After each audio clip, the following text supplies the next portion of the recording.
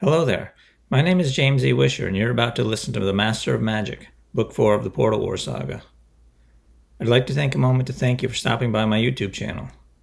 I'll be adding more audiobooks all the time, so be sure to subscribe so you won't miss anything. Without further ado, let's get started.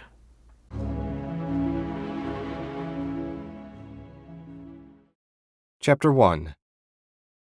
Summer had finally arrived in the new empire, and Otto was thoroughly enjoying the warm weather. Nearly freezing to death in Strachan had given him a greater appreciation for the heat. And speaking of heat, Valeris had been turning it up on the southern border. The former king of Roland was now a bandit lord. His forces had struck half a dozen times across the border, hitting small villages and a caravan that decided to try and trade with Roland despite repeated warnings and the unsettled climate. Happily, that had been a caravan run by a Franken competitor, so Otto's family suffered no loss. Not that Otto could simply let matters stand. An attack on any Garenland merchant was an insult that couldn't be allowed to go unanswered, which was why he found himself once again riding south on a hard wagon seat beside Hans. At least the wagon didn't bounce much with the heavy armor in the bed. The rest of the squad was behind them in their own wagons. Otto didn't know how much use the magical suits of armor would be in a fight on the open plains, but he felt better having them along. The guys were all back in their official uniforms and mail armor. There was no point in pretending to be mercenaries now. The small group was joined by Oscar, the Roland infiltrator, Karina, the skinny girl that appeared stuck to him, and 10 Roland wizards eager to repay Valeris for his treatment of their families. 5,000 spearmen taken from the Southern Army, along with all their supplies and followers, were somewhere behind the main group. Otto didn't expect to encounter a large force until they crossed the border. When that happened, the group would be forced to travel at the pace of the infantry. "There it is, my lord," Hans pointed at a small town on the horizon. Otto grimaced. Grunwald, once Garenland's southernmost village and now the invaders' base. Since the raids had resumed, Otto felt no guilt in slaughtering every Roland soldier in the place. Well, maybe not all of them. He'd need a few to question. The trick was going to be doing it without killing their own citizens. Today, burning the whole village to the ground wasn't an option. Pity, really. Fire could only improve the miserable place. "Don't get too close," Otto said. "I want to have a look around before we go in." Hans pulled into a clearing just off the road. There was barely enough room for all 5 wagons. As soon as they stopped, Otto extended his sight towards the village. He'd scarcely reached the edge of town when Karina asked, "What are you doing? I could see a long line of ether stretching from your eyes." "Forgive me, Lord Shank," Oscar said. "She came over before I could stop her." "It's fine," Otto said. He found he liked the girl's curiosity. It reminded him of himself when he began his journey as a wizard. "I've extended my sight through the ether so I can see what's happening in the village. Be quiet for a moment while I look around." The girl obliged, allowing him to spy in peace. She was a clever girl, always eager to learn. She also knew enough to obey his orders. He didn't mind giving her pointers, but there was a time and a place for instruction, and this wasn't it. Focusing on his task, Otto looked around the village. Nothing much had changed since his last visit. The buildings were still run down, the people outside still sullen and scowling. More Roland soldiers clustered on street corners, and now they wore their brown uniforms. Seeing as how everyone knew they ruled the village, there probably wasn't much point pretending. Otto went straight for the stone building Captain Mendelsohn called his headquarters. Slipping through the stone walls, Otto found the man himself and half a dozen officers gathered around a map of Roland and Garenland. There were some marks he didn't recognize, but given the position of the ones in Garenland, he assumed they were indicating where recent battles had taken place. If there was more intelligence to be gathered, Otto wanted it all, and the only way he was going to get it was to sneak in and take Mendelsohn by surprise. Otto blinked and returned his sight to his body. "We'll go in tonight. Let's find somewhere to hide the wagons." On the plains, their options were limited. The best they could do was a swale a quarter-mile off the road. Combined with the wizards creating an illusion to hide their tracks, it should suffice until sunset. A camp chair gave Otto a modicum of comfort as he settled in to wait. He'd barely sat when Karina came over and joined him. "How about another lesson?" Didn't one of the Roland wizards offer to teach you the basics? Yes, but I don't like the way he looks at me. I've caught him staring at my chest twice when he thought I wasn't paying attention. She shuddered. Otto couldn't imagine why anyone would want to stare at her flat chest, but whatever. He didn't have anything better to do until the sun set. Have you managed a solid thread yet? She held out her hand, and a wavering, indistinct thread of ether formed above her palm. Karina's thin face scrunched up in concentration as she made it thicker and more solid. At last she blew out a long breath, and the thread vanished. That's the best I can do. Otto shook his head. Still too thin. You need to make it about twice as thick if you want to accomplish anything. Just keep practicing. You'll get there. She glowered at him. I've been practicing for months, and I can't even manage a single spell. How am I supposed to fight like this? I trained for 2 years under a dedicated master 6 days a week before I could conjure a usable thread.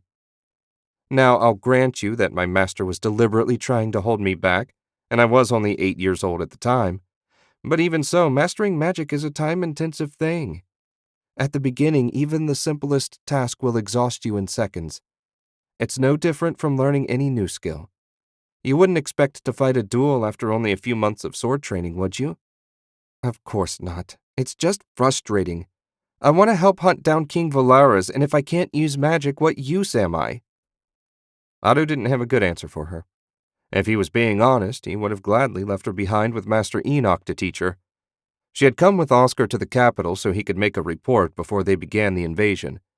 When she found out a mission to hunt down Valaras was setting out, she'd shown up and joined them at the portal.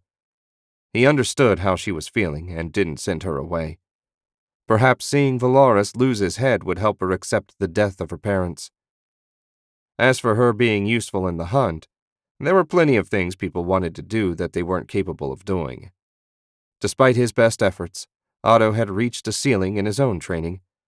He kept pushing, but much like when he reached his personal limit, he was having trouble breaking through. That wouldn't stop him from continuing to train, but it was frustrating. You just have to do your best, the same as the rest of us. After the sun set, Otto waited another hour before standing and stretching. It was a clear night, and the stars were bright. There should be plenty of light for them to make the hike to Grunwald. A faint hint of smoke perfumed the air. Everyone was probably at the dinner table, which made it a perfect time to strike. Hans, you and your men are with me. The rest of the wizards will surround the town and act as backup. Oscar, you and Karina will remain here. If this goes badly, you need to alert Wulfric to what happened. I think I'd rather risk capture than have to tell the Emperor that his chief advisor has been captured or killed, Oscar said. I want to go too, Karina added. Otto scrubbed his hand across his face. Bad enough General Varchi questioned his every decision. Now these two as well? We're not having a debate. I'm telling you what's going to happen. Karina, remember that discussion we had earlier? If there's a fight, with your current skill level, you'll be in the way. Don't worry, your time will come. Oscar, so help me, if she sneaks away and follows us, I'll nail you to the Garen City wall. Clear? Oscar nodded. Perfectly, my lord. Karina looked away and pouted. Was she really only 2 years younger than him? Otto hoped he'd never been that petulant. Not that he planned to ask his mother about it. He doubted he'd like the answer. Let's go. Otto enhanced his vision and set out toward Grunwald. They reached the base of the wall half an hour later. As barriers went, the 8-foot-tall collection of field stones held together with crumbling mortar was only slightly more impressive than a wooden stockade fence. I wouldn't even need the armor to knock this down, Hans muttered under his breath as he eyed the wall.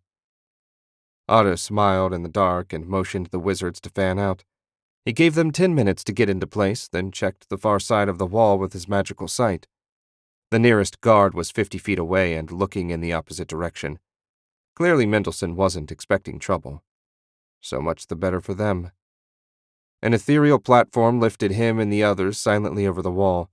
They landed in the space behind a run-down building and the wall. Another quick look around revealed no interest in them. There was just enough light from scattered torches and what leaked out the windows to allow them to see where they were going. He flicked his iron ring and bound the nearest guard. The man would be locked in place, unable to move or speak until Otto released him. Hopefully, no one would come to check on him for a while. As soon as someone realized what had happened to him, the game was up. Hans took the lead as they snuck deeper into the village. For a short, stocky fellow, he moved with great stealth. There weren't more than 30 buildings in the town, so reaching the Roland command post wouldn't take long. The jingle of an approaching patrol sent them ducking into the shadows between two houses. A moment later, 6 soldiers in brown uniforms marched by. 2 of the men were chatting amiably about a serving girl at the tavern, and the unit commander said nothing to reprimand them.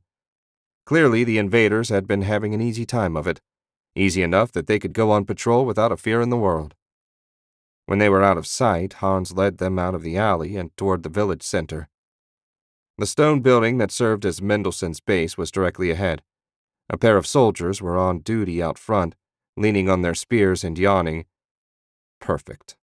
Otto bound them in that position. They would pass at least a cursory inspection. The group hurried over and Hans checked the door. He shook his head. Of course it was locked. His men might be at ease, but Mendelssohn hadn't struck Otto as a fool. There was no keyhole, so it must be barred from the inside. Fortunately for them, what was a major problem for an ordinary thief was barely a nuisance for a wizard. Otto sent his sight along with a 10-thread-strong tentacle into the building. No fires burned in either the iron brazier in one corner or the pot-bellied stove in the center of the main room. Everyone must have gone to sleep for the night. Otto gently lifted the bar out of the brackets holding it. There was a faint clank when the weight fully left them. He grimaced, but there was no reaction from inside. "Lord Shank," Hans said, "a patrol is coming." Otto set the bar aside and released his spells. The door opened easily, and the 6 of them hurried inside. Hans closed the door and breathed a soft sigh. So far, so good. A single door led deeper into the building. The sleeping area had to be there. Otto motioned to it, and Hans took up position by the door. The rest of the squad drew their weapons just in case. When everyone was ready, Otto gathered ether, shaped 10 threads through his ring, and nodded. Hans yanked the door open. There were 5 beds beyond the entrance. Startled figures started to sit up. Otto bound them and released his excess magic. "Someone light the brazier so we can see what we're doing." Everyone sheathed their blades, and Lute got to work with a flint and steel. In short order, the glow from the brazier filled the room. The map Otto had seen earlier still covered the table. As he thought, the markings indicated attacks that had already happened. Unfortunately, there was no indication where future attacks might occur. Perhaps Mendelssohn could shed some light on the situation. Otto and Hans went into the sleeping area and searched each bed. Mendelssohn was the farthest in, his long mustache in disarray and his eyes flashing with hate. Otto hadn't expected a warm welcome. A quick adjustment of the binding allowed Otto to take control of Mendelssohn's body. A twitch of his finger brought the man to his feet. He walked like an old man with bad arthritis out to the main room. Luckily for everyone, Mendelssohn slept in his underclothes. Otto released his head. "So we meet again.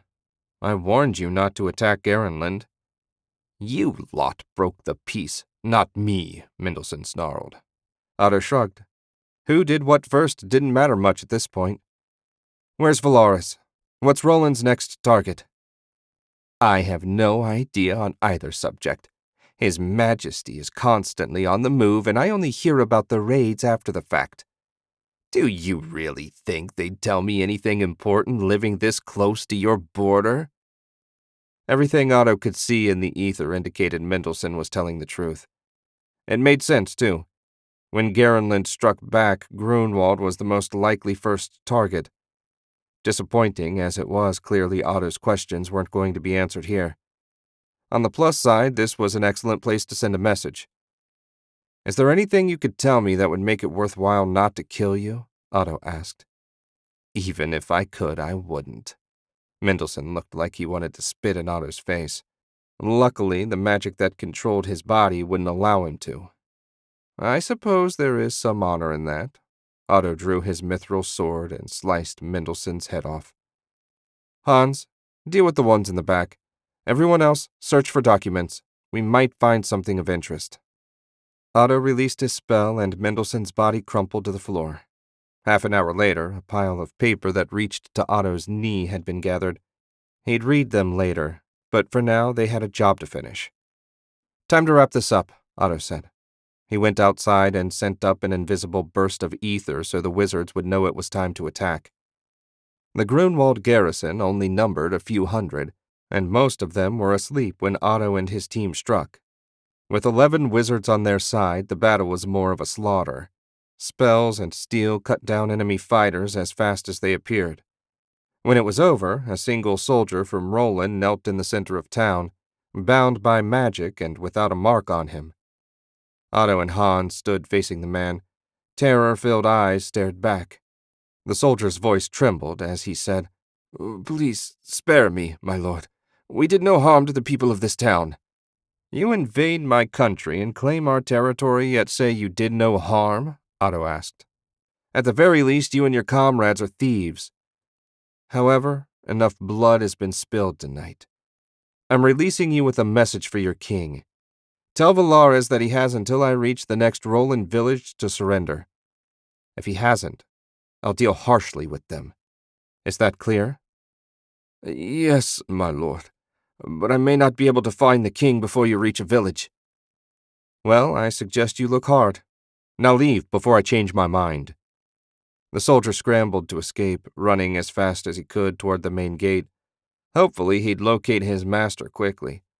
Otto held no illusions about Valaris surrendering, but if he could force a direct confrontation, he was confident in their chances of victory. "Excuse me." An old, bald man with a cane came hobbling toward them. Otto flicked the blood off his sword, sheathed it, and plastered on a smile. "Yes?" "Not to say that we aren't grateful to be free of the invaders. But what should we do if they return after you leave?" "Don't worry," Otto said. "I'll arrange a garrison from the Southern Army. We don't want to have to kick Roland's soldiers out a second time, right?" "No, thank you, your lordship." He hobbled back the way he'd come, seeming content with Otto's promise. "How long will it take a garrison to arrive?" Hans asked. "A few days, perhaps a week. In truth, I doubt Valaris has the time or people to spare to punish this irrelevant speck of a village. With any luck, he'll be too busy dealing with us." Chapter 2. Uther lay in a puddle of freezing slush and looked down at the entrance to the largest of Strachan's mines. He'd been living in the wilds long enough that a little cold no longer bothered him. Below, the Garenlanders had concentrated all the workers and guards at this location. Though he hated to give the bastards any credit, the decision was a smart one.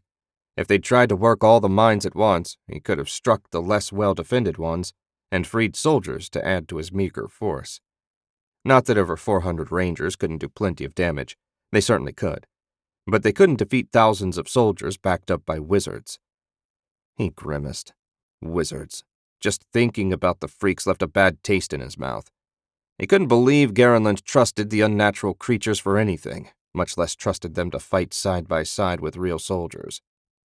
Leaving aside his distaste, Uther tried to count. Even though they kept moving around, he was pretty sure there were at least 1,000 enemies down there. They'd also been busy.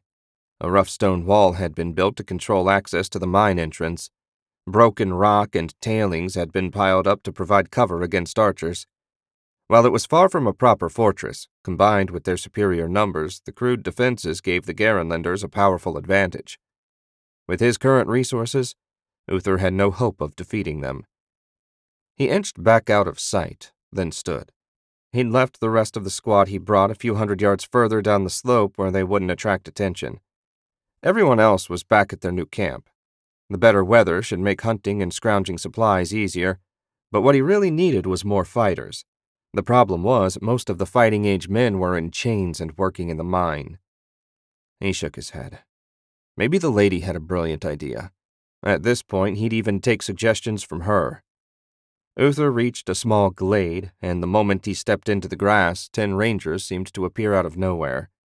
Unlike most of the Strachan warriors, the rangers were shorter and less bulky, but fast and agile. They'd switched from winter camouflage to summer.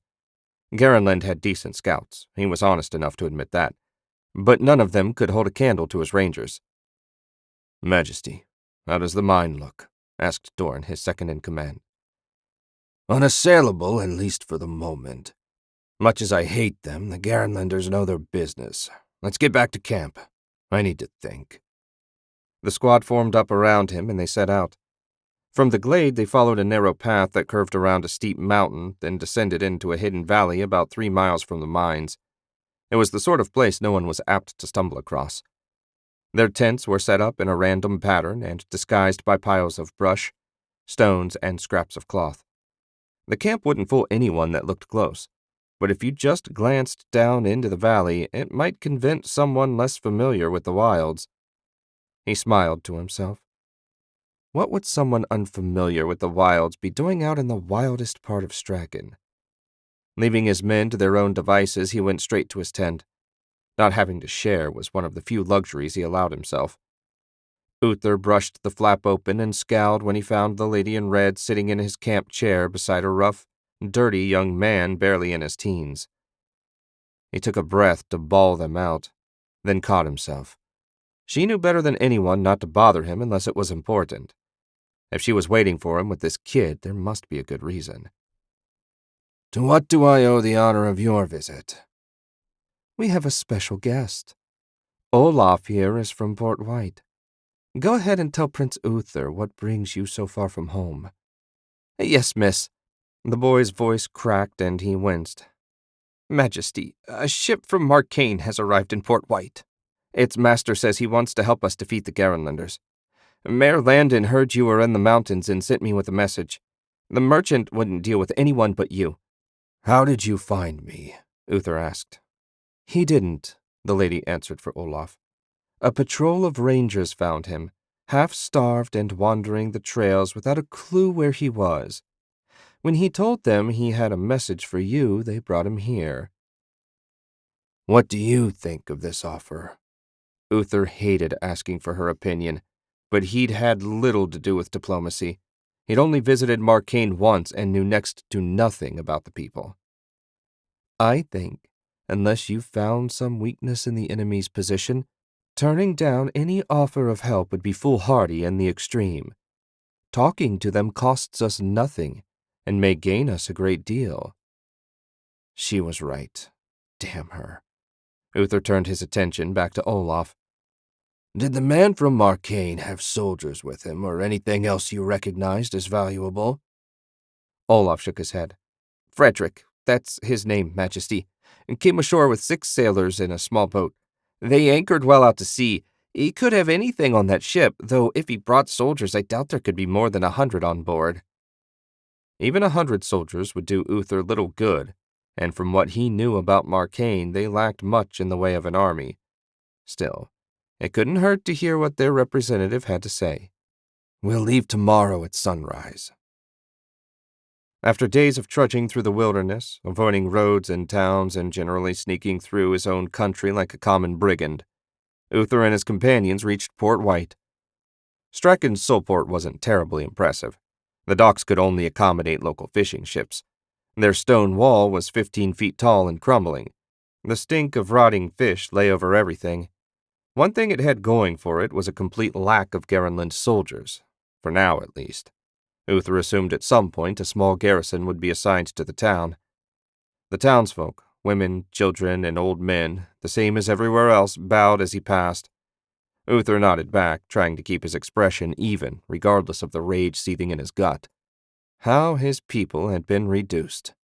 Much as he loved his father, the king had erred terribly when he tried to destroy Garenland. Not that anyone could have foreseen them turning their wizards into weapons of war.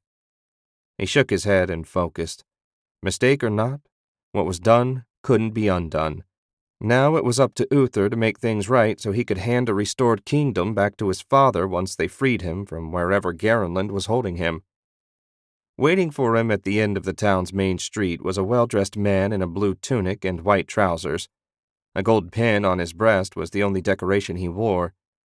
Behind him stood 6 burly for Outlanders, men in striped shirts and black pants. Prince Uther? The man held out his hand. Frederick of Marcaine. A pleasure to make your acquaintance, Majesty. Uther's broad, calloused hand engulfed the merchant's small, smooth one. I welcome you to Strachan, though the circumstances could certainly be better. Yes, indeed. Improving your circumstances is what brings me here. King Edred and his chief advisor, Lord Voltan, have determined that allowing Garenland to remain in control of the portals and the continent isn't the best idea for anyone. And what do your masters propose to do about the situation? Uther asked. While Marcaine doesn't have many soldiers, we can provide you with magical resources. Frederick held up a hand before Uther could protest. I know how you feel about wizards here. The resources I have come in the form of alchemy, specifically explosive vials and ether barrier. Uther had no idea what either of those things were, though explosives sounded promising. You're doing this out of the goodness of your heart? Frederick laughed. Hardly. On credit would be more accurate. You see, Strachan is the largest producer of mithril in the world, at least as far as we know. We further know you haven't traded any of your vast store of the metal in years. If we help you retake Strachan, payment in mithril would only be fair. You have the means to work it? The lady asked. Not to the extent that Garenland does, but yes, Marcaine has a number of skilled wizardsmiths that can shape mithril. Look at it this way. We're giving you something you can use and asking in return something you can't. A win-win for you, wouldn't you say, Majesty? It did seem like a good deal to Uther, which was why he immediately distrusted the offer. Why don't you show us what we're buying? Excellent idea. Frederick snapped his fingers, and two of the sailors jogged over to a bright white dory tied up to the dock. They came back a moment later, each bearing a coffer twice the size of a loaf of bread. Here we are. The merchant opened the first coffer and removed a metal flask. He unscrewed the top and poured a drop of silver liquid on the tip of his finger. This is ether barrier. When you apply this to your skin, wizards won't be able to target you with spells. The effect only lasts 2 hours, but for that time you'll be basically magic-proof.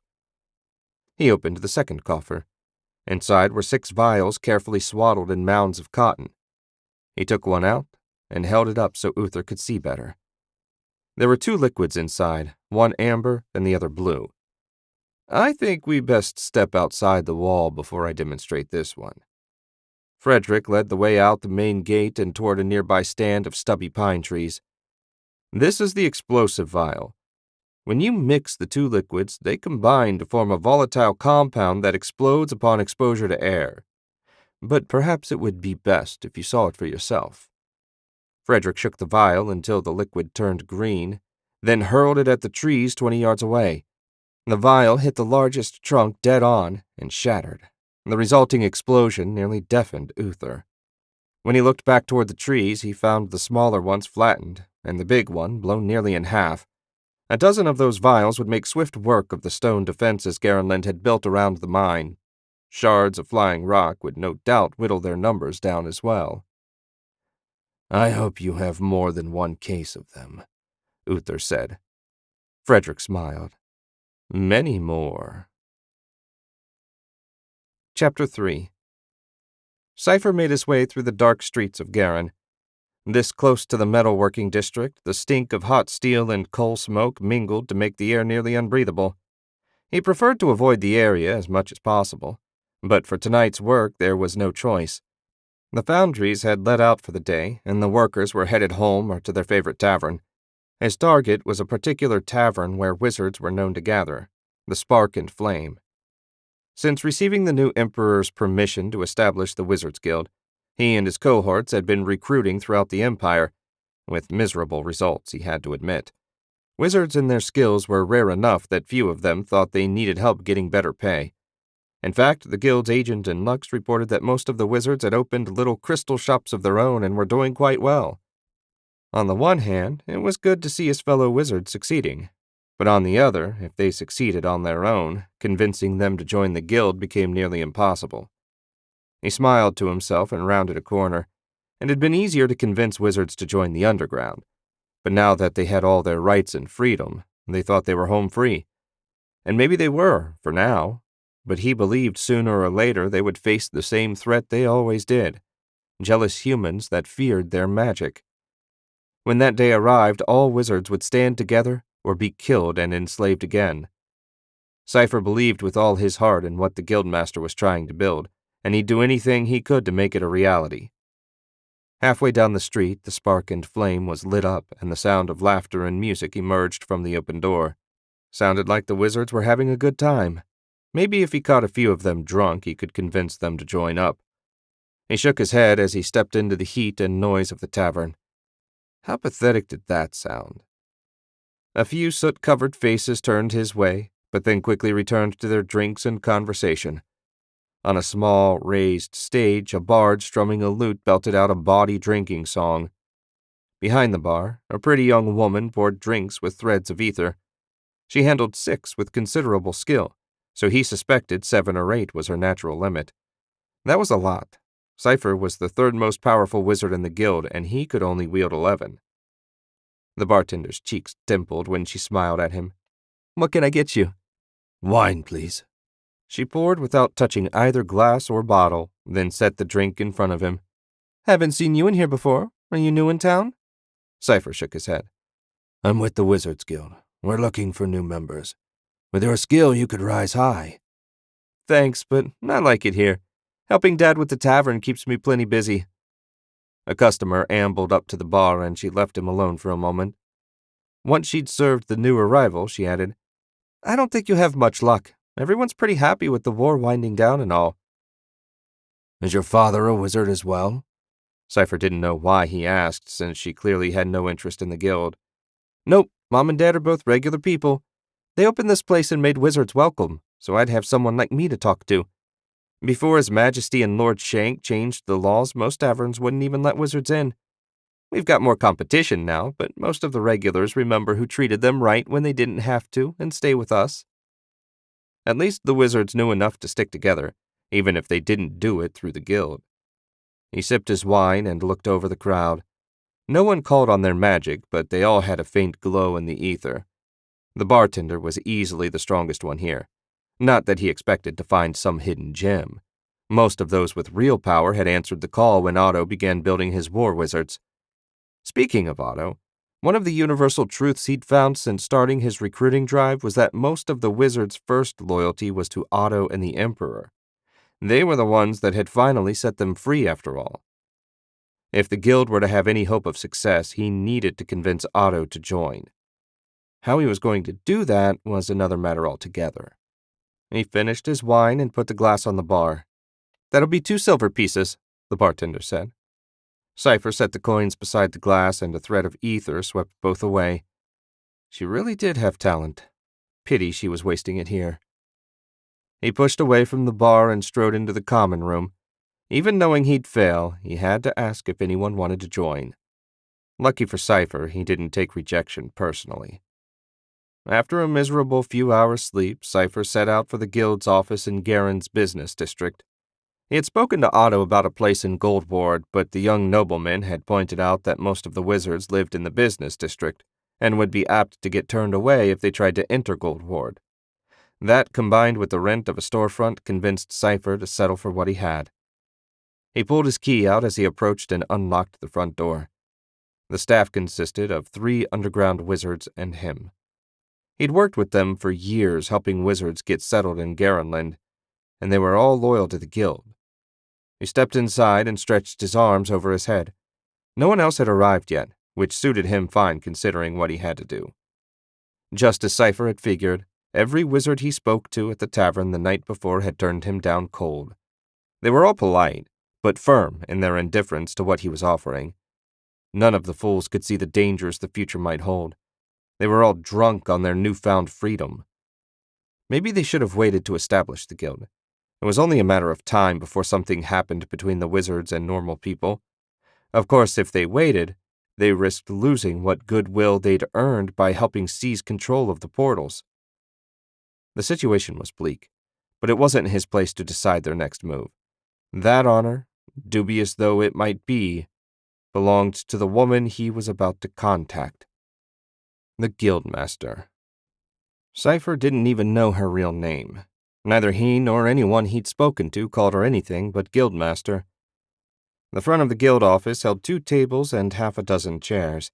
If anyone ever showed up, they'd have a place to sit. His office was through a door behind the left-hand desk. He passed through it, ignored his comfortable chair, and called on the ether. The illusion, disguising another door, vanished, and he stepped into the final chamber of the building. A gesture set a pair of lux crystals glowing, revealing the chamber in all its modest glory. It measured 8 by 8 feet. The only notable feature was an inscribed rune circle with a gold-framed mirror in front of it. The mirror was an artifact they'd claimed from a storehouse that used to belong to Lord Coronin.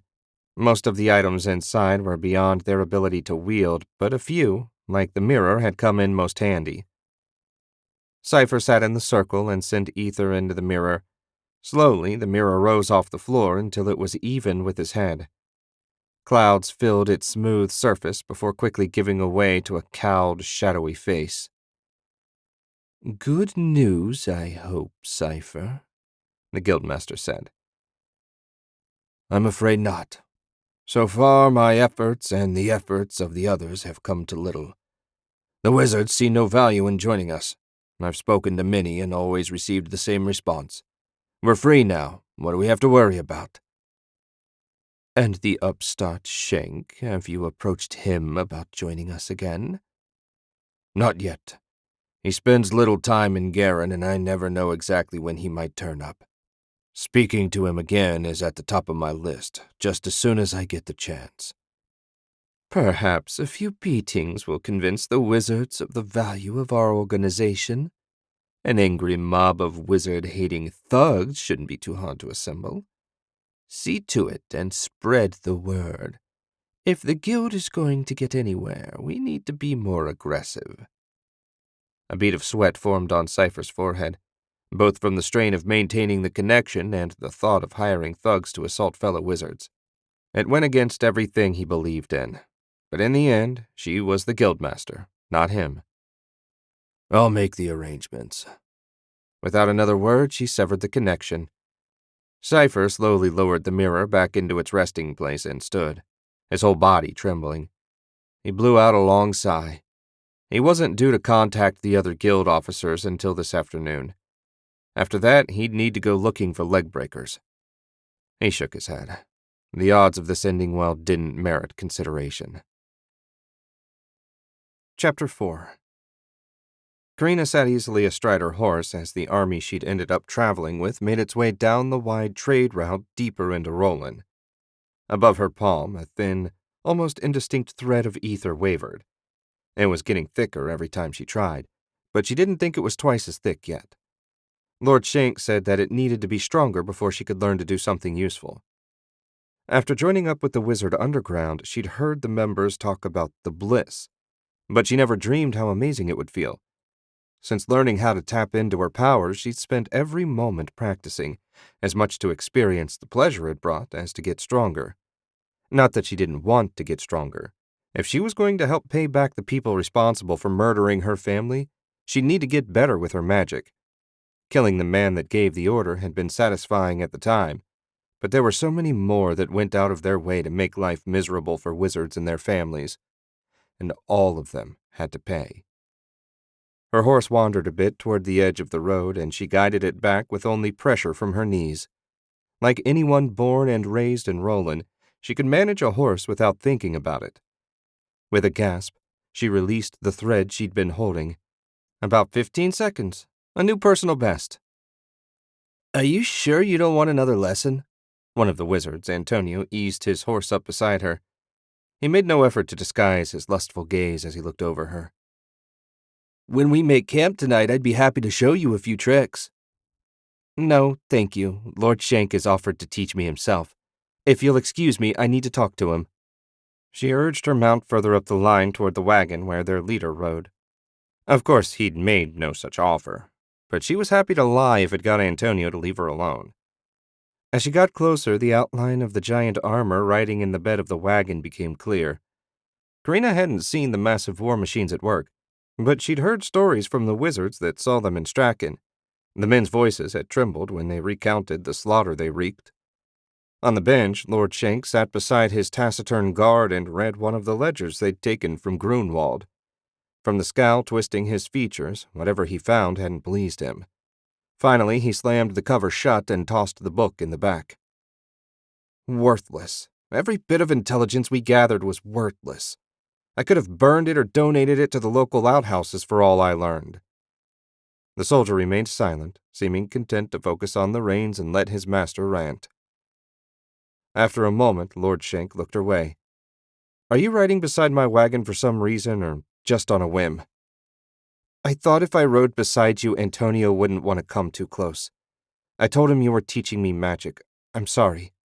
She blurted out that last bit in one fast, jumbled lump. He waved off her apology. "I suppose I am teaching you, if not in any formal way. Let's see your thread." Karina hadn't had much time to rest, but didn't dare refuse. She focused hard and soon had the thread formed above her palm. 5 seconds later, it vanished. This time the bliss felt more like 1,000 bees stabbing her brain. "You overdid it," he said. "Pushing yourself is fine, but if you feel any pain, that's a sign that you're trying to do too much. Ease back a little. Maybe only summon the ether once every hour until you've built up your stamina. On the plus side, I see you're close to having a workable thread. I'd say another week and you'll be ready to try something a bit more interesting." Karina thrust a fist into the air. That was the best news she'd heard in ages. "I could see the town in the distance, my lord," the soldier said. Lord Shank looked away from her and into the distance. He was doing the thing with his sight again. Karina couldn't wait to learn that one. At last he said, "They're sending a greeting party. We'll meet them here. Defensive formation. Spread the word, Hans." Hans reined in and leapt down, hurrying along the length of the column. Lord Shank turned back to her. "Stay in the rear with Oscar. It looks like we're going to have a battle." Karina nodded and urged her mount toward the end of the column. It was time to make the dogs of Roland suffer. She was nearly as eager for that as she was to learn some new magic. 5,000 spearmen spread out 3 ranks deep in a square formation protecting their wagons and supplies made an impressive sight. No cavalryman was going to get close without ending up with a foot of steel through his or his horse's guts. That was exactly why Otto had chosen a legion that focused on the spear and shield rather than the usual sword and shield. The enemy force reined in 50 yards from them. There were only about 300 Roland soldiers, hardly a threat given the numbers difference. Still, Otto figured better safe than sorry. One of the riders, his brown uniform sporting gold horses on the right breast, urged his mount forward. Otto slipped out from the center of the formation to meet him. "What are your intentions here, Garenlander?" the cavalryman said. "I should think that was obvious," Otto replied. "I'm looking for Valaris. Since the coward refuses to meet us in open combat, I've decided to burn every village I come to until he shows himself." "That's horrible. War should be between soldiers. Burning the homes of innocent people accomplishes nothing." Otto shrugged. "Tell that to the people Valaris killed in his last raid. I assure you, the innocent people your former king slaughtered did nothing to deserve it. I will kill every man, woman, and child I encounter until Valaris either surrenders or brings his army to the battlefield. I'll give the people ahead one chance to flee. They have until we reach the edge of town." "I can't let you do that." "Unless you have a few thousand more men hiding somewhere around here, Commander, I'm afraid there's little you can do about it." "It's Captain, not Commander, and I can't deny the truth of your observation, but my duty is clear." "Your duty, Captain," Otto said, "is to protect your people. Dying on our spears won't do that. But if you ride back as fast as you can and warn them of our intentions, you can probably get everyone out before we arrive. Think hard, Captain. If your next move is anything other than retreat, I'll kill you myself." The captain's face twisted as honor and common sense warred within him. Otto couldn't understand his hesitation. Was it really so much more honorable to die a pointless death than it was to retreat and maybe save a few hundred people? If their positions were reversed, Otto knew exactly what he would have done. At last, the captain wheeled his horse around and thundered back to his men. A shouted order got them turned around and riding back to the town. so he made the right decision after all. That gave Otto hope that once Valeris was dealt with, maybe the people of Roland would come to accept that life under Garenland's rule wouldn't be so bad. It was a faint hope, but more than he'd gotten when he left Strachan. A good half an hour later, the Legion was ready to march again. The journey to the tent village took another half an hour. When they arrived, the last straggler was hurrying out the far end, a pack on her back and a kid at her side. Otto nodded to himself. Better by far if they could draw their true prey out with a minimum of innocent lives lost. "Wizards!" he shouted. "Launch fireballs!" Following his own order, Otto launched a volley of 6 fireballs. 10 more joined them shortly after. That was enough to turn the 20-odd tents into torches. The whole village went up in minutes. When it was done, Otto dug the map he'd taken from Grunwald out from the back of Hans's wagon. It was the only thing they'd found worth a damn. From here, the next town was a few hundred miles southwest. With any luck, Valeris would meet them somewhere between here and there. And if he didn't, well, his wizards would be well rested and ready to burn the place down. Chapter 5. Axel paced in front of the mine entrance, paused for a moment to look over at the bleak surroundings, then started walking again. There was nothing resembling civilization for hundreds of miles in every direction. Not that the mountains and slowly greening highlands weren't pleasant after a fashion, but they did nothing to alleviate the boredom of protecting the mines.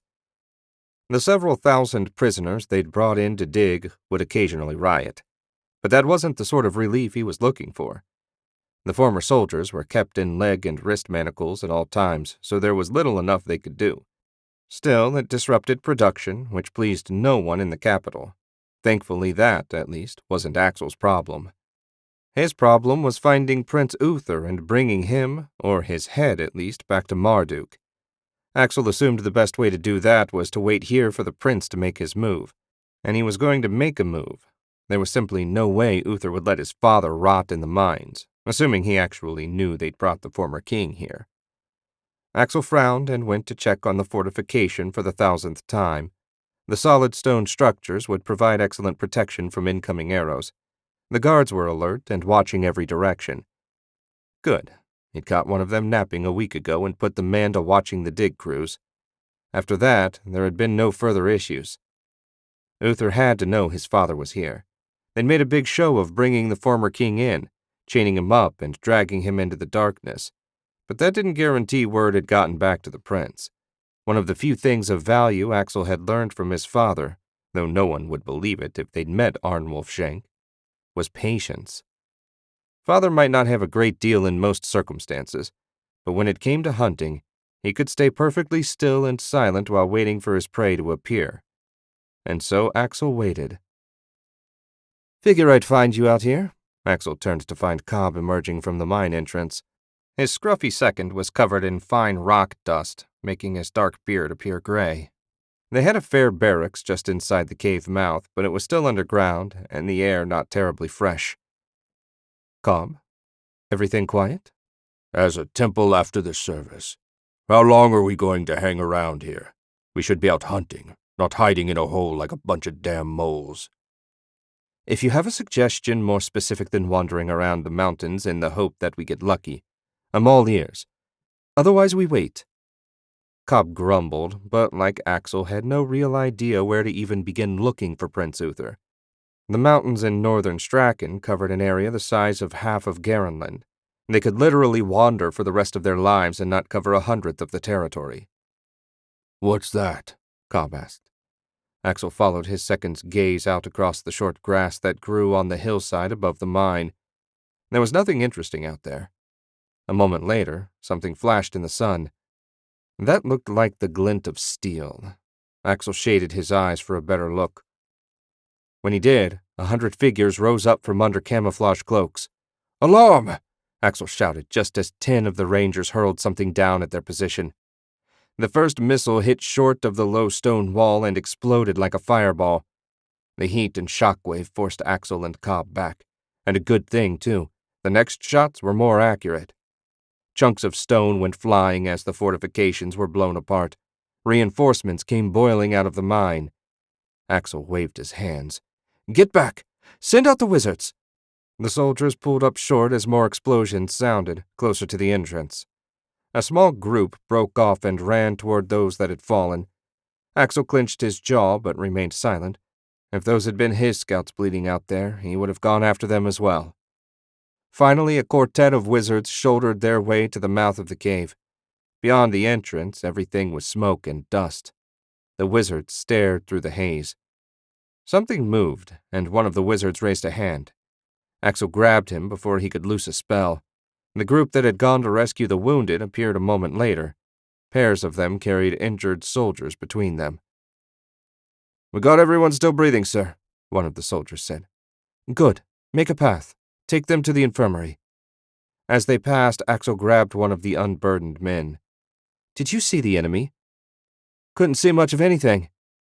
"Here they come," one of the wizards said.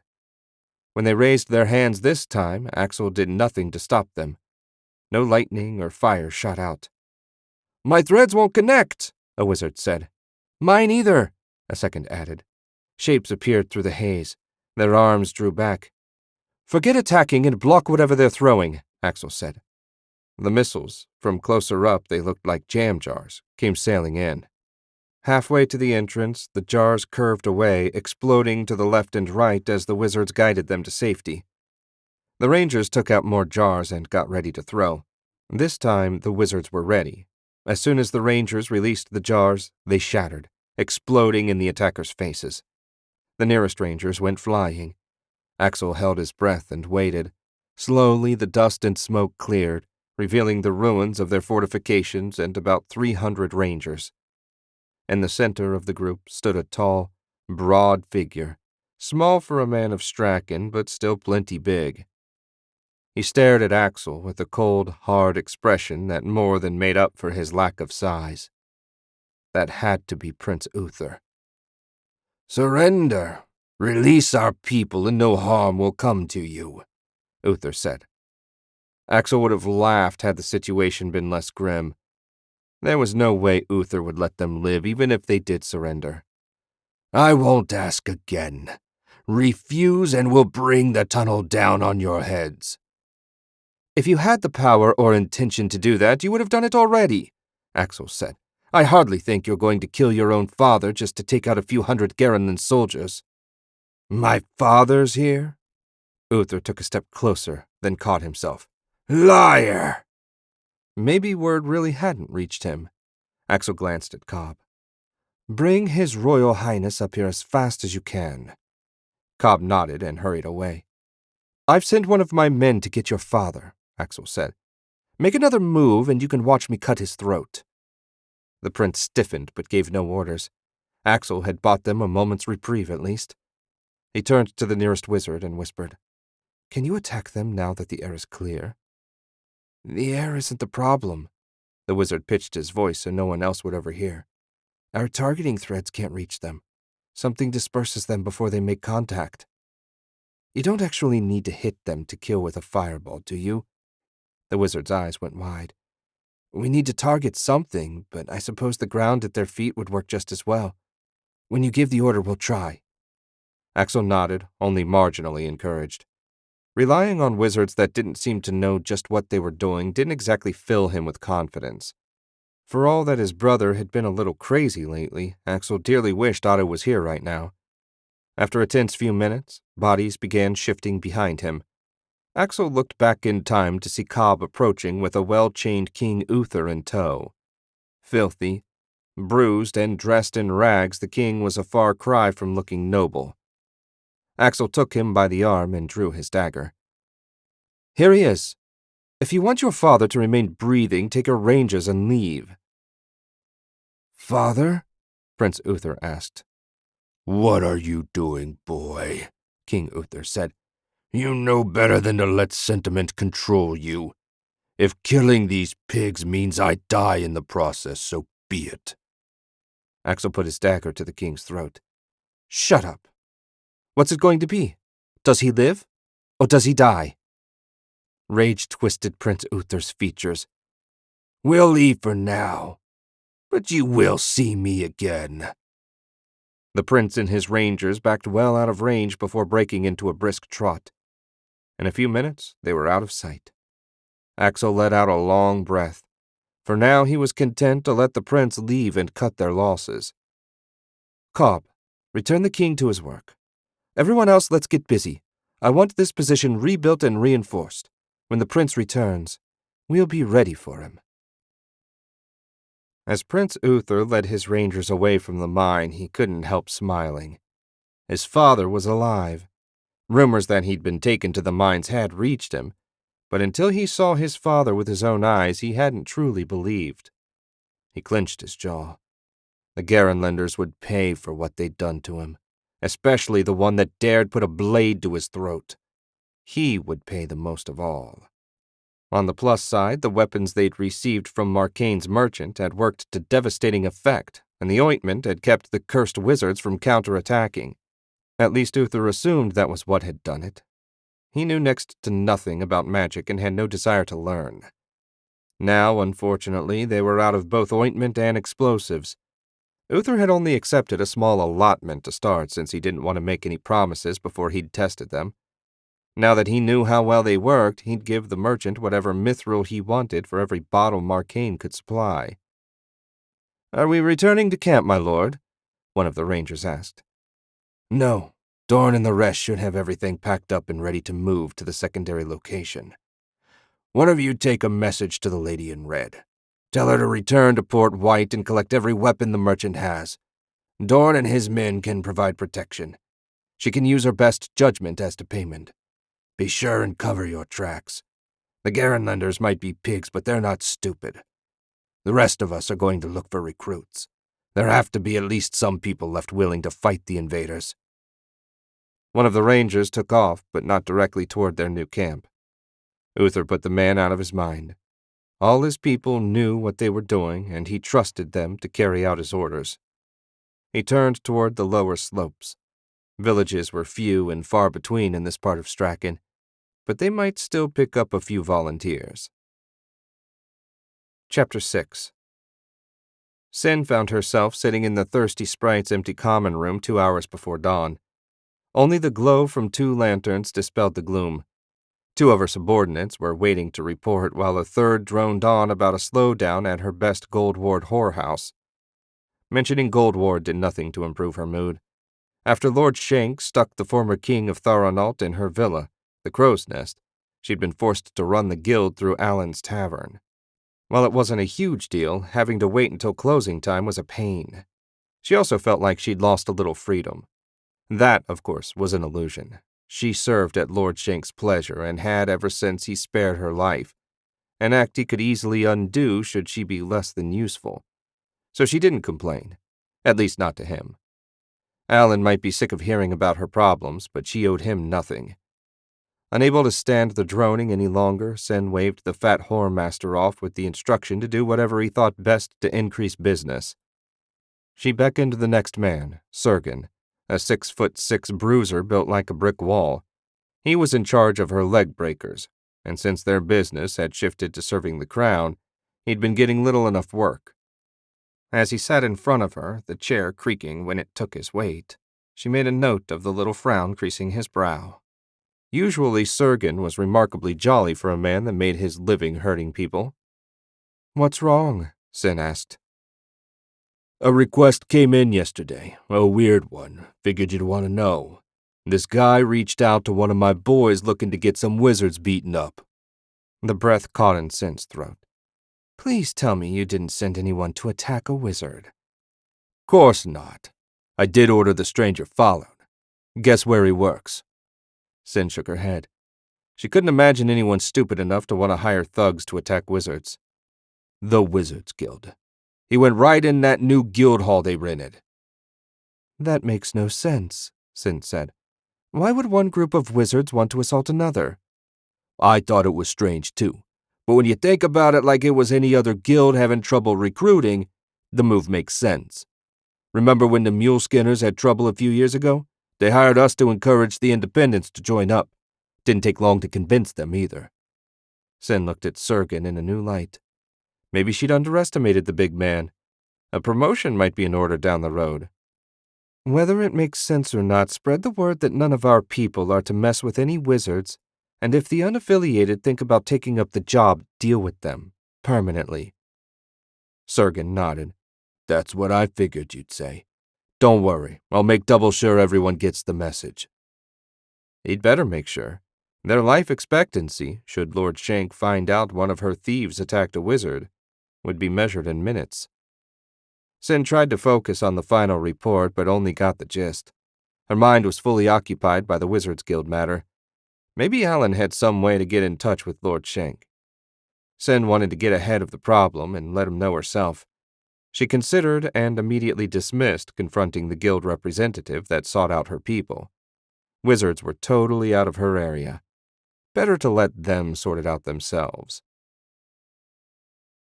When Alan finally dragged himself out of bed, he found Sen up and waiting for him.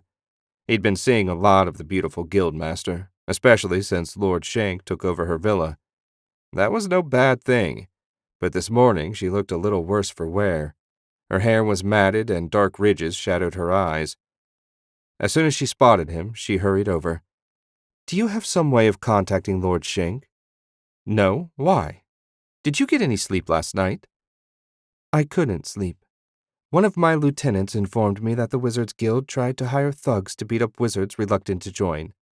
How do you think he's going to take that?"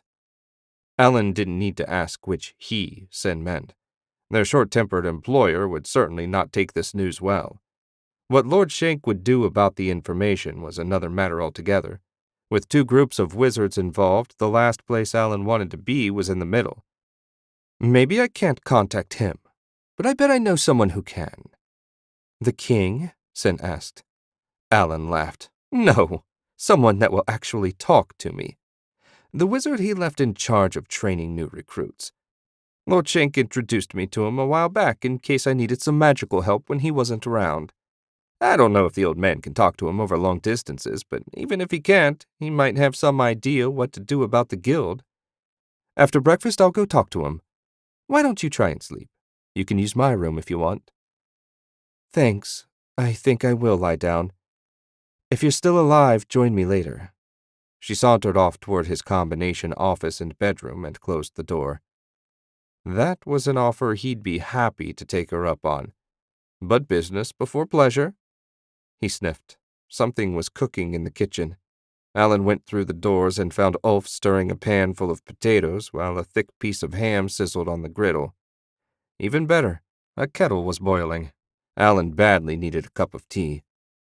An hour later, fed, dressed in his finest outfit, and as ready as he'd ever be to head to Gold Ward, Alan set out by himself.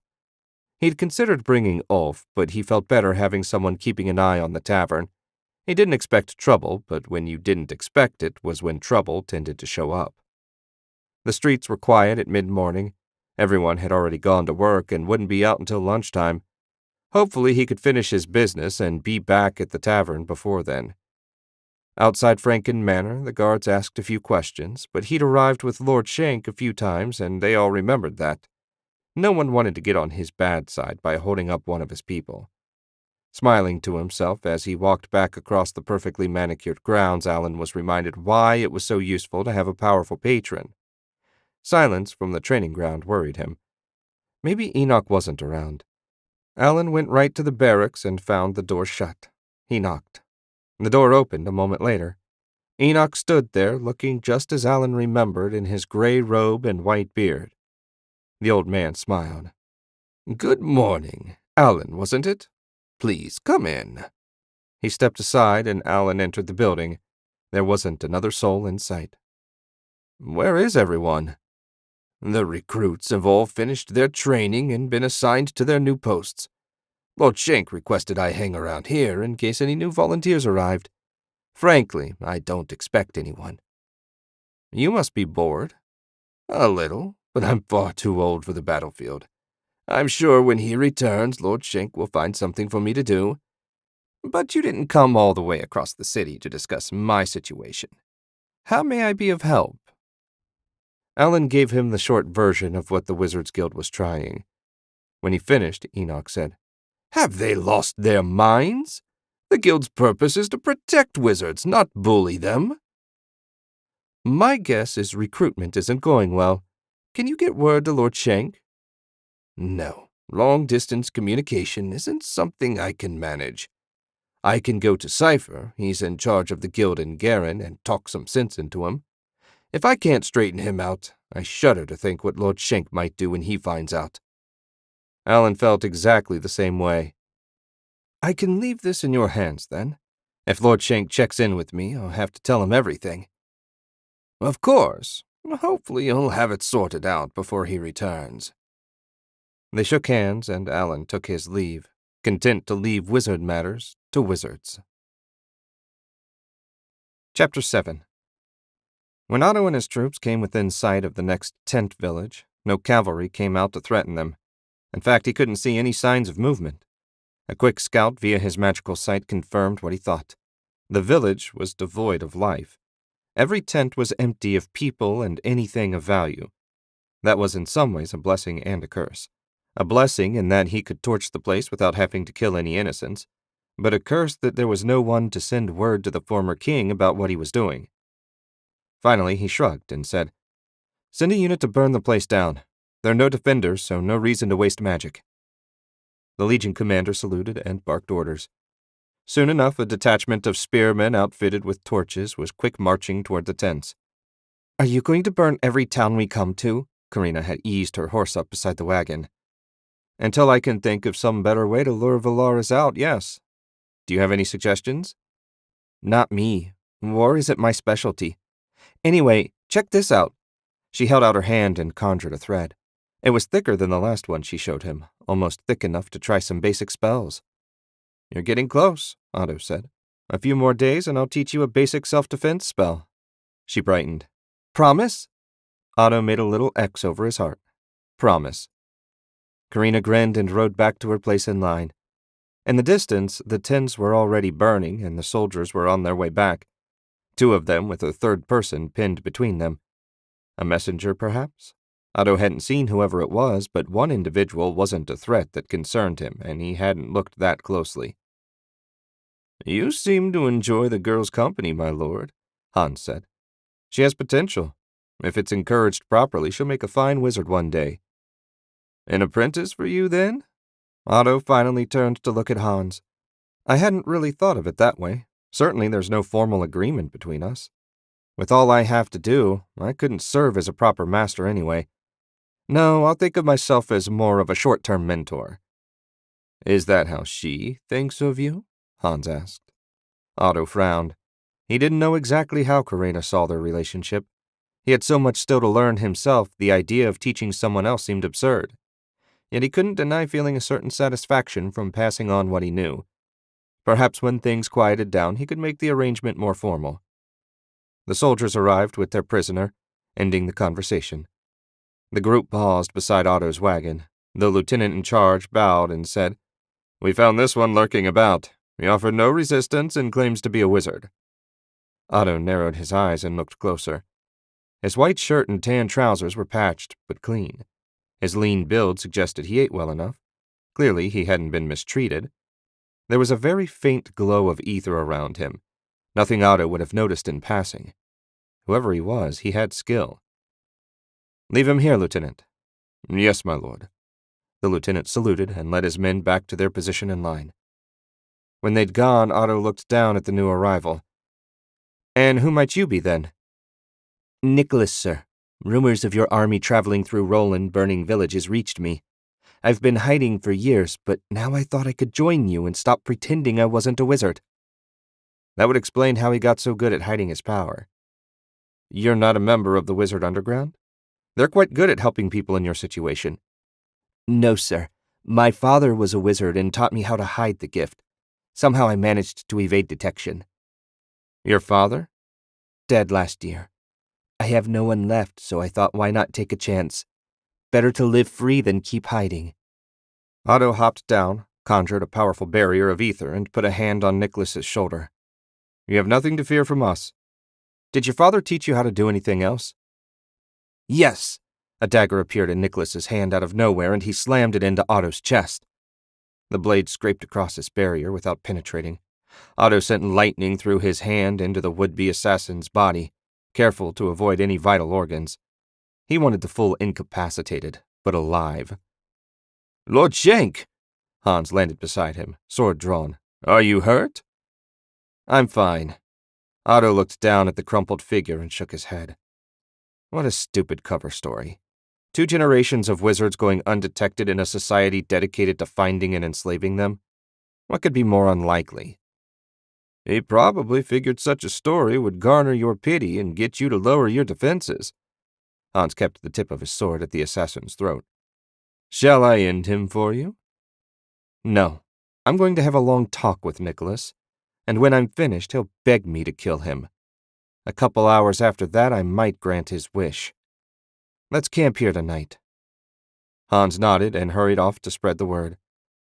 Nicholas groaned and opened his bloodshot eyes. Hopefully that last blast of lightning didn't damage his brain. Otto wanted to know who sent him. That way he'd know where to send the remains. Valeris sat on his saddle and ate bland stew with the grim determination of a man that knows he needs the nourishment but has no appetite. The smell of his army and the thousands of horses surrounding him didn't affect his hunger. If anything, it was good to be back in the field. It reminded him of the days before his father died and he was forced to assume the throne. They were all good men, the finest cavalry in the world and loyal to the death. On the open plains, no enemy should be able to best them. 10 years ago, he would have bet his throne on that. But now the world had changed, and not for the better. Wizards. He nearly spat just thinking about them. What sort of madman let those monsters onto the battlefield? While he hadn't seen directly what they were capable of, Valeris had read the reports from his commanders and could well picture the results they described. What the hell good were mortal men against magic? He set his empty bowl down and a hovering private scooped it up. Even though he was in the field, they still treated him like a king. A king without a castle or a city, or much of a country for that matter. One of the boys that served as a messenger approached, then stopped a few feet away as though afraid to say whatever it was he had to say. Valeris scrubbed his hand across his face. Outwithered boy? Yes, Majesty. Our spotters returned and reported that the assassin failed. The muscle above his eyebrow twitched uncontrollably. He'd hoped that sending a wizard to kill a wizard might work, but it seemed his plan failed. He was only partially disappointed. Such cowardly tactics really were beneath him. Is there something else? Valeris asked. The Garenlanders burned the village as well. That was no surprise. He'd ordered all the villages in their line of march evacuated. His people were tough, but most of them had never lived outside of the tent villages. Surviving on the plain as nomads, even temporarily, wouldn't be easy for them. One way or the other, they needed to end this war soon. Summon my generals. The time has come to plan our counterattack. The boy saluted and ran off, all youth and enthusiasm. Valeris dearly hoped he didn't get them all killed. Chapter 8. After 2 days of fretting and debating, Enoch knew he couldn't wait any longer. The news delivered by Otto's spy, Alan, was too worrying to risk further delay. A little after dawn, he set out from the empty barracks for the Wizards Guild's new hall. He didn't know what Cypher and the Guildmaster were thinking, but threats were certainly not the way to win over anyone's loyalty. And the last thing anyone needed was the Guild Wizards ending up at war with Otto and those loyal to him. If he was honest with himself, Enoch doubted the Guild would stand much of a chance. With the full power of the Empire behind him, Otto was simply too strong. While Enoch didn't know the true state of the Guild after all these years, he doubted they could call on more than 30 or so wizards. Otto had over 3 times that many just in the army, and every one of those men and women were entirely loyal to him and the Emperor. Before he knew it, Enoch stood in front of the guild hall. The building was nothing special, just a converted storefront. They'd put a sign over the door featuring a book with a wand crossed over it. He shook his head. Anyone that knew anything about magic knew a wand was nothing but an old wives' tale. There was no movement inside, but hopefully Cypher was around somewhere. He knocked and stepped back to wait. Happily, the wait didn't last long. Cypher opened the door. His eyes were red and his skin pale and pasty. Clearly, running a guild in the open wasn't agreeing with him. Enoch, this is a surprise. Finally come to join up? We need to talk. May I come in? Sure. The rest of the members won't be here for an hour or so. Come back to my office. I think there's some brandy in my bottom drawer. I'd say you've had enough. Enoch followed him through the empty front room, past a pair of desks and into a small office. Cypher dropped into an ill-used chair behind the desk and fished a 3/4 empty bottle of dark red liquor out of his bottom drawer. It's been a rough few days. As you may have heard, business has not been booming. I haven't recruited a single new member since we opened, and the guildmaster is getting annoyed. Enoch waved off the offer of a drink, and Cypher took a long pull directly from the bottle. Is that why you're looking to hire thugs to beat up the people you're supposed to be looking after? You heard about that? I guess I shouldn't be surprised. Have you told your master yet? Enoch shook his head. I was hoping to talk some sense into you before Lord Shank returns from Roland. You can't imagine it's going to go well when he finds out. Doesn't matter. I can't find anyone to take the job. I'm offering 10 times what it's worth and still nothing. What I really need is for your precious Lord Shank to make a big show of joining, then encouraging everyone else to do the same. He won't. Otto's only loyalty is to the Empire and King, or I suppose now it's Emperor Wulfric. Cypher snorted and drained the rest of the bottle. So he said when we last spoke. The bottle shattered against the wall. They've forgotten. Or maybe they never really understood. Whatever we've gained can be taken away in an instant when the normal humans decide they don't need us anymore. If we don't stand together, all wizards as one, we're vulnerable. Why can't they see that? Why can't he see that? I think Otto sees that very well. He simply has chosen a different path to secure our continued freedom. In his eyes, the Empire and its ruler ensure our freedom, and by staying in a position where he can influence or even control them, he controls our fate. And what do you think? Cypher asked, his speech suddenly clear. Is the guild right, or is Lord Shank? I have faith in Otto. How many wizards are there? Cypher blinked, clearly taken off guard by the question. I don't know. Take a guess. Personally, I'd say 1,000 in the entire Empire. Of those, maybe 250 strong enough to really make a difference in battle. Sound fair? Cypher nodded. Okay, let's say you got them all to join. Do you think 500 wizards against, 1 million or so ordinary people would stand a chance? If it ever comes to a fight, we've already lost. Wizards need to show the people that we're on their side, that having us around makes life better, and if we're gone, they'd lose a lot. They have to want us to be a part of society. They'll never accept us. If you and Lord Shank believe otherwise, you're dreaming. You're not from Garenland, are you, Cypher? No. Tharanald. How did you know? Enoch smiled. I've spoken with a few of the wizards Otto freed from other nations. To a person, they remind me of you. Wizards from Garenland have always been more optimistic. The difference between you and them is that they want to grow away from the anger and bitterness, to see their children grow up in a world where they never have to worry about becoming slaves, or worse. Otto gives them hope, and all you offer is fear. That's why you'll never convince them. Nice speech. Maybe I should let you give it to the guildmaster. I'm willing if you think it will help. Cypher blew out a long sigh. No, it won't. If anything, she's more determined to build the guild than I am. No words will change that. So what happens now? Enoch asked. I have my orders. Will you tell Lord Shank what I'm doing? I won't have to. Otto has eyes and ears all over the city. He'll know as soon as he gets back. If you're still trying to use violence when he arrives... Enoch didn't know exactly what Otto would do, but he wouldn't want to be in Cypher's shoes when he returned. Chapter 9. Axel, all his scouts, and 5 of the most experienced wizards had been tracking Prince Uther and his rangers for a few days, and still they'd seen nothing but wilderness. He'd seen enough trees and rocks to last 10 lifetimes.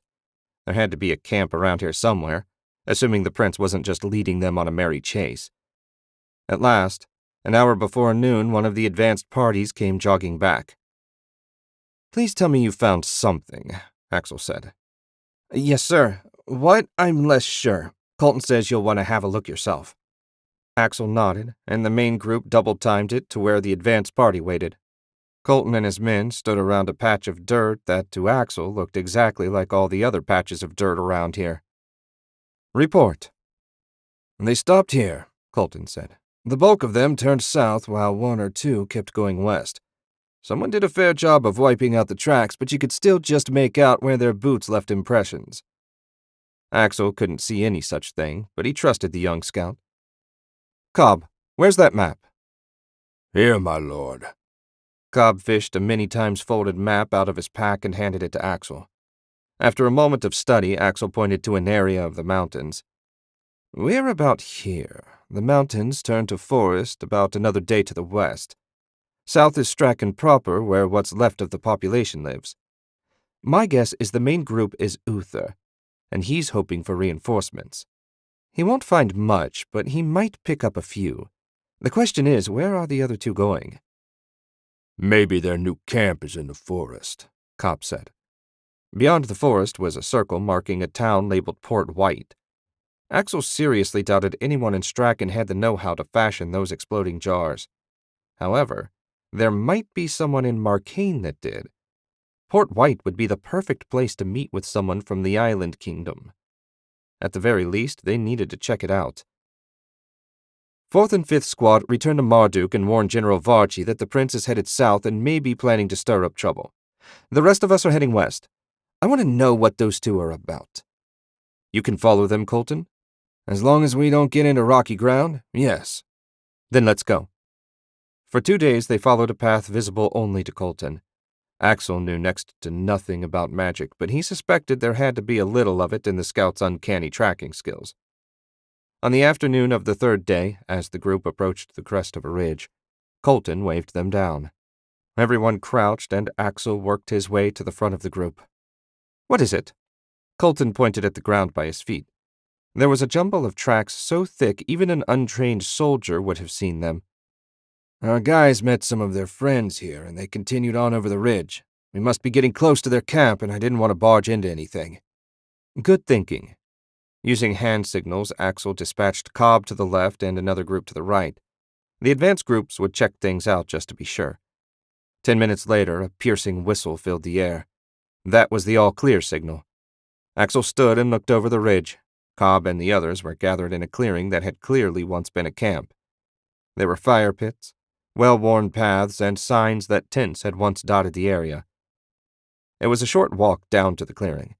When Axel arrived, Cobb said, We missed them by a couple days, I'd say.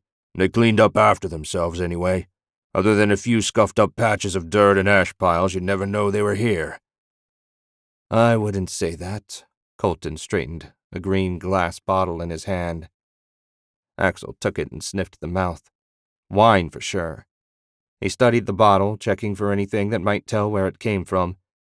He found it at last on the bottom, a seal depicting a leaping dolphin. This came from Marcane, Axel said. I was right. They are getting help from the island. How do you know? Cobb asked. Axel tossed the bottle aside. A year before I left, Father received a case of wine with the same maker's mark on the bottom from a merchant looking for a deal on apple brandy. He didn't get it, but Father remarked on the quality of the vintage. That was the only reason I looked closely at the bottle. It seems Prince Uther is getting more than magic from them. We don't need to follow the tracks now. We'll make straight for Port White. Hopefully we can grab them before they pick up any more explosives.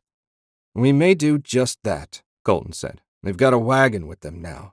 That'll force them to avoid rough terrain while we cut straight through the forest. Axel bared his teeth in a fierce grin. Finally, things were going his way. Despite Axel's best efforts, he and his men arrived behind Uther's group. Not by much, but that didn't matter. The town of Port White wasn't huge, but it had a wall and guards. That was more than enough to keep out Axel and his small force. They'd settled for taking up position on a knoll overlooking the town. It allowed an unobstructed view of Port White and the ocean beyond. 2 things interested Axel. The first was the massive trade ship anchored offshore. It flew no flags, but it didn't take a genius to figure out it must have come from Marcane. No other nation, not even Lux, had vessels that big. The second thing that drew his eye was a figure in bright red mingled among the darker forms of the Rangers. It seemed Uther had sent the lady in red to handle his negotiations. Axel grinned. He'd long wanted to wipe the smile off her arrogant face. Looked like he was about to get his chance.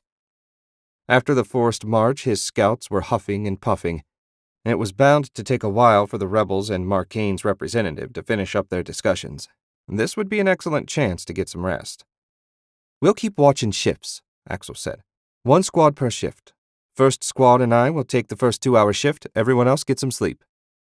As the others stretched out wherever they could find a spot free of rocks or brush, Axel silently cursed Otto's absence. If ever there was a time he could have used his brother's talent for long-distance spying, this was it.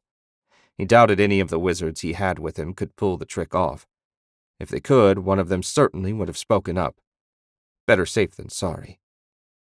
"Can anyone among the wizards use sight-extending spells like my brother?" He was met with a chorus of headshakes. Axel swallowed a sigh, not surprised, but still disappointed. Soon enough, he was surrounded by soft snores. His watch passed without anything happening, and after 2 hours, Axel settled himself down to sleep. At first light the next day, Axel once again found himself on watch. Tiny shapes were moving around near the wagon, shifting boxes and loading crates. Looked like they'd be moving out soon. Time to wake up the guys and get into position.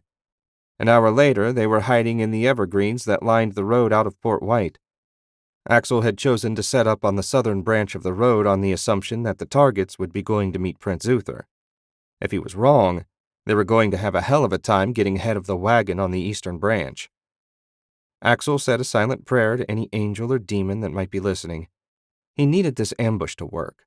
If a wagon load of those explosive jars fell into Uther's hands, he could kill thousands of Garenland's soldiers. Far too many citizens had fallen to Strachan fighters under Axel's watch. Damned if he was going to let any more die. One of the scouts further up the road waved. The wagon was on its way. Axel let out a long sigh. The first part of his gamble had paid off. Now he needed to follow through and close the deal. They also needed to be damned careful not to set off the explosives in the wagon. While he didn't especially care if the lady and her guards died, he doubted they would be the only ones caught in the blast. "Archers ready? Pass the word," Axel said. With the polished flat of his dagger, he caught the sun and flashed to signal to Cobb on the opposite side of the road. Up and down the line, arrows were fitted to strings. Axel eased his sword part way out of its sheath to loosen it, then slid it back. He didn't want a glint of metal to give them away. A few minutes later, the wagon appeared. The lady and burly ranger sat on the bench, while the rest of the group marched along on either side. Axel counted 40 altogether. A strong force, but badly outnumbered by his scouts. With a little luck, this should end quickly. When the wagon was in position, Axel pointed. The archers stood and loosed a volley into the guards. Rangers dropped, and the survivors scrambled to get to the other side of the wagon.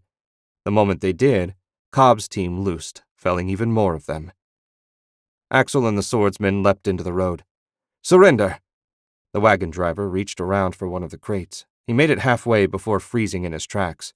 One of the wizards had bound him, just as they were instructed.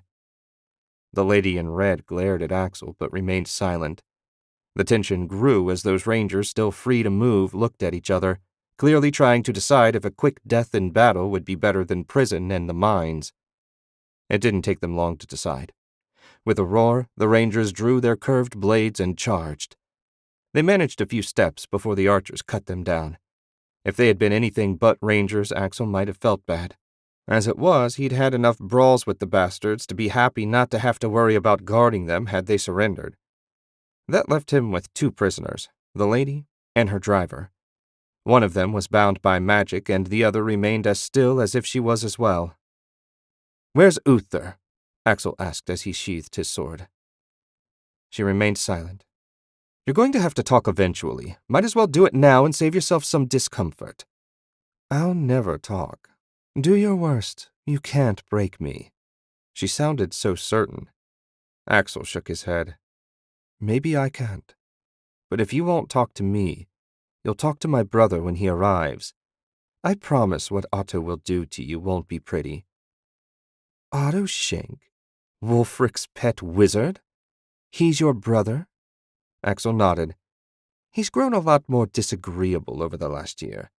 I think all the pressure of building an empire is getting to him. No doubt taking out his frustrations on you will do him good. What are we going to do with this junk? Cobb jerked a thumb toward the wagon. Axel wasn't going to take any chances with such dangerous material. He glanced at the still paralyzed ranger. Did he really need 2 prisoners? He doubted whoever the ranger was knew more than the lady. Someone tie her up and cut that guy's throat. He went to the rear of the wagon and opened the first crate. There were a dozen glass jars filled with 2 types of liquid. Those were the explosives. A second crate of a different style yielded metal flasks. Axel took 2 of the explosive jars and 1 of the flasks. No doubt Otto would want to study them. Load the bodies in the wagon carefully, Axel said. Half an hour later, the wagon was piled high with dead rangers. The scouts moved a safe distance away, and Axel threw 1 of his 2 jars at the wagon. It shattered, but didn't explode as he expected. After a second's delay, the wagon burst into flame. "Run!" Axel said. They did, and a good thing, too. When the wagon exploded, a pillar of flame shot 50 feet into the sky, and the noise nearly deafened him. "Let's get back to Marduk," Axel said. "The sooner this witch is in a cell, the happier I'll be." Chapter 10. Otto watched with just the hint of a smile as Karina finally conjured a thread strong enough to do something useful. They were riding together in the bed of the wagon while Hans drove. When it became clear a few days ago that she was close to making a breakthrough, he began debating which spell to teach her first. Binding would be simplest, but he didn't have an iron ring for her. Lightning would be the next most useful. "How was that?" Karina asked when she finally let the thread vanish. "Good. You're ready to learn your first spell." Her smile nearly split her face. "Which one?" "I think lightning would be a good one to start.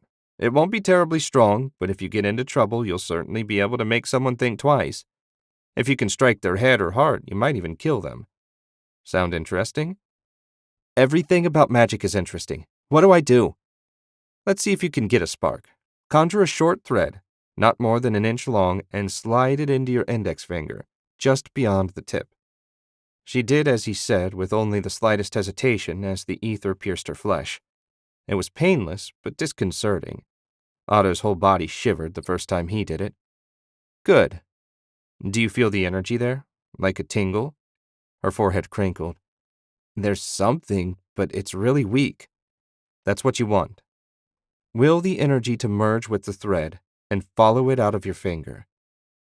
"I'm not sure what to picture," she said. Otto frowned as he considered how best to explain. At last he said, "Try to think of the thread like a tube, and the energy as water flowing through it." "Okay." She glared at her finger so hard he half expected her hand to burst into flame. "Nothing's happening." "Relax. Don't try and force it. Just let the ether flow." Karina made a visible effort to relax. The moment she did, a spark leapt from her finger. "I did it!"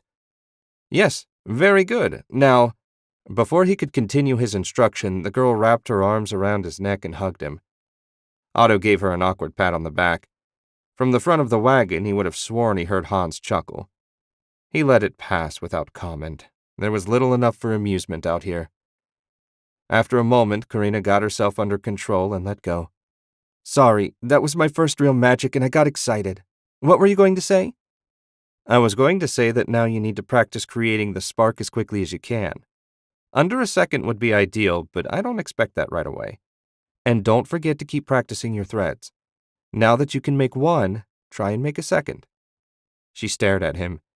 Maybe that was too much too soon. "I can only hold one for about half a minute. 2 would probably kill me." "It won't kill you, but it will wear you out quickly. Practice—" "Lord Schenk?" Hans cut into their conversation. Otto was getting thoroughly sick of being interrupted mid-thought.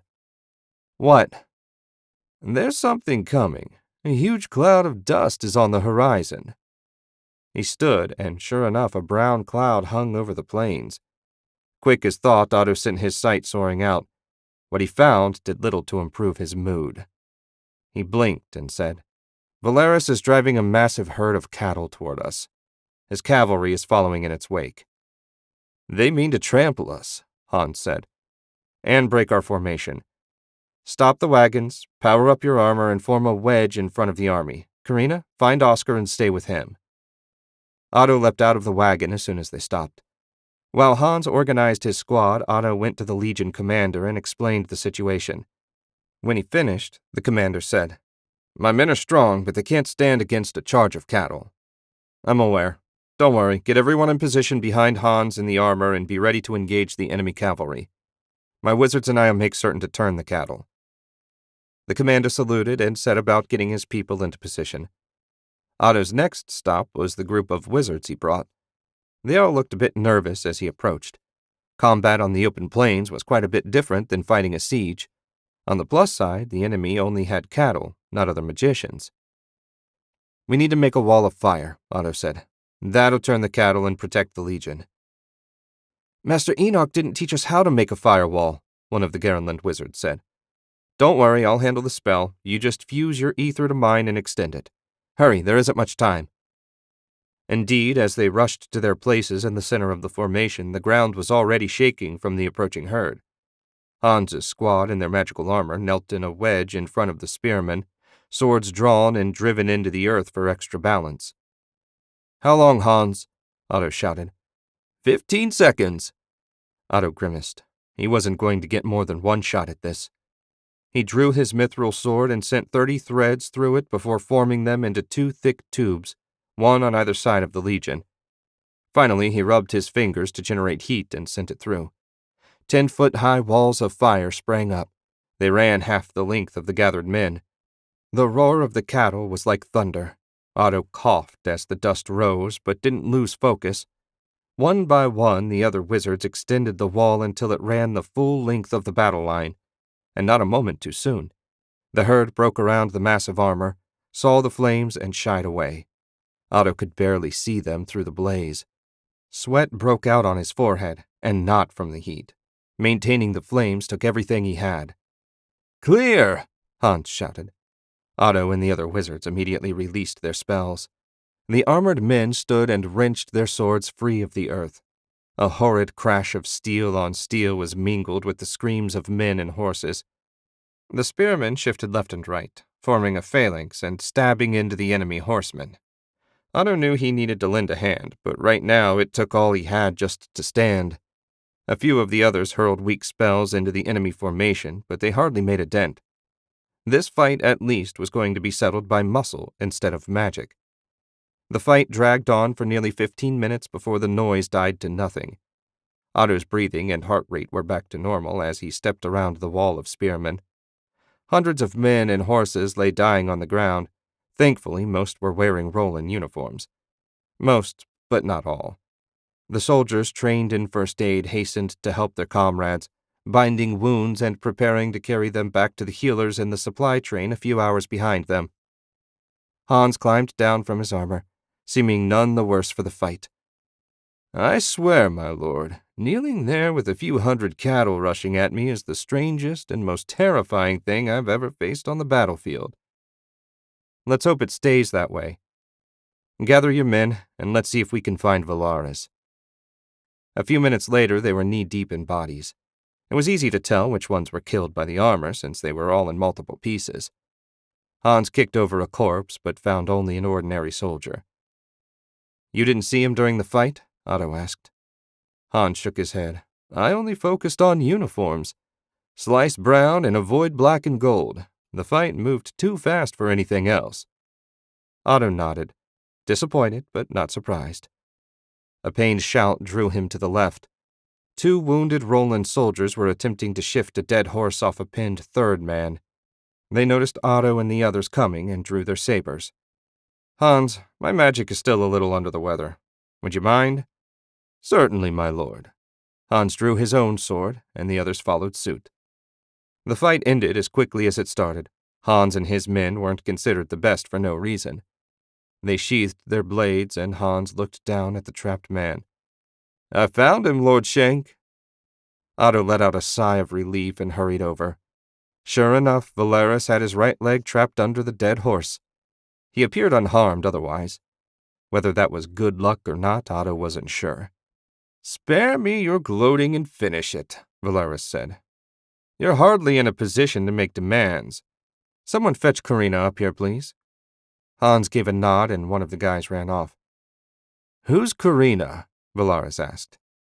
"One of your victims, an innocent girl with the good fortune to be born a wizard. Her parents were murdered because they refused to let her become a slave. She survived, and I've been giving her pointers. She's a good kid who didn't deserve to lose her parents because of an accident of birth." Valeris snarled and clutched his leg. "Wizards aren't really human. You and all like you are something else. Demons, monsters, I don't know, but not human. We keep them under control so the rest of the people can go about their day without fear of having their minds twisted or getting burned to a crisp because they bumped into the wrong person in the market." Otto shook his head. "Yes, far better if they get robbed and stabbed by a proper human, as if they won't be just as dead." There was clearly no point in continuing the conversation. Valeris was as set in his ignorant beliefs as the rest of the fools that tried to destroy Garenland. "Lord Shank?" Karina approached with the soldier Hans had sent. She looked a little pale. This was probably the first time she'd ever set foot on a real battlefield. It wasn't a nice place, and if Otto had his way, none of the wizards would ever have to see another one. If that wasn't wishful thinking, he didn't know what was. "Come here, Karina. There's someone I'd like you to meet." She joined him and stared down at the fallen king. "This is Valeris, your former ruler. He made the laws your parents broke to protect you. You could say he is the author of your troubles. Would you like to kill him?" Karina looked at him with wide eyes. "Kill the king? Me?" "Former king, technically. Oscar said you already killed the man that ordered your parents' death. Well, this is the man that commanded him. I give him to you as a reward for your hard work. You could try your lightning spell. I'll walk you through it." She looked from Valeris to Otto. "When I stabbed the cavalry commander, it was in the heat of the moment. I didn't even think about what I was doing. But this, it feels like murder." "It's no more murder than what the hangman does. He's going to die. The only question is who ends his worthless life." Karina shook her head. "I don't think I can." Valeris coughed and laughed at the same time. "Stop pretending you care about human life. Miserable wizard. If I was free, I'd cut your throat myself." Karina's expression hardened. "What do I do?" Otto smiled. "Conjure a thread and send it into his chest and through his heart. No need to rush. Make sure you find the right spot. Now, in a real battle, you couldn't take your time like this. But for now, it's fine." He watched her guide the wisp of ether into Valeris, fumble around, and finally slide it through his heart.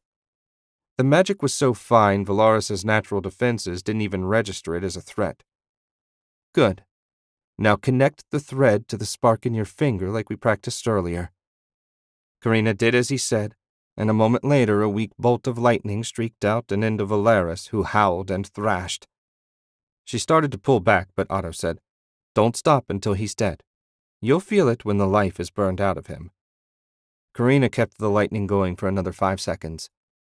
When she ended it, a black circle had been burned in Valeris's still chest. Otto gave her shoulder a squeeze as she gasped for breath. "Well done. Like anything else, killing with magic gets easier the more you do it." "I think I need to rest." Karina ran back toward the wagons. "Little hard on the girl, weren't you, my lord?" Hans asked. "She's only 2 years younger than me. Despite our best efforts, there are still plenty of people like Valeris out there. People who would kill a wizard without a second thought just because of what we are. Every wizard, her included, needs to know how and, more importantly, have the will to strike down anyone that threatens them. This is the hardest part of being a wizard, Hans. When you kill with magic, you feel it down to your soul. If they can't accept that, no wizard will be safe." Hans nodded. "What now?" "Now you all head back to Roland City. I need to tell Wulfric that Valaris and his resistance has been crushed. With his strength now sufficiently recovered, Otto became one with the ether and vanished. Chapter 11. Rested, fed, and having made his report to Wulfric, Otto found himself once again traveling through the portal to Strachan. At least this time he didn't have to commandeer anything from General Varchi. He had no trouble doing that when he had to, but the good general's attitude got on his nerves, and if he got on them too much, Otto feared losing his temper. Replacing a general wasn't a task he needed right now. The lights of the ether faded as he stepped out into the nearly complete fort. All the towers were in place and connected by walls. The final touches were being put on the gatehouses that would control access to the portal. Not that Otto expected a great deal of trade between Strachan and the other provinces, but he had no intention of taking chances. The soldiers all knew him and knew enough not to pester him with questions. Corrigan should be around here somewhere. The infiltrator had been reassigned to serve as a general overseer who reported to Otto rather than General Varchi. Lord Shank. Speak of the devil. Corrigan came trotting over from one of the barracks that had been built to house the portal guard. He wore a proper uniform of black and gold today, which made sense given that all the locals had been sent on their way. Only Garenland soldiers remained in Marduk. Corrigan, I trust all is well? In some respects, yes, and in others, no. Marduk is peaceful and nearly back together. We had no trouble evicting the residents. In fact, most were eager to leave. They really do hate us. That was one fact Otto didn't need reported to him. The problems? Yes, Prince Uther attacked the mines. There was some loss of life, but none of the prisoners were freed. Your brother has more details. He requested you speak to him at Castle Marduk when you arrived. Otto frowned. Axel should be guarding the mines, not wasting his time here. Whatever he wanted must have been important. I'll head there directly. No trouble with the general? None. He seems to enjoy playing governor, holding court with his junior officers, even having a feast now and then. Nothing excessive. Corrigan hastened to add when he saw Otto's reaction. He leaves most of the day-to-day business to the unit commanders, and they seem happy enough not to have him looking over their shoulders. All right. Well done, Corrigan. Once we have matters here fully under control, I'll see about getting you some downtime in the capital along with a nice bonus for your excellent work. Corrigan bowed. I'm honored by your praise, Lord Shank. Otto nodded and turned toward the exit. The walk to Castle Marduk took around 10 minutes. The guards manning the gates recognized him at once and hastened to move out of the way. Otto paused and chose one at random. Where's Axel?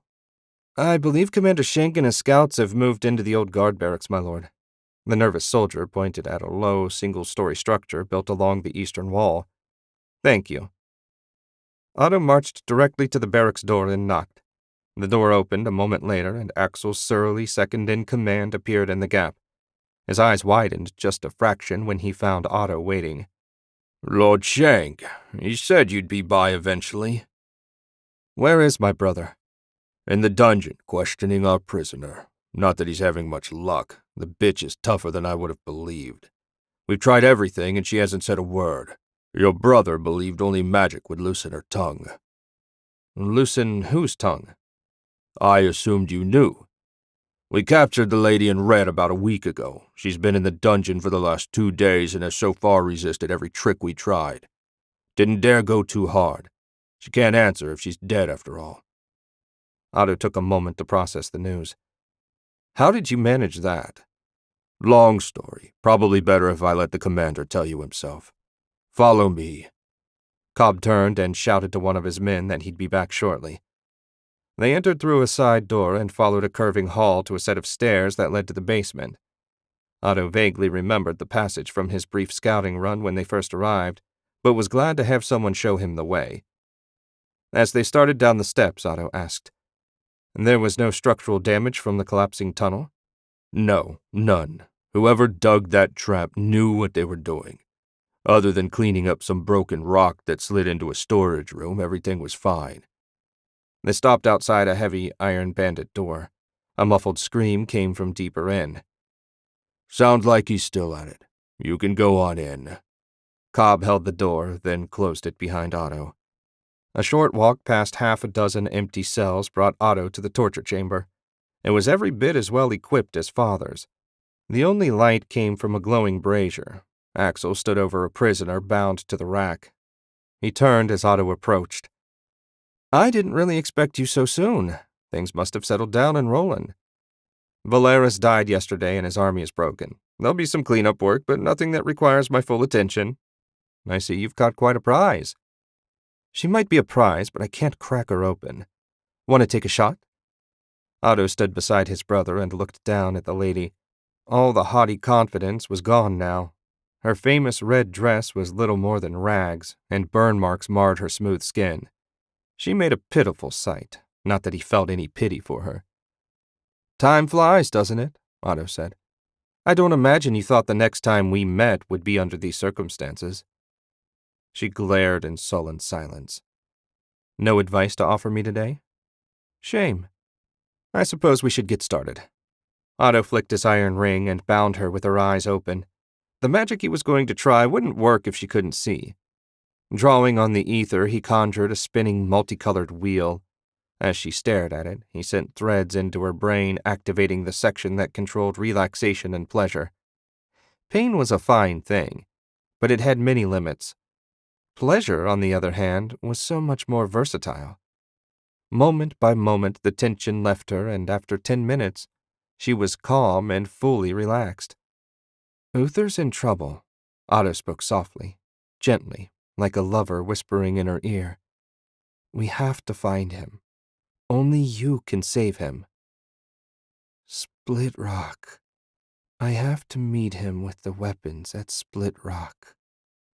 She spoke like someone in a dream. "Of course, Split Rock. I'll send a warning at once. His plans will need to be changed as well. What were they again?"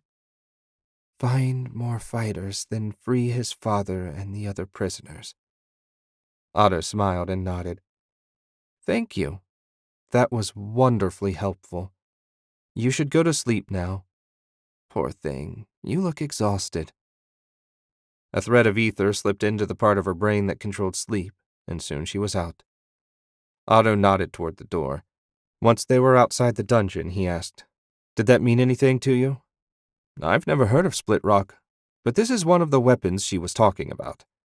Axel took a jar filled with some strange liquid out of his satchel. 2 liquids of different colors filled it nearly to the top. "These things explode on impact like a fireball. They had a whole wagon load of them. I destroyed it save for this sample." A prudent decision. Otto took the weapon and looked it over. The jar had to be alchemy of some sort. "That's not all." Axel held a metal flask in his hand. "This stuff kept our wizards from targeting them with spells." Dangerous as the explosives were, the greater danger by far was something that could render magic ineffective. He'd have to take both items back to Garen and see if Ulf knew what they were. "Where did Uther get something like this?" Otto asked. "Marcaine. I saw one of their big trading ships anchored off the coast." Otto snarled. So Voltan had finally decided to join the fight. Fine. He would have preferred to avoid conflict with the island nation, but if they were going to provide his enemies with something like this, Otto had no choice but to act. "I'll look into this myself. Is there anything else?" "The prisoners riot about once a week. It's more of a nuisance than anything, but if we keep having to kill a bunch of them every time, soon we'll have no workers." "Great. Maybe I can do something about that as well. The lady can stay in your care, at least until Wulfric decides what he wants to do with her." "Well done, Axel. I'll return as soon as I can figure out what to do about your unruly prisoners." Otto hurried back toward the portal. He wanted to return as quickly as possible and find out what he was up against. He also needed to figure out how to convince Marcaine to stay out of his business. Chapter 12. Otto took the portal back to Garen rather than traveling directly through the ether, both to conserve his own strength and to drain Voltan's. If the Arcane Lord wanted to go to war, Otto would do everything he could to hurt him. To someone as powerful as Voltan, it was surely at most a minor annoyance, but for now it was the best he could manage. The guards watching the Garenland side of the portal saluted when he emerged and opened the fort's gate. Otto strode straight through before turning toward the thirsty sprite. It was approaching noon, so hopefully Alan and Ulf were awake and alert. Not that it would bother Otto to zap them out of bed, but he'd found he got better results when he avoided that sort of thing. 20 yards from the tavern, he slowed. 2 big, burly men were on guard outside the door. That was new. Had something happened, or was Alan just taking extra precautions? Otto dismissed the question at once. He trusted Alan to know what was best for his business. The moment Otto got close, the 2 guards moved to block him. "Tavern's closed," the right-hand man said. "Come back this evening." Otto smiled. His annoyance with matters in Strachan had left him in a foul mood. Lucky for him, it seemed 2 idiots were volunteering to cheer him up. "You don't recognize me, do you?" Otto asked. Surprising as it was, apparently at least a few people weren't familiar with his face yet. "I don't care if the Emperor himself sent you. Sin isn't seeing anyone until the tavern opens, so get lost." The thug reached out to shove Otto. Otto enhanced his body with 20 threads of ether, grabbed the approaching wrist and squeezed. Bone snapped and his hand twisted around so his fingers were pointing back at his chest. The thug howled in pain. Otto released him and the man fell to the ground clutching his arm. Otto turned to the second man. "Is the tavern still closed?" The thug looked from Otto to his partner and back again. That the door wasn't already open was an insult. Maybe he'd break both of this one's arms. Lucky for the guard, the door opened and Sin's lovely face appeared in the gap. She took one look at Otto before hastening to open up the rest of the way. "Lord Shank, we weren't expecting you. Please forgive my men's rudeness. Come in. Alan's just getting ready for breakfast. We'd be delighted if you'd join us." "Thank you. And don't worry, I've already given your guards a lesson in manners." Otto glared at the still-standing man. "They won't be getting a second." Otto stepped inside and she closed the door behind him. The tavern appeared exactly as he remembered. A single table had the chairs down. 4 of them. How convenient. From the kitchen came the sounds of someone working. Sin ran a hand across his shoulders. "You're tense. Sit. Relax. Can I pour you a drink?" "This isn't a social call. What's with the guards anyway? Are you having problems?" No problems. Since I've been running the guild from here, I get visitors at all hours. When I need a break, I find putting guards on the door keeps all but my most important lieutenants away. I neglected to tell them my orders didn't apply to you." "I believe they understand that now. How fare your house guests?" "The former king and his daughter have had a few visitors, mostly merchants eager for advice on what to sell in Thoronaut for the best profit. Nothing of real import has been discussed. The pair venture out only rarely, and my people keep a close watch. If they're plotting anything, they're doing it in their minds." Otto nodded. That was exactly what he wanted to hear. Hopefully Liatos and his daughter would accept their new situation and live quiet lives. "How long were you planning to keep them at the Crow's Nest?" Sin asked. "For the rest of their lives. If you need a new base, I can arrange to fund the purchase. Keeping the royals somewhere secure and under guard is important. Many of the people in Thoronaut remain loyal to them, which makes them useful. But your work is valuable as well, so let me know what you need." Sin's smile would have curled the toes of a less bitter man. "What was all that shouting?" Alan emerged from the office, took one look at Otto, and added, "Never mind. Lord Shank, this is a surprise. Have you brought matters in Roland to a close?" "More or less. My problems now are in Strachan. I need the opinion of an alchemist." "Ulf's fixing breakfast. He should be out shortly. While we wait, did Sin tell you about the Wizards Guild?" Otto turned to the beautiful thief. "What about them?" "I was just getting to that when you came out, Alan. The local guild rep was looking to hire some of my leg breakers to rough up any wizards that didn't want to join." Sin hastened to add, "We refused, of course." "I warned them not to try and force anyone to join." Otto clenched his fist. "It seems I'll need to be more emphatic." The kitchen door opened and Ulf emerged with a laden tray of food. It served to break the tension, and Otto finally sat down. He wasn't especially hungry, but using so much magic lately was burning him up. He needed to eat more to keep up his strength. Ulf set the tray down and said, "Lord Shank, I didn't bring you a plate. Excuse me." Otto waved him off and grabbed toast, a fried egg, and bacon and made a sandwich. This is fine. Believe me, after weeks in Roland living off trail rations, anything home-cooked is welcome. They ate in awkward silence, and when they finished, Otto said, I need your expertise. It seems Marcaine is providing alchemy-based weapons to our enemies. I'm happy to provide any insight I can, Ulf said. Please bear in mind that I was barely out of my apprenticeship when I was banished. Given that I know next to nothing about alchemy, you're probably the foremost expert in Garenland. Otto took the samples Axel provided out of his satchel and set them on the table. Whatever's in the flask can prevent wizards from targeting whoever uses it. The second one is an explosive. Ulf held the explosive jar up to the window so the light could shine through it. I'm familiar with the dual liquid explosive.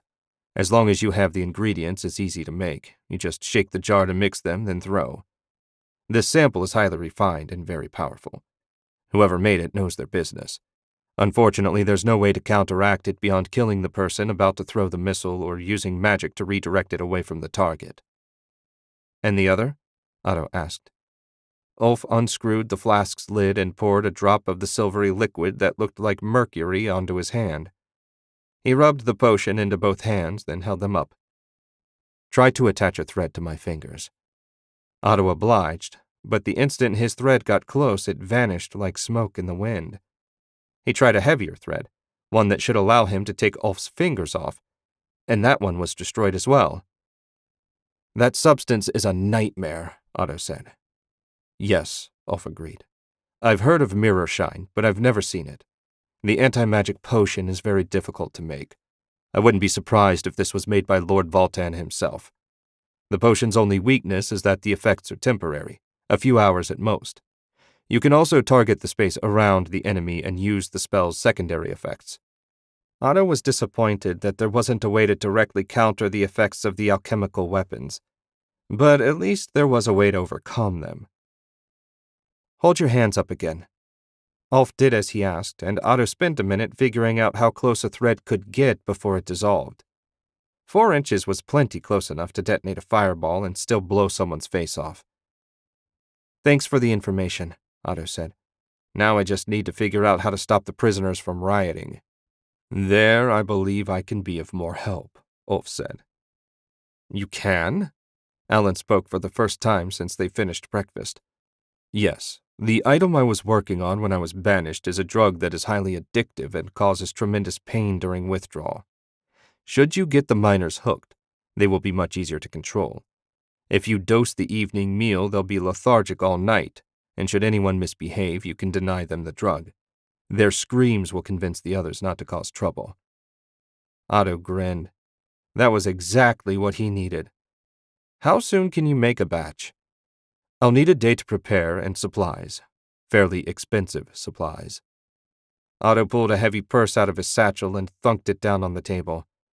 That should buy whatever you need. This is your highest priority. I'll return in 2 days to collect the potion. What about us? Sin asked. We've been putting him off, but that wizard might start making demands. He's my next stop. I assure you, no demands will be forthcoming when I'm finished. Chapter 13. After leaving the Thirsty Sprite, Otto's original intention was to head directly for the Wizards Guild Hall, but halfway there he turned towards Franken Manor instead. Enoch had been a member of the Wizard Underground at one time. It couldn't hurt to see if he knew anything about the guild's intentions. He found the old man sitting on a bench outside the barracks, sipping tea and enjoying a sandwich. Since the last of the new recruits had completed their training, he hadn't had much to do. Otto wasn't sure what to do about that. At his age, traveling with the army wouldn't be a good idea. Besides, Enoch had never shown much in the way of killer instinct. He noticed Otto approaching and shifted over to make room on the bench. Back again? Will you be staying in Garen for a while? Otto sat and sighed. No, too much is happening out in the Empire. I'll be leaving again tomorrow or the next day. But right now I have a few issues here that need clearing up. I spoke to Sin and Alan this morning. Enoch winced. About the guild? Indeed. I'm going to speak to Cypher shortly, but I wanted to talk to you first. You were part of the group years ago. Am I wasting my time? The underground was a great help taking the portals, and the guild charter was their reward. I warned them not to try and force any wizards to join. It seems my warning fell on deaf ears. How does it look if I tell the wizards they're free, then the guild shows up demanding they join? Cypher and the guild mean well, Otto. I believe that with all my heart. Cypher was born in Tharanot and saw the worst of what ordinary people could do to wizards. He fears a return to those days and what will happen if we don't stand together. I told him it wouldn't matter. There aren't enough of us to defeat the combined forces of the world should they turn against wizards. You're quite right. Did your message get through? Enoch shook his head. I don't think so. Even if it did with Cypher, he claims the guildmaster is pushing him and the other local guild representatives to bring the wizards around. He didn't say it out loud, but by any means necessary was implied. I need this like I need a hole in the head. Otto stood. Maybe I can arrange a meeting with the guildmaster. Have you met him? Her, and no, I haven't. What little I've heard wasn't good. If you go that route, be careful. I know you're strong, but even you can't defeat a group of wizards on your own. That depended entirely on how strong his opponents were and how numerous. I appreciate the warning. If we meet, it will be on neutral ground. Rest assured, I don't intend to walk into a trap. It's the trap you don't anticipate that's dangerous. By the way, I saw your daughter. She's adorable. Otto frowned. Where did you see her? Anna Maria brought her out into the garden the other day when I was walking by. She seemed rather sad. You should spend more time with them. The Empire's problems will still be there in a few days. As if spending time with Otto would do anything to improve Anna Maria's mood. I appreciate the advice. I'll see if I can't find something more exciting for you to do. Enoch waved him off. Don't worry about me. I've reached the age where I can appreciate a little peace and quiet. Besides, you never know when a new recruit will show up. That was true enough. Otto waved and took his leave. Even if it was a waste of time, he still needed to make sure Cypher understood that violence against wizards would be punished severely. The Wizards' Guild Hall was nothing to inspire anyone visiting. Through the front window, a young woman was visible. She sat at a small desk on the right-hand side of the front room, a book in her lap, seeming totally unaware of anything around her. At least Otto wouldn't have to wait in line. The girl looked up when he entered and smiled. The bright expression was spoiled by a complete lack of straight teeth in her mouth. Have you come to join the guild? No, I've come to speak with Cypher. He doesn't usually... The back room door opened and Cypher's scowling face appeared in the gap. It's fine. I've been expecting a visit from Lord Shank. Please, join me in my office. Otto nodded to the girl and strode into the back room. As offices went, at least it matched the rest of the building. Everything was plain but serviceable.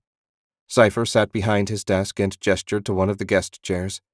He didn't dress anything like you'd expect a wizard to. In his simple gray tunic and trousers, Cypher looked more like a workman than a mage, though to be fair, Otto was probably closer to looking like a merchant than a wizard. I suppose you've spoken to Enoch, Cypher said when Otto had settled into his chair. Yes. Did I not make clear when I arranged for your guild to be recognized that no wizard would be forced to join? Beating them into obedience doesn't count as joining of their own free will. I haven't had anyone beaten, Cypher said. Only because all the thugs in this city answer to me and aren't stupid enough to do something that would force me to kill them. It certainly wasn't a lack of trying on your part. If this sort of thing continues, I'm going to have to revoke your charter. You can't. Well, technically, I can't.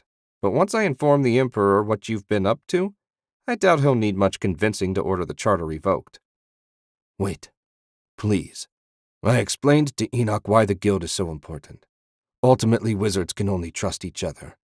If you would just join us, you'd see how valuable the guild can be. I told you before, I answer to only one master, and it isn't whoever runs this guild.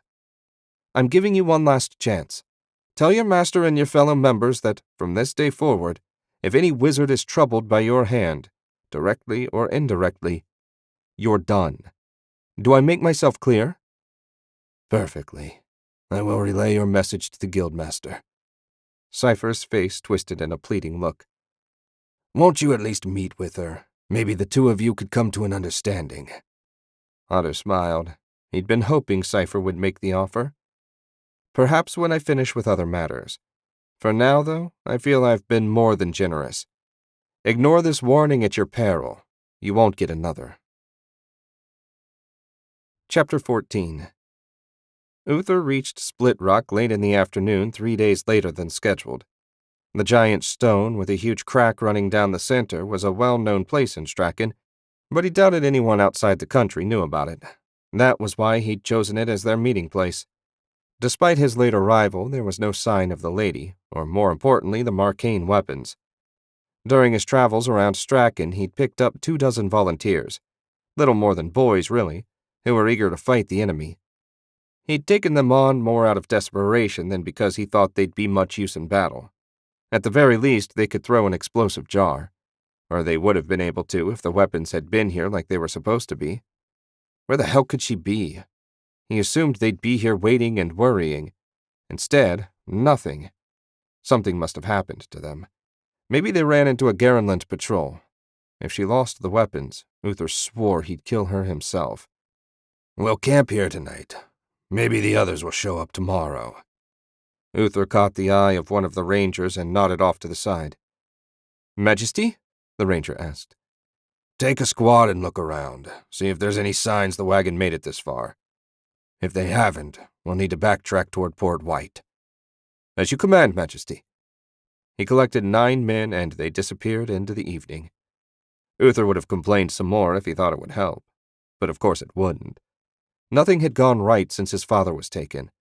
For a brief moment, he'd dared to hope that the Marcane weapons would turn the tide, but if he'd lost them, he didn't know what they were going to do. He barely had time to toss his pack to the ground when shouts rang out, "Ambush!" He reached for a sword just as dozens of Garenland soldiers came pouring into the clearing. The rangers formed up quickly, their curved swords out and ready. Their foes weren't only scouts this time.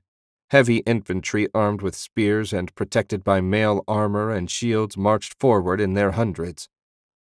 A cursory glance told him everything he needed to know. This wasn't a fight they could win. "Disengage and withdrawal," Uther ordered. He looked over his shoulder in time to see another force trotting down the road to cut them off. The enemy infantry formed up and pressed in, fully encircling the rangers. A single man stood atop Split Rock. "Throw down your weapons and surrender. You could spend the rest of your life digging in the mines with your father." Uther had seen that man before. He was the one that held the dagger to his father's throat, the one he'd sworn revenge on. That seemed a dim possibility now. "I'd rather die on my feet than in a hole chained up like a dog. Kill as many as you can." Uther charged at the nearest infantryman. He brought his sword down on the man's shield, then was promptly shoved back. A spear thrust creased his bicep. All around was chaos. His men screamed and died as the Garenland infantry closed in, grinding them up like sausage meat. This was not how Uther planned for his rebellion to end. His enemies, unfortunately, had plans of their own. He didn't have a chance to think before the rangers formed a ring around him and rushed the infantry wall. His men gave no thought to their own survival as they fought, dragging enemy soldiers down into the dirt. Finally, a gap appeared. One of the rangers shoved Uther through it and shouted, "Run, Majesty!" A spear ran the brave man through. His people were getting slaughtered, and there wasn't a thing he could do. No, there was one thing. He could honor their sacrifice. With his jaw clenched so tight it ached, Uther ran. He angled toward the trees. He knew this land like he knew his own face. Night would fall soon. There was no chance the Garenlanders would catch him after dark. Uther swore to every demon in hell that somehow he would make his enemies pay for what they had done. Axel kicked a dead ranger over onto his back. He couldn't make out how the man had died in the twilight. Not that it mattered, dead was dead. He'd been certain he had Uther this time. The rangers were surrounded. outnumbered, and taken by surprise. There was no way he could have failed. And yet when they made their suicidal charge on the shield wall, somehow the Rangers had forced a breach large enough for Uther to escape. Maybe he shouldn't have held the wizards in reserve. All of them lacked experience in ambushes. At least that's how Axel justified his decision in his own mind. The truth was, he still didn't really trust them. Besides, there was no guarantee Uther didn't have more of the magic-blocking stuff. The archers were another matter. The light had been failing, but still his men were good enough that they could have taken Uther. Axel had wanted him alive. He wanted to see the son of a bitch chained up beside the king, his arrogant head bowed in the deepest part of the mine. He shook his head. None of it mattered, of course. He'd failed. Excuses be damned. At least they'd wiped out the Rangers. On his own, Uther was no threat. Not that that meant he could just let the man go. His mission was to bring the prince in, dead or alive.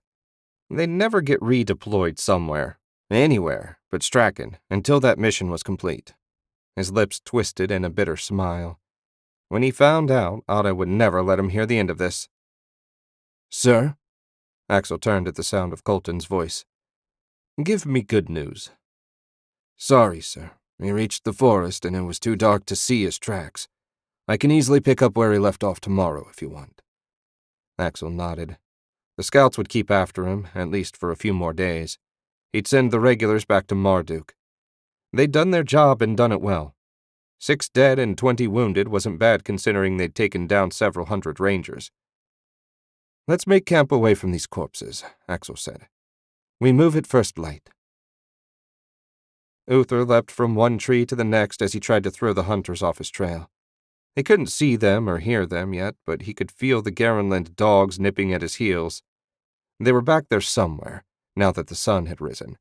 Keeping to the trees was slowing him down, but hiding his tracks in the rich loam of the forest floor was impossible. This was his only hope for escape. And he would escape. He owed his men that after they sacrificed themselves to give him this chance. What he would do after he escaped was another matter altogether. He had no soldiers, no allies, and no hope of defeating Garenland. Not now, at least. The only idea he'd come up with was to run to Port White and hope the Marcane ship was still there. If anyone could help him, Lord Voltan could. He spat the bad taste out of his mouth. How desperate was he, a Strachan warrior, that he would look to a wizard for anything, much less securing his future. How did the saying go? Desperate times and desperate measures? That particular saying could have been written just for this moment. He'd certainly never been more desperate in his life. Eventually, Uther was forced to descend to the ground, mainly because he'd run out of trees big enough to hold him. This part of the forest had been logged recently, and the trees were little more than limby, 10-foot-tall scrubs. Forcing his way through would take too long. Uther turned northwest, away from the trees, and jogged along the border between the new and old growth. The traveling was easy, but he could barely restrain a yawn. He'd been on his feet all night, and leaping through the treetops took a lot more out of you than walking on the ground. He refused to stop, at least not until he found somewhere he could lose his pursuers. Where the hell he was going to do that was another question altogether. The answer came a little after noon. He emerged from the forest and hit a road. Fresh tracks littered it. A group of refugees, probably from Marduk, had come this way not that long ago. He stepped into the road and followed them. An hour later, he finally reached civilization. A small town of maybe a dozen buildings were clustered around an old stone well. Every house had a modest garden behind it, and chickens were running free here and there. Uther debated turning away. He really didn't want to bring trouble on those people, but he needed help if he was going to survive. At a minimum, food and somewhere to sleep for a few hours. Taking a deep breath, he went to the first house and knocked. A woman appeared in the doorway, took one look at him, and pulled it the rest of the way open. She lowered her head. "Your Majesty, how may I be of service?" "I have a pack of Garenlanders on my trail. If you know a place I can hide and could spare some food, you would have my gratitude." "We have little enough, but I'm happy to share. One moment." She went into the house's back room and emerged a moment later with a heel of bread and some dried meat. "I fear it isn't much." Right now, the food was the most delicious thing he'd ever seen. Uther devoured it in short order. "Thank you. She bowed. "I would let you stay here, but I have nowhere to hide you. If you wish to rest, your best hope will be the sheriff farm a few miles out of town. He has many outbuildings where you could hide." "Do you have a cart? I don't want to leave my tracks going to the farm." She stared at him for a moment. "Would they know your tracks among all the others?" "I fear they might. The Garenlanders have many skilled scouts. Perhaps I'm being overly cautious, but I would prefer not to take the chance." Uther didn't add that he wasn't sure he had strength enough to walk those final miles. "As you wish, Majesty. I don't have a cart myself, but my neighbor does. She will let me borrow it." "Please hurry. I don't know how far behind me they are." She trotted off to the next house to the north. Uther didn't ask the woman's name, didn't want to know it. Should he be forced to talk, he didn't want to name her to the enemy. He owed her that at a minimum. The two-wheeled cart she brought back looked barely sturdy enough to hold a basket of turnips. He feared if he stepped into it, his foot would go straight through the rotten plank covering the floor. Fear or not, he didn't have much choice. Uther eased his weight onto the wood as gently as he could. The boards creaked, but held. He let out a slow breath and nodded. She took hold of the pull bar and set off. Uther crouched low, hoping no one else would notice him. Soon enough, they left the village behind and followed a winding dirt track that eventually ended at the gate of a farm. Just as she said, there was one big main barn, 5 smaller sheds, and a house. For Strachan, this was a massive operation. Most of the people worked small plots for their own use and either logged, trapped, or mined to make a living. A solitary figure emerged from the main barn. His accomplice waved and called, "Mr. Sheriff?" He changed his course, if not his pace, and soon stood facing them from the opposite side of the 3-rail gate. Uther rose so he could get a good look at him, and Uther could return the favor. The farmer looked like most of the people of Strachan. Tall, muscular, weather-beaten face, and simple homespun tunic and trousers. The clothes didn't have any patches, which marked him as relatively wealthy. "Prince Uther," Sheriff asked, "what in heaven's name are you doing here?" "It's a long story. The enemy is on my tail. I know it's a risk, but I need somewhere to rest and hide for the day. This fine lady suggested one of your outbuildings." The farmer shrugged. "I don't mind.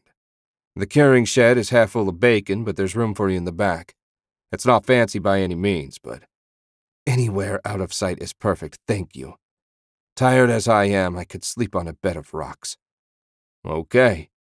Sheriff opened the gate and led them back to a 10-by-10 shed.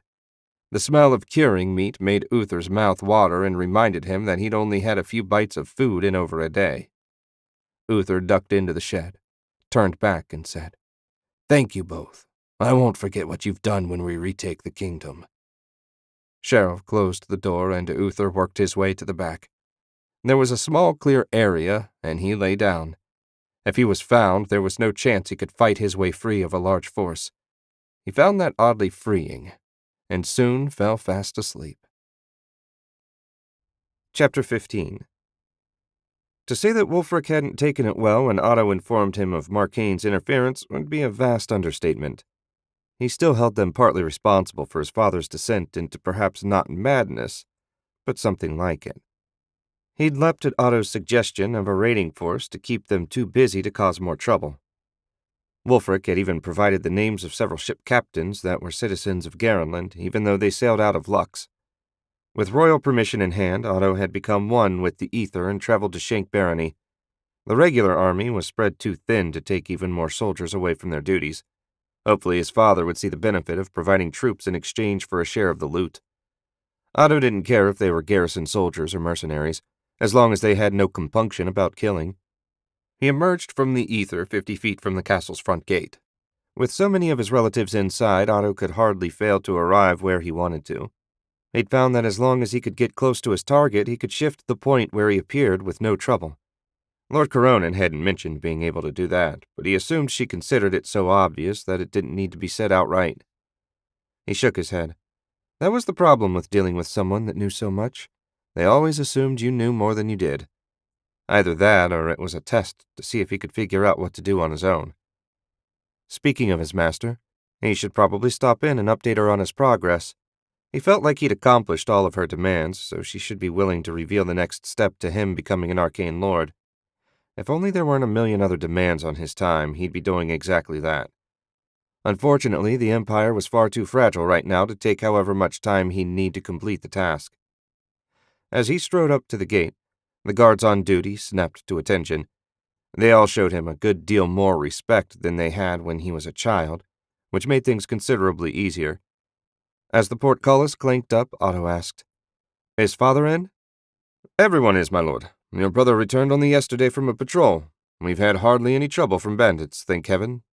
Otto echoed that sentiment. If he'd had to worry about bandits as well, he didn't know what he would have done. He ducked under the portcullis and headed straight for the keep. A quick glance at the training ring brought back many unpleasant memories. It seemed Graves didn't have anyone to torture today. Poor fellow. There was no guard outside, so Otto pushed the door open himself. Despite it being early summer, a fire burned in the hearth. Father sat in front of it, with his hounds at his feet. The dog stood up and growled at Otto. He ignored the beasts and focused on his father, who finally got up from his chair. Baron Schenk remained an imposing figure in his black leather and fur-trimmed clothes. He would have looked right at home in Strachan. The Baron towered over Otto as he approached. "What brings you here, boy?" "Business. I have a proposal for you and Stefan, a military commission from the Crown." "What sort of commission?" Father asked, his voice heavy with suspicion.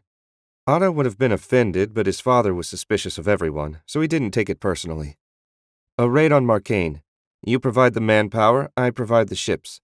Stefan leads them, and we split the loot 50-50. Father snorted. "And who deals with Voltan? You?" "No one. The Arcane Lord is bound to the capital. As long as the raid is confined to the outer islands, they'll be safe from his magic." "Why not just send regular soldiers?" "We can't spare them at the moment." From behind Otto, someone thumped down the steps. It was Stefan, his hair disheveled, feet bare, and dressed in a loose tunic and buckskins. "What are you doing here, runt?" "I've come to offer you a job. Father and I are just working out the details." "What sort of job?" Stefan dropped into a chair at the dinner table. "The kind you're best at, looting, pillaging, and generally making life miserable for our enemies." "Sounds like a lot of work," Stefan said. "It'll get you away from Griswalda for a few months," Otto countered. Stefan scratched his chin, clearly thinking it over. "If you need us, I want 60% of the loot," Father said. Otto had expected that. "You guarantee 200 men and it's a deal." "How long will the mission last?" Stefan asked. "That depends on you.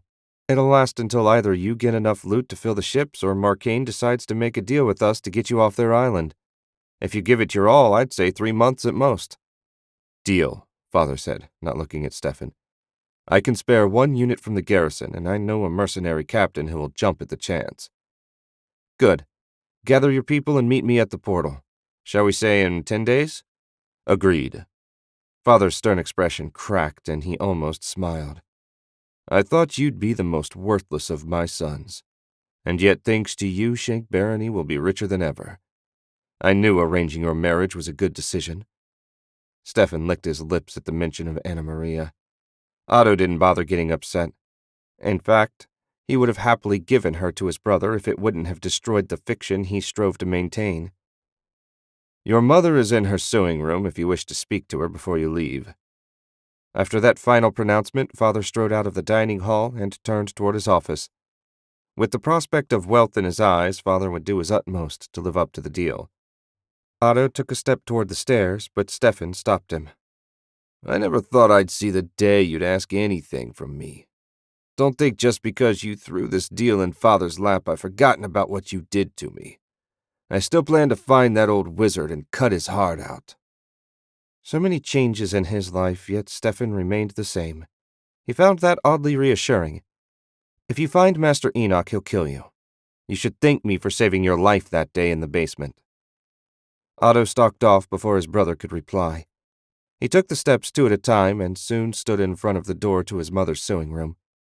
He knocked, and a muted voice said, "Come in." He pushed the door open and found his mother seated at her stitching frame. Her current project was a blanket embroidered with apple blossoms, and was very pretty. Everything Mother made was. She stood and Otto hugged her. What a nice surprise! She stepped back and looked him all over. You've lost weight. Aren't they feeding you enough? Otto chuckled. Military rations aren't the tastiest. I've spent a lot of time in the field lately. Hopefully things will calm down soon. He didn't see any need to mention that all the magic he'd been using was draining him as well. The last thing he wanted was to be a source of worry for his mother. Dealing with Stefan and Father was trouble enough, and he wasn't even going to mention Griswalda. What are you working on? A baby blanket. I was hoping to travel to Garen later this summer so I could spend some time with my new granddaughter. I'm sure Anna Maria would like to have someone there to help lift some of the burden. There are lots of servants, but family is certainly best. We'll look forward to seeing you whenever you come. Much as he loved her, Otto wasn't sure having his mother around would make his life any simpler. Even so, he'd be delighted to spend a few days with her. Trouble or not, his mother was easily the best thing he'd ever had in his life. Chapter 16. Despite his best efforts, Colton lost Uther's trail in the forest about 10 miles from the ambush site. The prince was headed northwest when they last saw his tracks, and to Axel that meant only one possibility. He was making for Port White, and the Marcane ship anchored off the coast.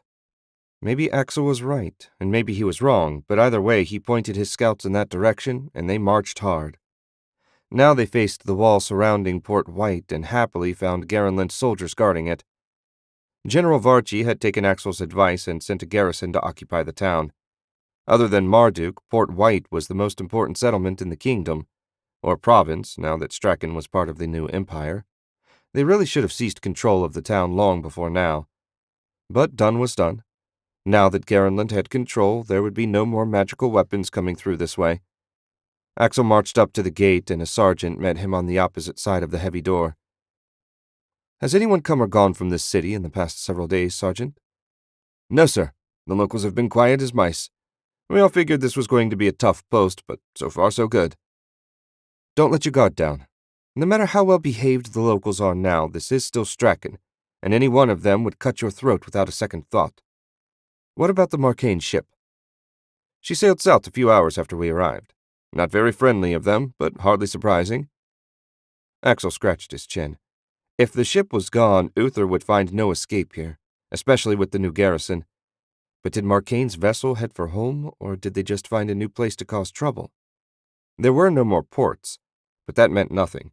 They could anchor offshore and make landfall in any little cove they wanted. Is something wrong, sir? The sergeant asked. Not exactly. It's just that my hunt suddenly got more complicated. Prince Uther was last seen headed this way. I doubt he'll be stupid enough to approach now that you are here. But keep a close watch on anyone entering. Should we seal the town, sir? No. If he's foolish enough to try and sneak in, that's to our advantage. You can grab him, clap him in irons, and ship him off to Marduk. I'd hate to steal your glory, the sergeant said in a tone that suggested he didn't mean it. Axel smiled. Glory is for dead heroes. I want Uther caught, and I don't care who does the catching. Good luck. You too, sir. We're not going in? Cobb asked. No point. What we want isn't there. What we need is a reliable local guide, someone who knows the best places to land a rowboat. Cobb barked a humorless laugh. You got a better chance of finding true love with a 2-copper whore than a guide you can trust in Strachan. Axel couldn't argue with his second's observation. What we really need is a lookout post. I mean, how hard could it be to spot a huge 3-masted sailing ship? How about a lighthouse? Colton asked. Axel spun to see the youthful scout pointing at a tall white tower sitting on a distant rock formation. It had to be 50 miles south of their position, but Axel saw no other options. Let's take a look. Uther couldn't believe it. He stood in the trees and stared at Port White. The walls were crawling with men dressed in Garenland black and gold. They must have marched here immediately after the lady in red got caught. If the invaders had taken control of the town, he felt certain Marcane's ship would be long gone. How the hell was he supposed to get out of here now? He wanted to punch something, or better yet, someone. Preferably someone from Garenland. He took a deep breath to calm himself. Anger would only lead him into more trouble. He needed to think clearly. Just because the ship left Port White didn't mean they'd abandoned Strachan altogether. There were tons of places they could make landfall in a small boat. Unfortunately, Uther knew the mountains better than he did the coast. Some of the local fishermen could probably help him. They were bound to notice a huge merchant ship sailing by. The nearest village was around 30 miles south of Port White. He sighed and set out, his overused legs complaining bitterly. For a day and a night he hiked southwest, careful to avoid the roads and resting only once in the crook of a knotty oak 40 feet above the ground. Exhausted as he was, that had been as nice as a feather bed. Now, a little past noon, he stood in the shadows of the trees watching a small fishing village. They had no wall or soldiers on patrol. There were a dozen cabins and just as many shacks down by the water. Nets, tools, and the remains of the day's catch filled the shacks. Of more interest to Uther were the 10 small dories pulled up on the beach. If they knew where the Marcane ship was, maybe Uther could get a lift out to it. He was about to step out of the forest when he caught a glimpse of something dark moving among the cabins. Uther froze and watched. A moment later, a Garenland soldier stepped into the gap between the cabins. Some clever soul on the other side had the same idea as him. They were probably checking all the fishing villages. He'd have to wait until they left. Even Garenland didn't have enough soldiers to occupy every tiny village in Strachan. Sliding further into the trees, Uther dug out his last strip of jerky and started gnawing. The farmer that had sheltered him had also made a gift of dried meat and bread. Even though he seemed more prosperous than the rest of the villagers, offering extra food was a generous act, one Uther would remember when he returned to reclaim his birthright. And he would reclaim it. He refused to consider any other possibility. For 3 hours, the soldiers marched around. No villagers showed their faces, probably wise of them. Uther had nothing but hate for the enemy, but they had proven largely willing to let non-combatants live unharmed and unharassed. Anyone putting up a fight, however, was dealt with mercilessly. At last, the patrol moved on. Uther waited a full hour to make sure they didn't either double back or leave a spy behind. When he was confident the village held no more enemies, he emerged from the forest and walked to the first cabin. He knocked once and stepped back. After a long wait, the rough-hewn door slowly opened. A man older than Uther's father peered out. His eyes widened, and he opened up the rest of the way. Your Majesty! It isn't safe. Please come inside. The enemy is gone, grandfather, and I can't stay long. Has a ship sailed by in the past week or so? A large one?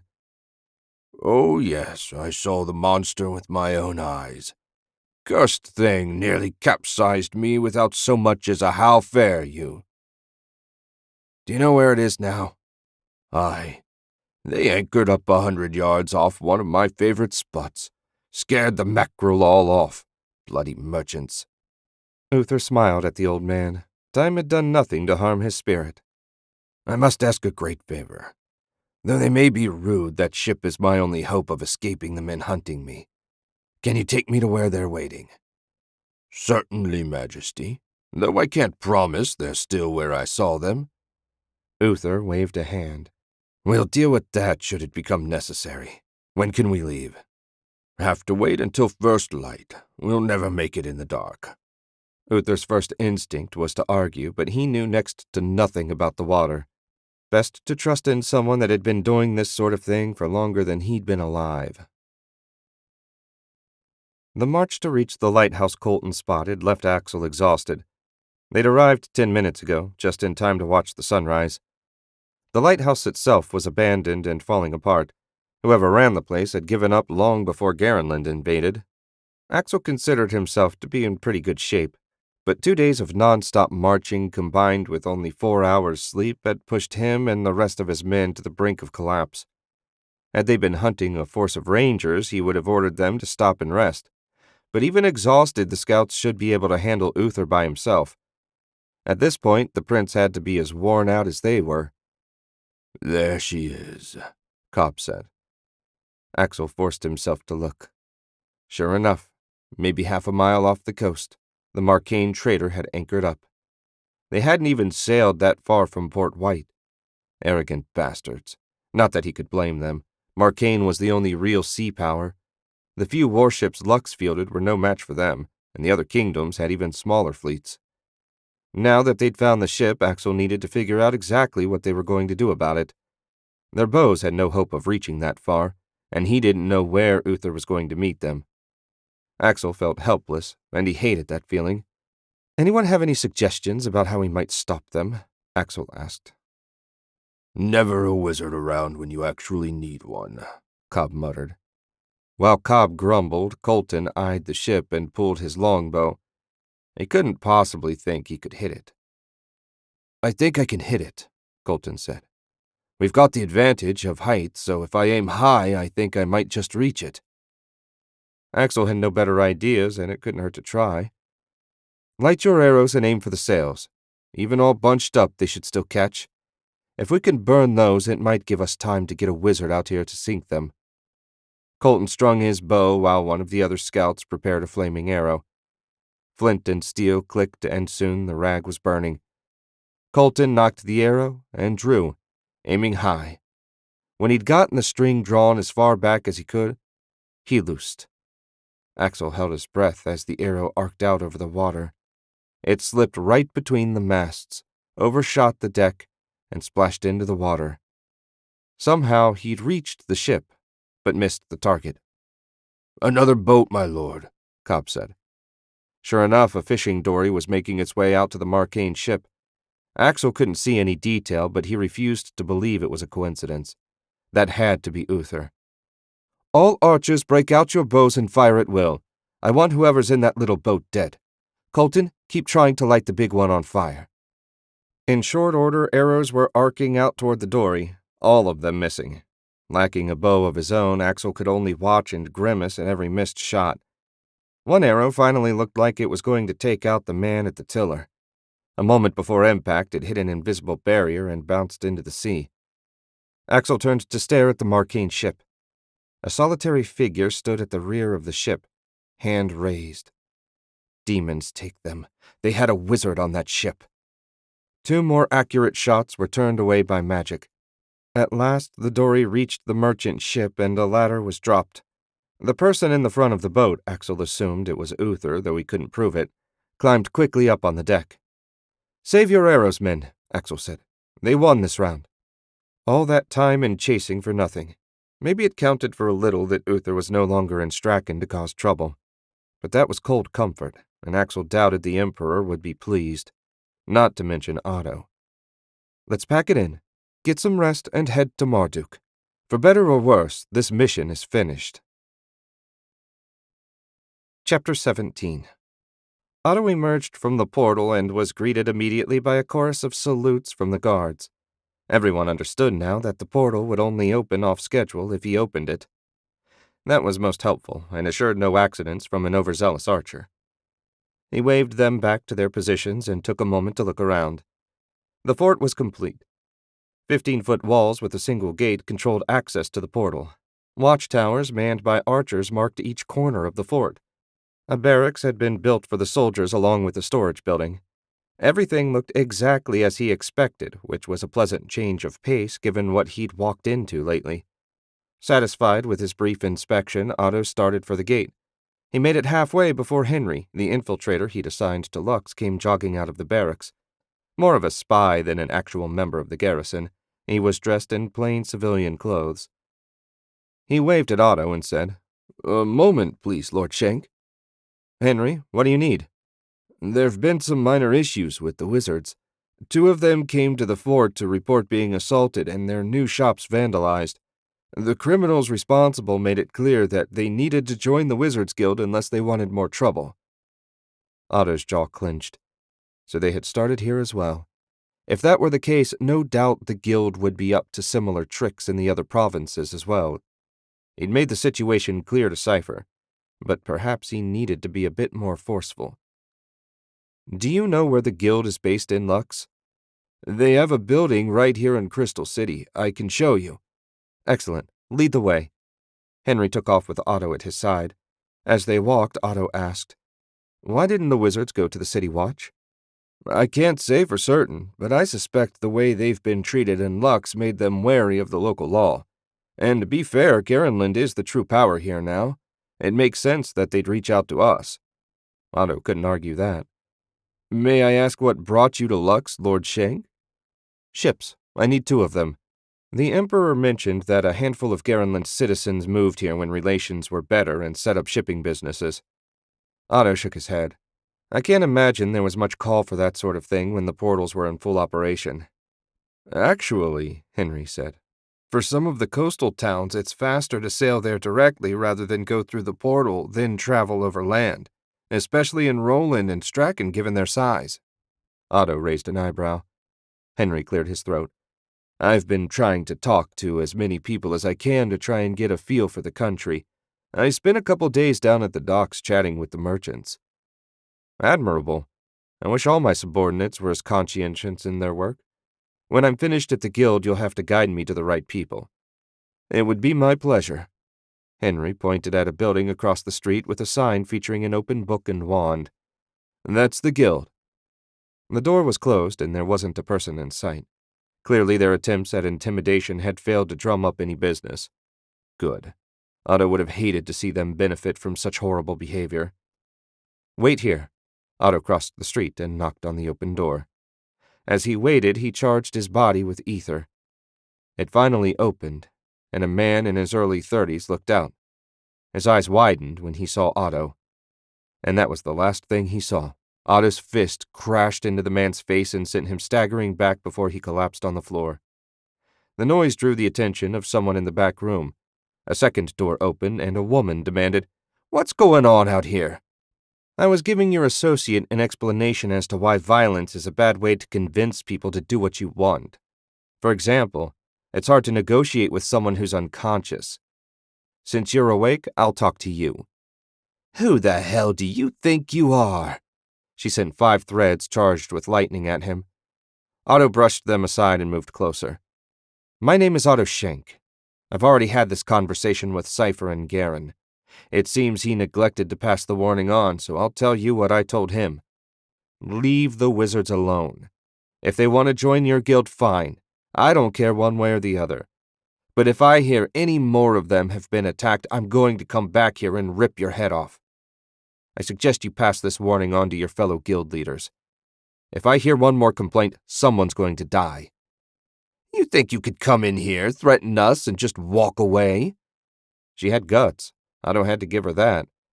He drew his mithril sword and placed the tip at her throat so fast she didn't have time to blink.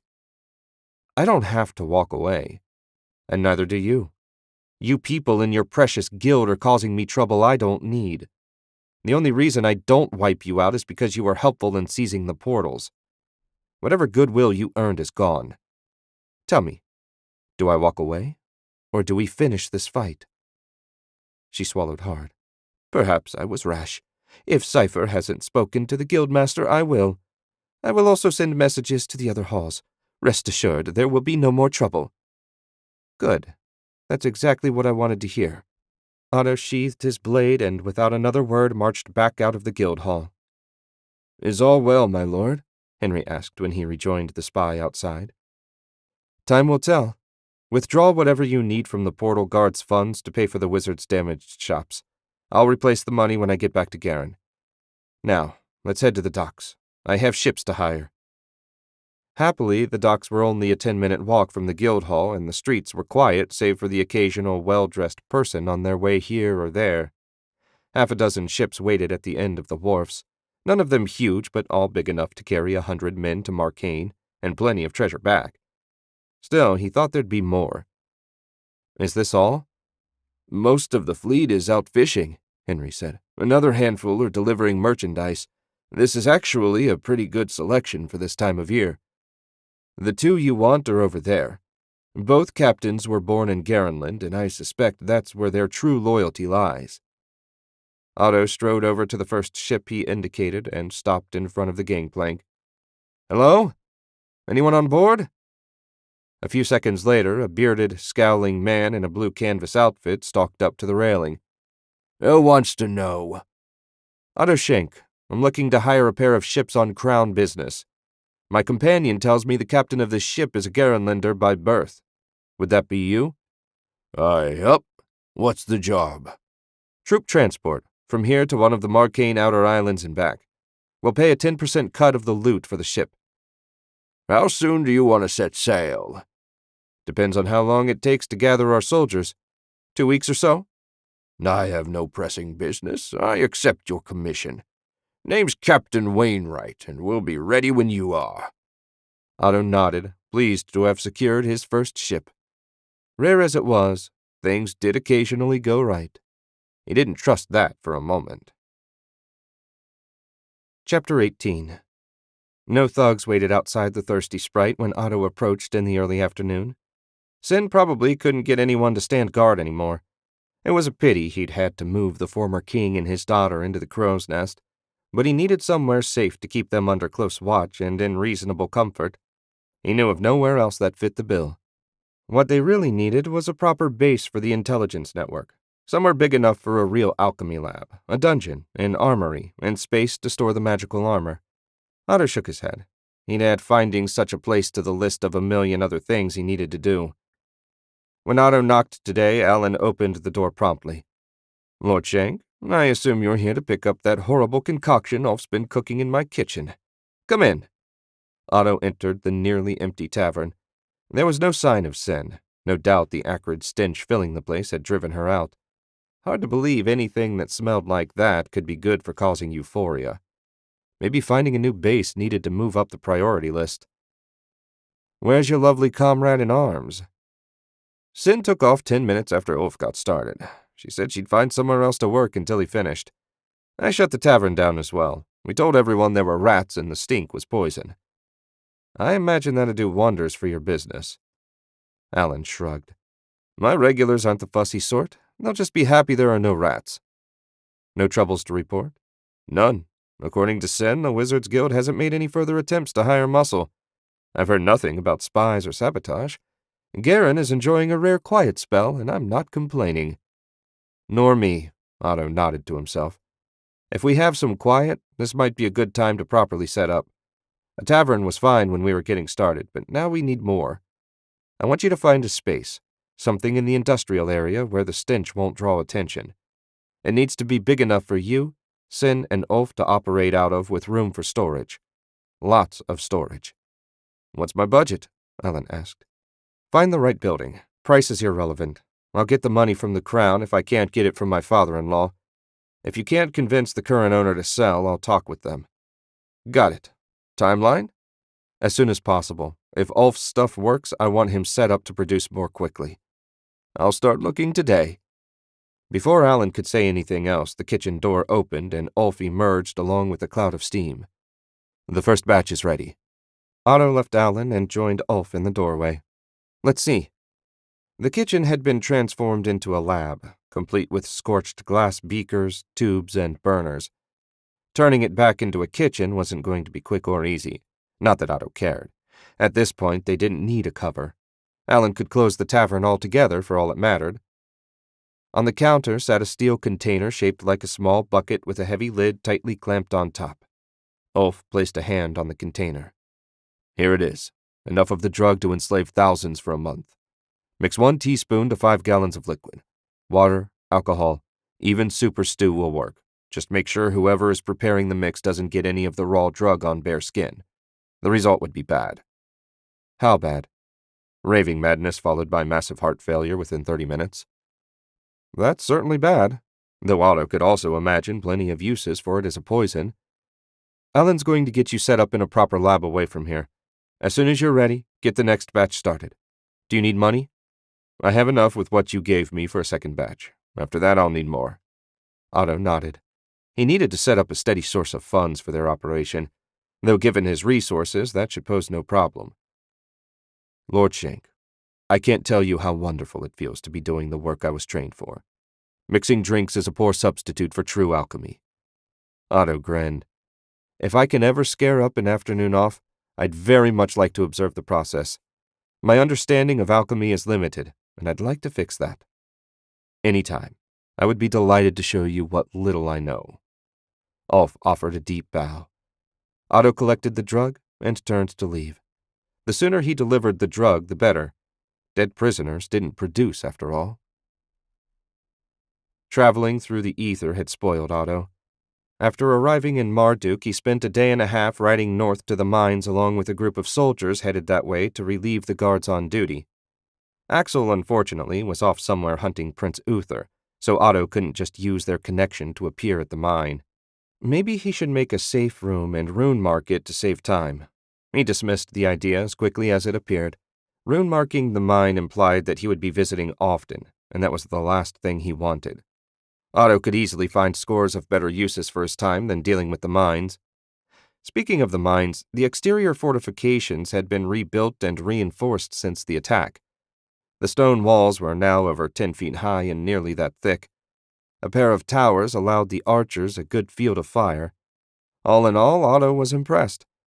They'd accomplished a lot in a short time. That showed initiative, which he liked. Too many officers liked to sit on their asses and do the minimum.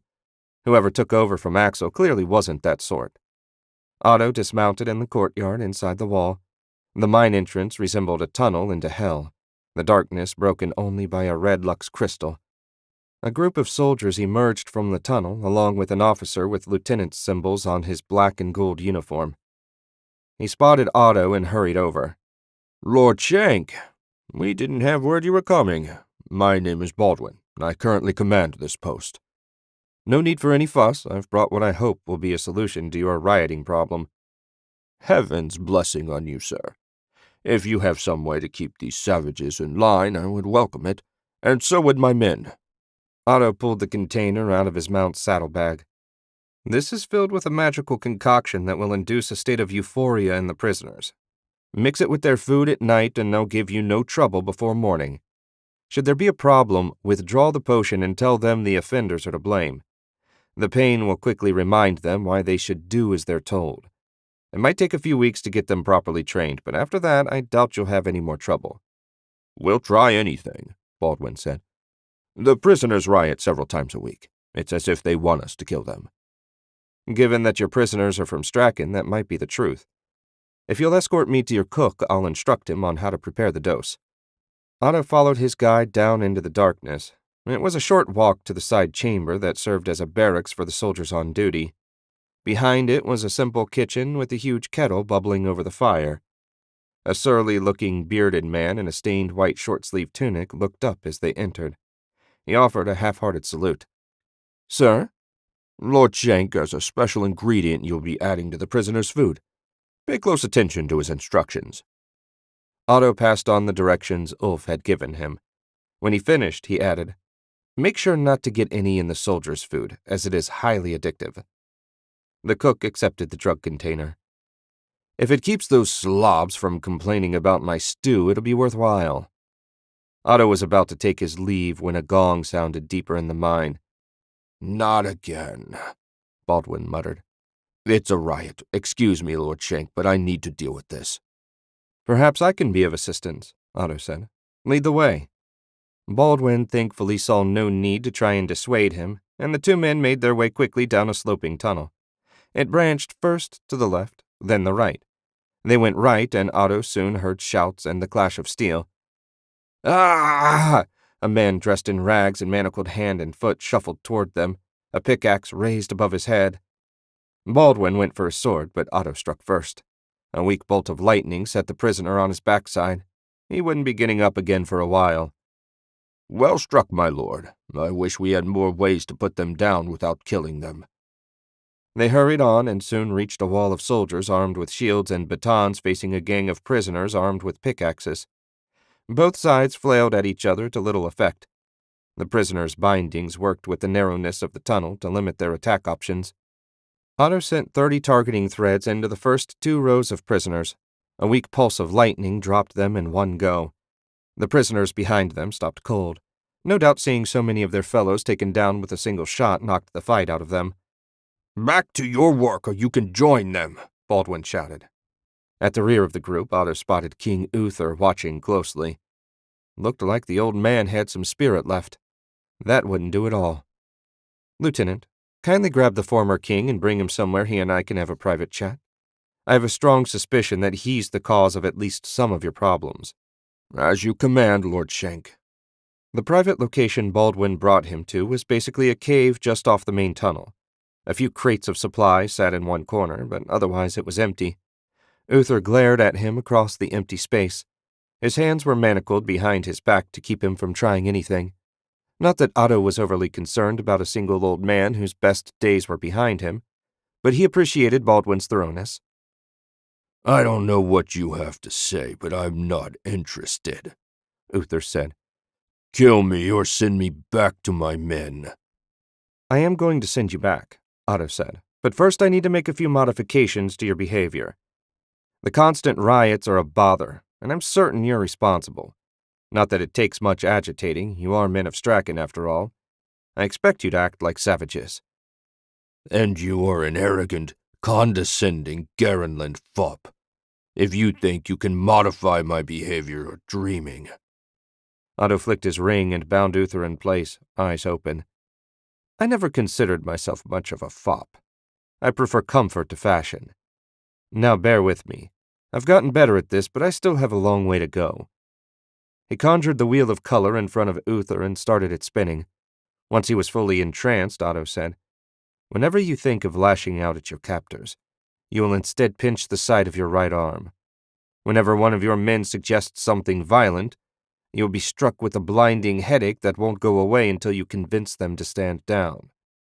Otto repeated his commands over and over until a thread of ether inserted into Uther's brain showed the suggestions had taken hold. That addition to the programming spell was a wonderful help. He wished he'd had something similar when he was working on Lothair.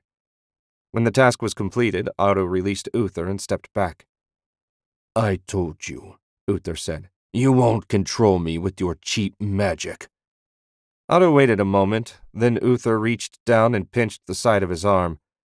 Grinning, Otto said, "I guess you showed me. Baldwin, you can return His Majesty to the company of his fellow prisoners." Between the drug and Otto's suggestions, he felt confident that the worst of the mind problems should be in hand. With that done, he became one with the ether and returned home. With any luck, Stefan would be in Garen soon. Chapter 19. Otto watched as a modest military force marched through the Portal Guard fortress. The guards on duty kept a close watch, but remained silent. He never would have thought it possible, but for the first time in his life he was happy to see his eldest brother. Stefan arrived in Garen a day early and at the head of a force of 200 of the most brutal-looking soldiers Otto had ever seen. Not the garrison unit, of course. They were all dressed in the standard Shank uniforms over mail coats. They each carried a sword, shield, and laden pack. The mercenaries were another matter altogether. They wore no uniforms and carried no standard weapons.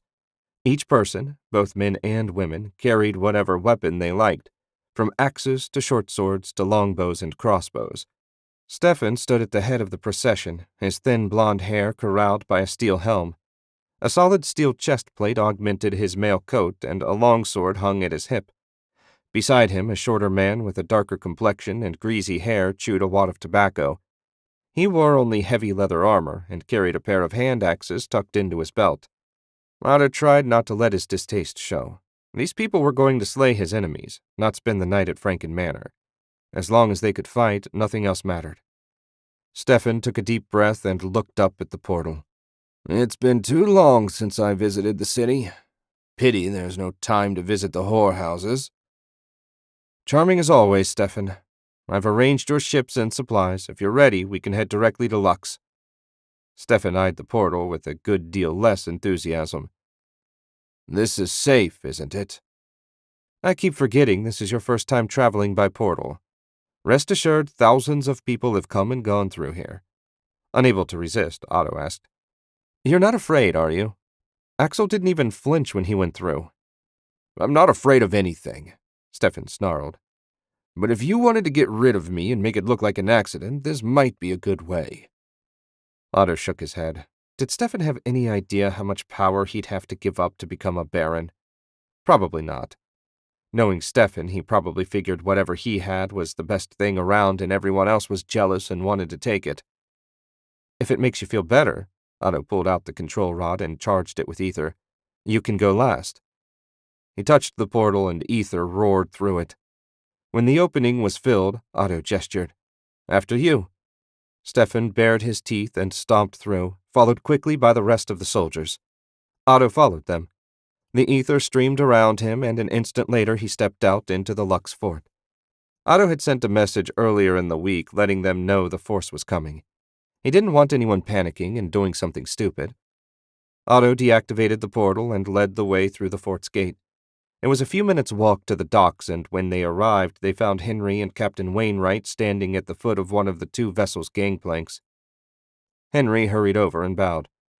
"Lord Shank, everything has been prepared as you ordered. The wizards are already aboard. If everyone else will join them, you can sail with the tide." "Excellent, Henry. Thank you." Otto turned to his brother. "You'll find food and other supplies on board. Once you've made landfall, I'll try and check in at least once a week. If you have any questions or need anything extra, now's the time to speak." "What's this about a wizard?" Stefan asked. "I need no spell flingers getting underfoot. Steel and fire will see this done." "Not wizard. Wizards. 4 to be precise, 2 per ship. They're not here to help you. Their job is to protect the ships from any Marcane naval vessels that might show up. You'll have a hard time bringing your loot back if your transport is at the bottom of the ocean." Stefan grunted and turned to the mercenary captain. "Let's load them up." Otto watched the group divide into 2 and march up the loading ramps. Stefan followed his men without a word to Otto, exactly as expected. Henry eased closer and in a low voice said, "Your brother is interesting." "Stefan's a monster. A murderous, black-hearted brute who takes pleasure only in hurting others. Sending him to Marcane is the best way I could think to punish them for aiding our enemies." "That's rather harsh, my lord. He's still your family." "Yes, lucky me. On a more important note, has there been any more trouble with the Wizards Guild?" "No one's complained, and I've heard nothing about violence, so I assume not." "Good. Maybe the message got through this time." Chapter 20. Otto set aside a report that just came in from Strachan and leaned back in his chair. Apparently, Prince Uther had escaped Axel aboard a Marcane ship, the same one that brought in the alchemical weapons. It seemed Voltan was planning to grant him asylum in Marcane. That actually suited Otto fine. If Uther was in Marcane, he wasn't running around causing trouble in Strachan. Dead would be better, out of the way sufficed, for now at least. He smiled to himself. It would be amusing if Uther ran into Stefan and got himself killed. To escape Axel and die at the hands of his brother, the irony was too much to hope for. A quick review of the various hotspots made it clear that, for the moment, nothing demanded Otto's attention. He was finally free to indulge himself. Today, that indulgence would take the form of exploration, specifically the tunnels near Lassel. If the Wizards Guild was interested in the place, there had to be something worth checking out.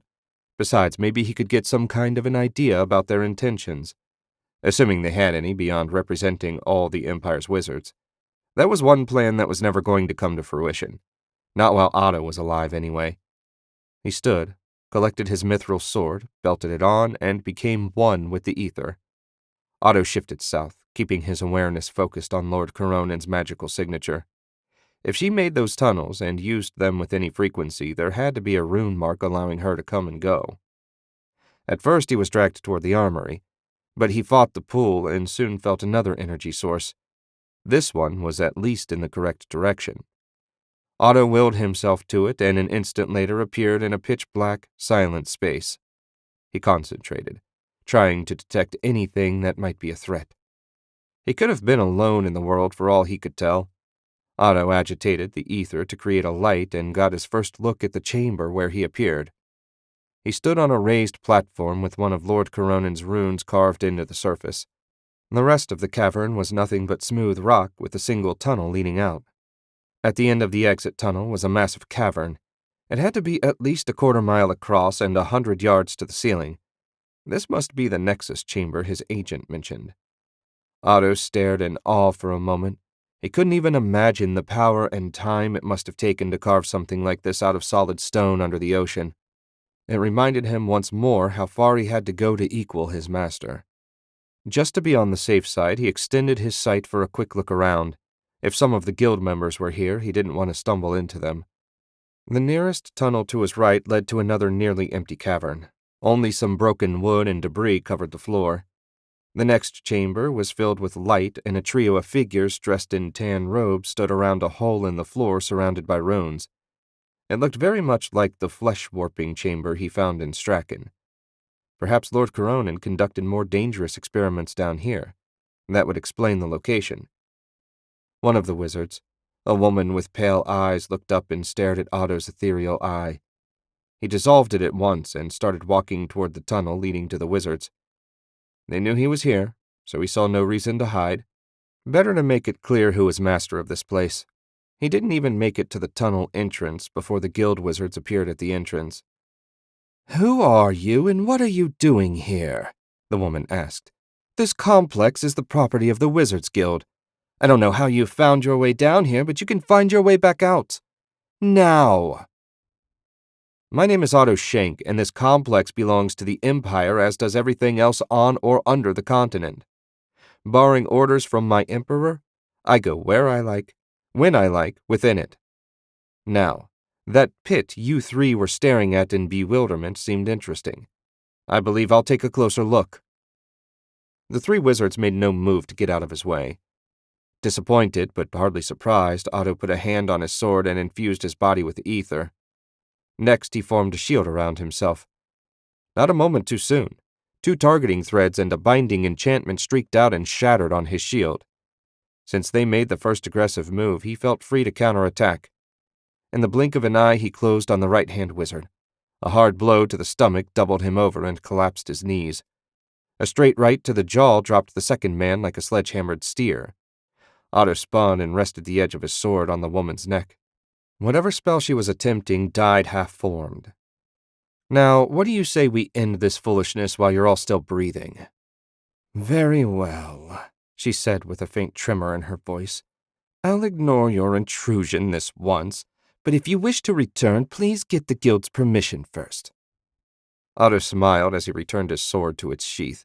"Yes, I'll be sure to do that." He made his way down the tunnel with the woman at his heels. The walk to the pit took less than a minute.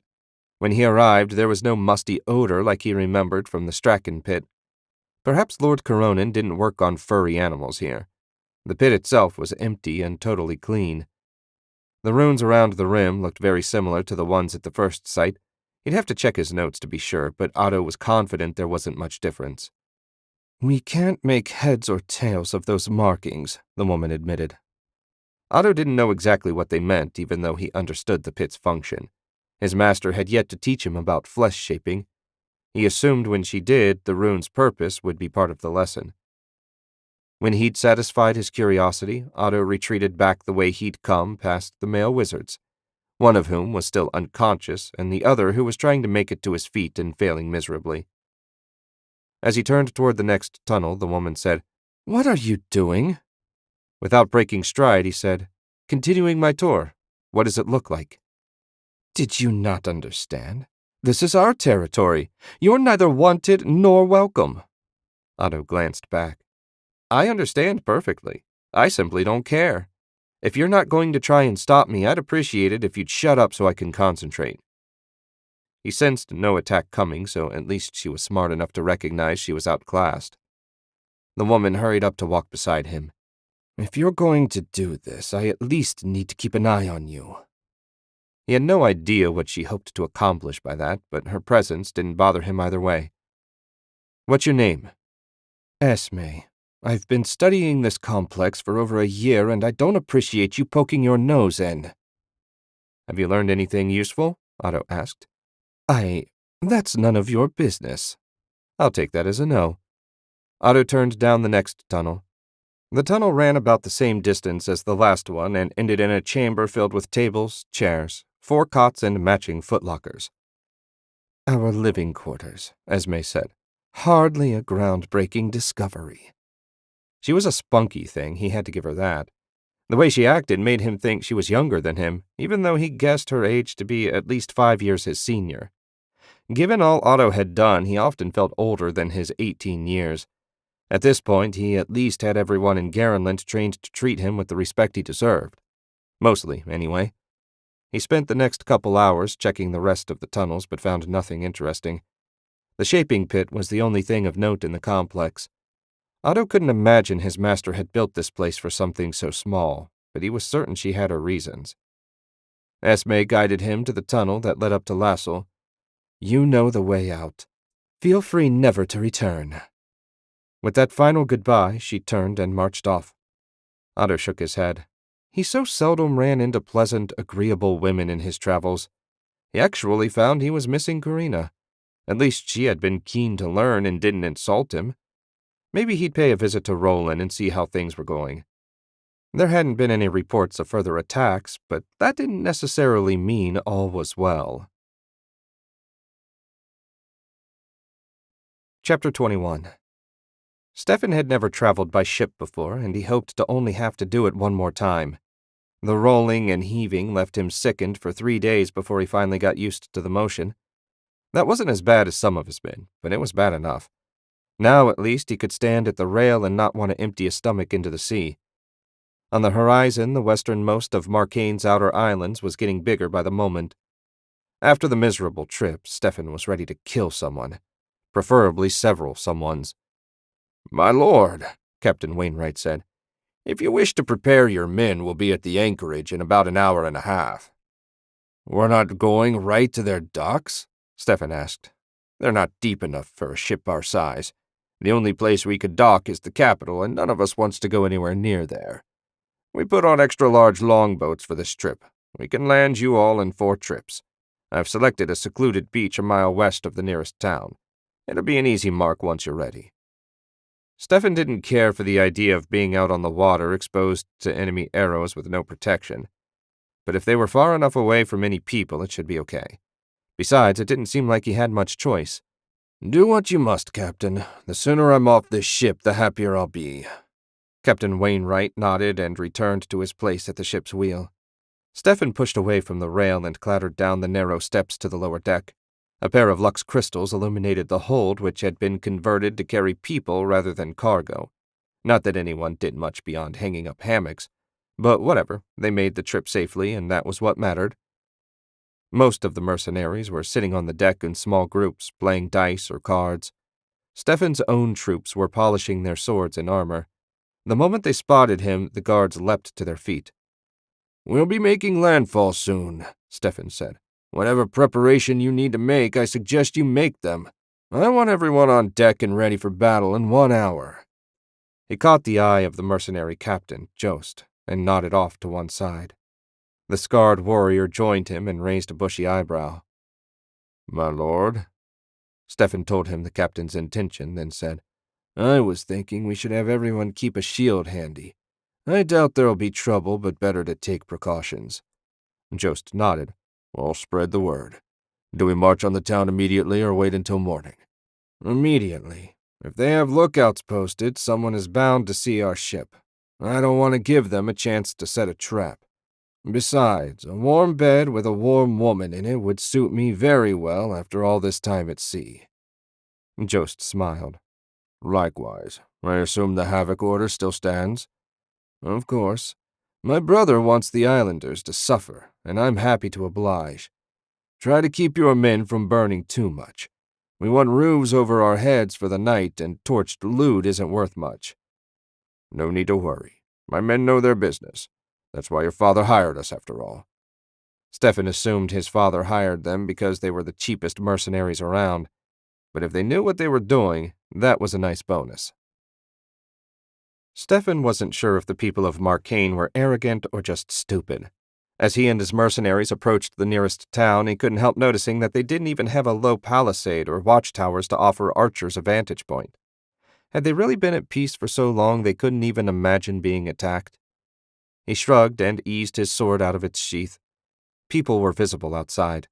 One woman, a pretty one, was hanging clothes out to dry. A boy chased chickens back toward a coop. No guards or soldiers were visible. Jost looked his way, and Stefan motioned for him to take half the men around to the far side of town. Wouldn't want any of their catch escaping, after all. He gave the mercenary 5 minutes, then straightened and yelled, "Havoc!" Mercenaries roared and charged into the peaceful village with Stefan at the front. His first strike split the boy chasing chickens nearly in half. Warriors fanned out and screams soon filled the air. Stefan found his next target, a stout man charging with a hoe raised above his head. Pathetic. A cross parry batted the makeshift weapon aside, and Stefan finished him with a thrust through the guts. Leaving the man to bleed out, he stalked between a pair of freshly whitewashed cottages and emerged in the town center. All around, soldiers were hacking down unarmed villagers. It was a slaughter, plain and simple. And that was fine. Stefan wasn't looking for a challenge, only loot and victory. He'd met fighters over the years that weren't satisfied by anything less than fighting an opponent that pushed them to the very edge of death. He had always assumed they had nothing worth living for, and so wanted an honorable suicide. As a future baron, Stefan had everything to live for, assuming you overlooked his wife. 10 minutes after they arrived, Jost came running up. That's that. A dozen young women, including the one he'd spotted earlier hanging up laundry, were being herded toward the center of town. Stefan licked his lips. That was very good indeed. They were the only survivors, and by the end of the night, they'd envy the dead. Do you think they'll all be this easy? Jost asked. No. Eventually, what passes for an army on this miserable island will be dispatched to find us. Tell the men they can have their fun after they check the buildings for anything of value. And where will you be? Jost asked. Stefan nodded toward the laundry woman. Advantages of leadership. Chapter 22. Cypher arrived at the hidden hall 3 days after the guildmaster's summons reached him. The 3-story tower, hidden by a perfect illusion, always gave him the shivers. The halls were dark. Only Cypher's conjured light dispelled the gloom. Since an illusion kept anyone from seeing it, you'd think Lord Coronin would have added some windows. Over the years, he'd explored much of the building. There was a library and storage rooms filled with magical paraphernalia they couldn't begin to identify. As he approached the double doors that led to the meeting hall, Cypher pushed all other thoughts out of his mind. Now was not the time to be distracted. He'd been expecting and dreading a summons ever since his first and only conversation with Otto Schenk. What he didn't know was what the guildmaster intended to do about the powerful young nobleman. He'd made it perfectly clear that he had no intention of joining the guild or letting them force others to join. Cypher sent ether into a room beside the door, and when it began to glow, the door swung open. Inside, a dark rectangular table dominated the space. At the head of the table sat a figure in voluminous gray robes. A hood hid the guildmaster's face. Cypher went to his assigned spot and bowed. Guildmaster, have the others arrived? Yes, you're the last. Her voice was surprisingly deep and husky. Tell me about him. She didn't need to elaborate. What do you want to know? Can he be convinced to join us? Is there anything we can offer? Cypher licked his lips. I don't think so. He made it perfectly clear to me that his only loyalty is to the Emperor. I believe he feels that even if he wanted to join the guild, it would be impossible to divide his loyalty. Admirable, if inconvenient. As our third strongest member, could you defeat him in a duel? I don't know his skill level well enough to say for sure, but given what he's accomplished in such a short time, I doubt it. Fair enough. I'll summon the others. It took only 5 minutes for the rest of the guild leaders to join them. When everyone had taken their assigned place, the guildmaster said, You know why we're here. The question of Otto Schenk must be answered. If he won't join and refuses to allow us to compel others to join, our guild will die before it's born. I open the floor to you all. Why are we even debating this? Said a tall, broad-shouldered man that would have looked more at home as a knight than a wizard. Tall of Tharanault was never one to mince words. We should kill him as a warning to anyone else that would dare oppose us. We eliminate an obstacle and send a message all at once. Simple. There's a problem with that, Cypher said. If we kill him and make it clear that we did, I doubt the Emperor will take that quietly. Unless we're ready to go to war with the entire continent, I suggest a less aggressive approach. I second that, the ancient old woman that served as Roland's leader said. Cypher couldn't remember hearing her called anything but grandmother. Considering what that boy did for the wizards of Roland, I assure you if anything happens to him, they'll all be out for blood. Let's put assassination off the table, the guildmaster said. As grandmother rightly points out, wizards owe him and the emperor a great deal. If you don't want to kill him, then what? Tal asked. Reasoning has clearly failed. There is magic that can alter a person's thoughts, Esme of Lasso said. Well, I have no doubt that he is strong-willed. If we could work on him over a period of time, I'm sure between us we could wear down whatever resistance he might possess.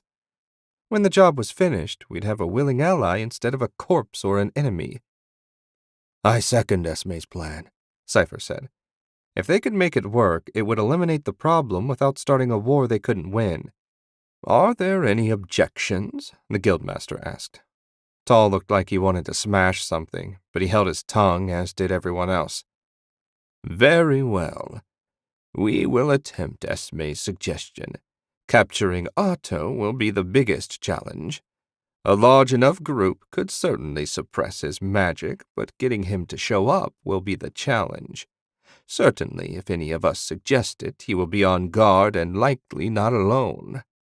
He did express willingness to consider a meeting, and I know someone who might be willing to help nudge him to commit, Cypher said. Enoch is Otto's teacher and a former member of the Underground. His help might be enough. The guildmaster's cowled head bobbed. I leave it to you then, Cypher.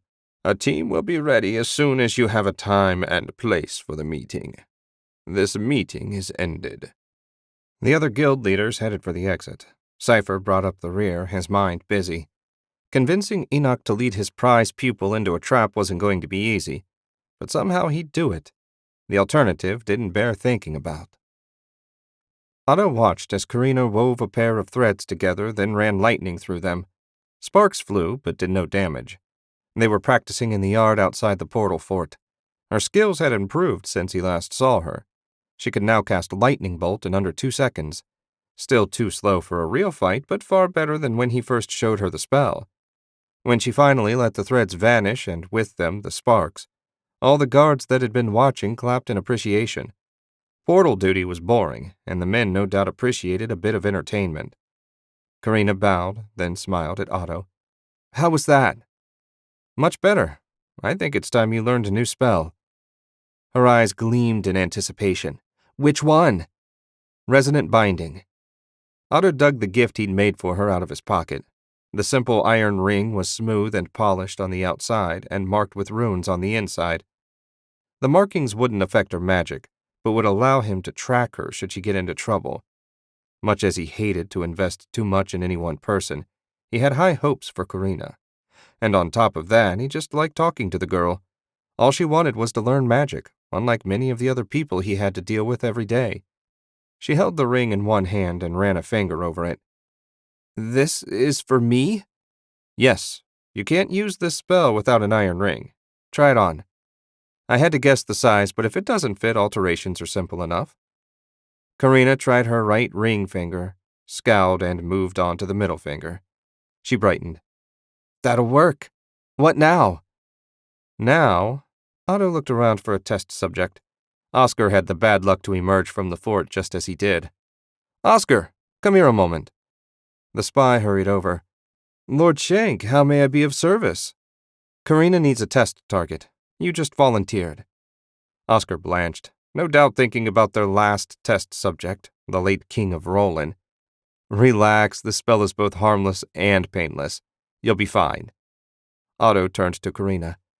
Okay, send a thread of ether through the iron ring, then out into Oscar. When the thread touches Oscar, you should sense a vibration. Focus on that. You need to spread the ether into everything that vibrates. Her face scrunched up as she concentrated. The ether flowed through her ring and out into Oscar. Like that? Oscar, can you move? Otto asked. Oscar lifted both arms, then stopped. My legs are frozen, but everything above the waist is still under my control. You didn't get everything, Otto said. Hone your focus and find the vibrations you missed. They went on like that until she'd fully bound Oscar and was drenched in sweat. Wow, that was hard, Karina said. You can release the spell. When she had, Otto turned to Oscar. You're good. Thanks for the help. He bowed. Always a pleasure to serve, Lord Shank. The spy hurried off before Otto could think of something else for him to do. Don't worry, Karina. That's one of the simplest resonance spells. You just need practice. Your best bet is to find a dog or something to cast the spell on every day. You need to be able to use it quickly, like the lightning. She brushed sweat-soaked hair out of her eyes. Are all the spells going to be this hard at first? No, most will be harder. These are the simplest kinds of magic. You need to build up your mental and physical stamina. That takes years, not weeks or months. I trained with a single thread for over a decade before even attempting a second. If you keep at it, you'll get there. Otto glanced at the shadows. Much as he preferred to stay here and play at magic, he needed to get back. Hopefully Alan had found them a usable property. You keep practicing. I need to go. Already? You've only been here for a couple days. Otto smiled. It was nice to have at least one person, besides Wulfric, that enjoyed his company and wasn't afraid of him. I know, but the Empire is still unsettled. Eventually I'll be able to take more time to enjoy myself. But not now. See you later. He became one with the ether and quickly traveled to Franken Manor. From his bedroom, it was a short walk to his office. Otto strode through the door and frowned when he saw a note sitting on his desk. He didn't like anyone coming in here, even the servants. Not that he kept anything secret or incriminating anywhere so obvious. He just didn't like people messing with his stuff. Hopefully it wasn't a new problem. He had plenty of things to do already. Things seemed to be calm and rolling, for the moment anyway. In the capital, people were out and about, kids played in the streets, and 5 merchants had traveled through the portal that morning to trade in Garenland. That was the most since the war ended. Oscar had informed him, the day before he became a practice dummy, that there had been no raids and next to no bandit activity. All in all, matters were as good as he dared to hope. That Karina was improving was a nice bonus. Otto snatched the note off his desk. Master Enoch wanted to speak with him as soon as he returned. What could the old man want? Maybe he was bored and looking for a new assignment. Otto could probably find him something. They could always use more wizards to help rebuild Marduk. He shrugged, tossed the note away, and went outside. Enoch was waiting in the barracks they'd built for wizard trainees. It was kind of sad, seeing him sitting alone at the long table. You wanted to see me, Master? Otto asked. Lord Shank, thank you for coming. Cypher reached out to me again. He wondered if you had forgotten about your offer to speak with the Guildmaster. I volunteered to pass along the message. Otto hadn't forgotten, he just didn't think there was much point. I've made my position clear. I don't think there's anything more to discuss. Maybe she has a new proposal, something that would work for both of you. Please, my lord, I would consider it a personal favor if you would hear her out.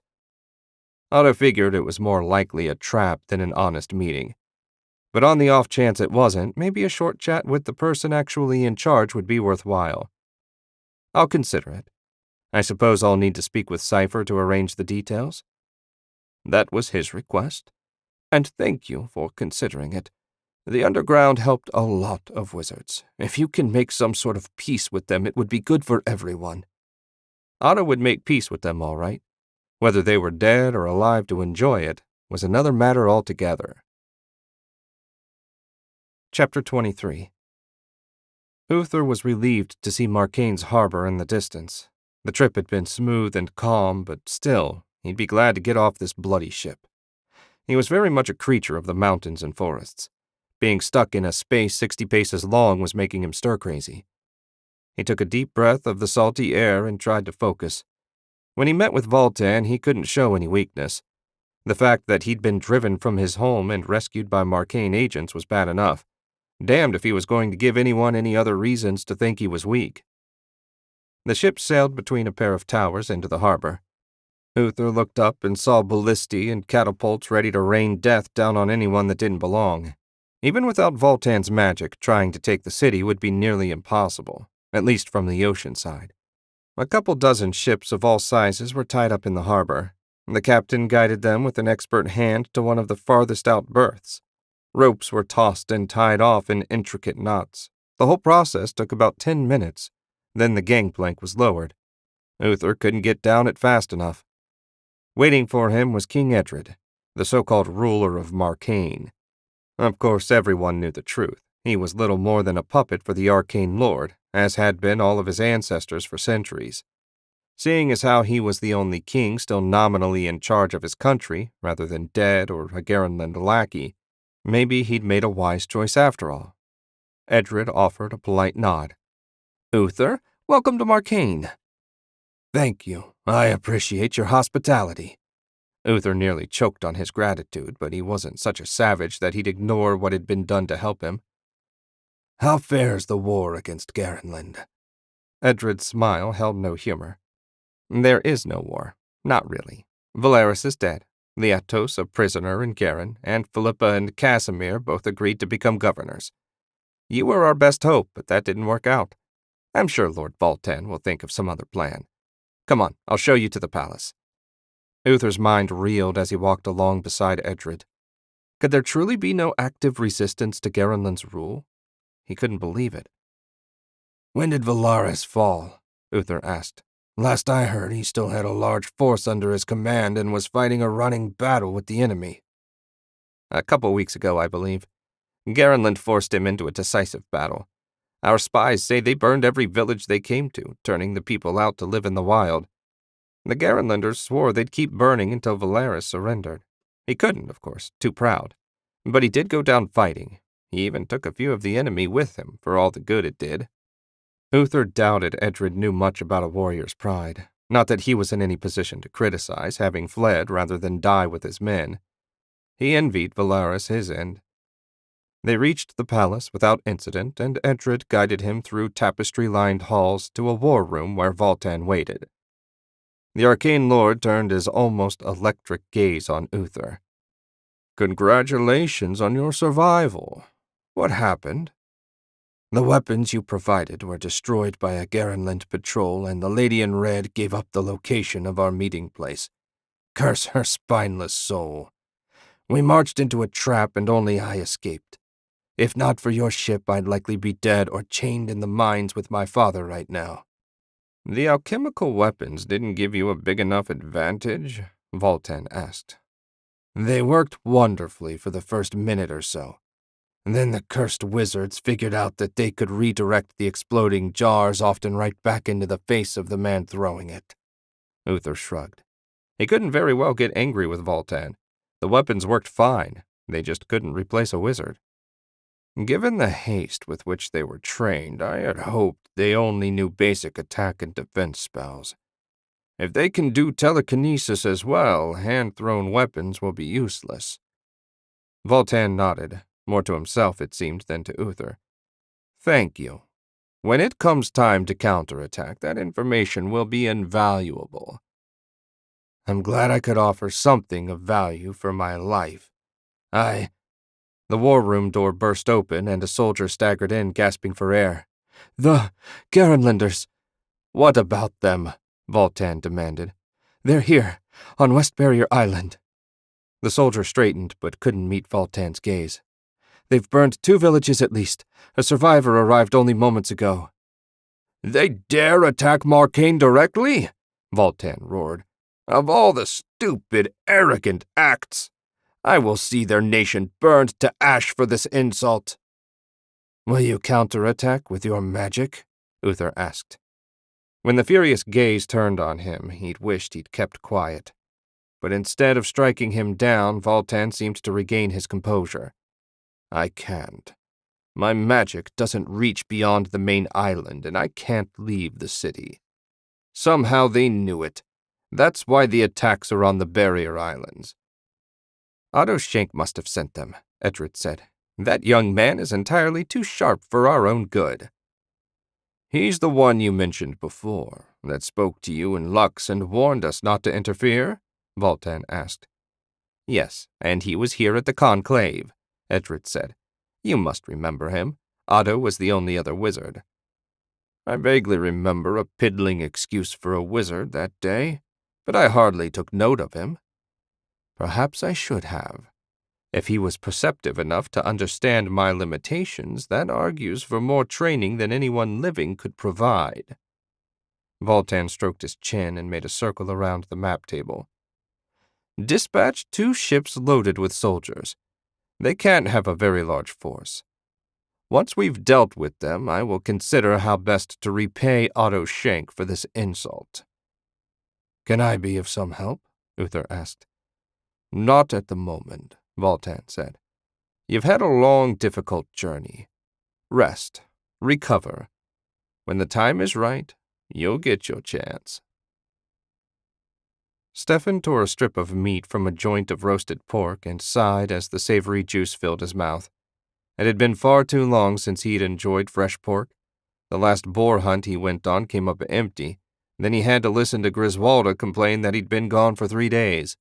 The only reason he hadn't strangled the woman was that her father was still alive and ruled the next county over. The last thing Schenk Barony needed was a fight with them. They'd win it, of course, but the losses would be a waste, and Father hated wasting what he might otherwise own. The old man was still strong enough and had the loyalty of enough men that Stefan didn't dare kill him either. Soon enough, he'd end them both. But not yet. A scream in the distance brought a smile to his face. Sounded like the men were enjoying the spoils of their third village. The loot had been pathetic, but the girls were pretty enough. Shame they had to kill them before moving on. But he couldn't have a line of prisoners slowing him down. It was only a matter of time before someone showed up, and he wanted to be ready. Jost appeared out of the evening gloom and strode up to Stefan's fire. Lord Schenk, I've completed the inventory. I'd value the spoils at a little over 500 golden eagles. Stefan spat out a piece of gristle. Pathetic! If I wasn't having so much fun, this expedition would be a complete waste of time. It is nice fighting these weaklings. I haven't lost a man yet. Even if the pay isn't great, making it through unharmed is a nice bonus. Don't count on that lasting. Even Marcaine will muster a defense eventually. Jost raised a mug of stolen wine. Then we should enjoy ourselves while we can. A flash like lightning filled the air, and Otto appeared. Dressed all in black, he looked like a demon, at least until you saw his youthful face. Stefan had a hard time believing his baby brother had really done all the things they claimed. Then again he remembered the look on Otto's face when he found Stefan with his lovely wife. That face could have committed horrors. "How do you fare?" Otto asked. "You appear to be having an easy time of it." "I'll leave you to your discussion." Jost hurried away into the night, the coward. "So far we have," Stefan said. He refused to show any fear to his brother despite the nervous flutter in his gut. "Join me for dinner?" "I've already eaten.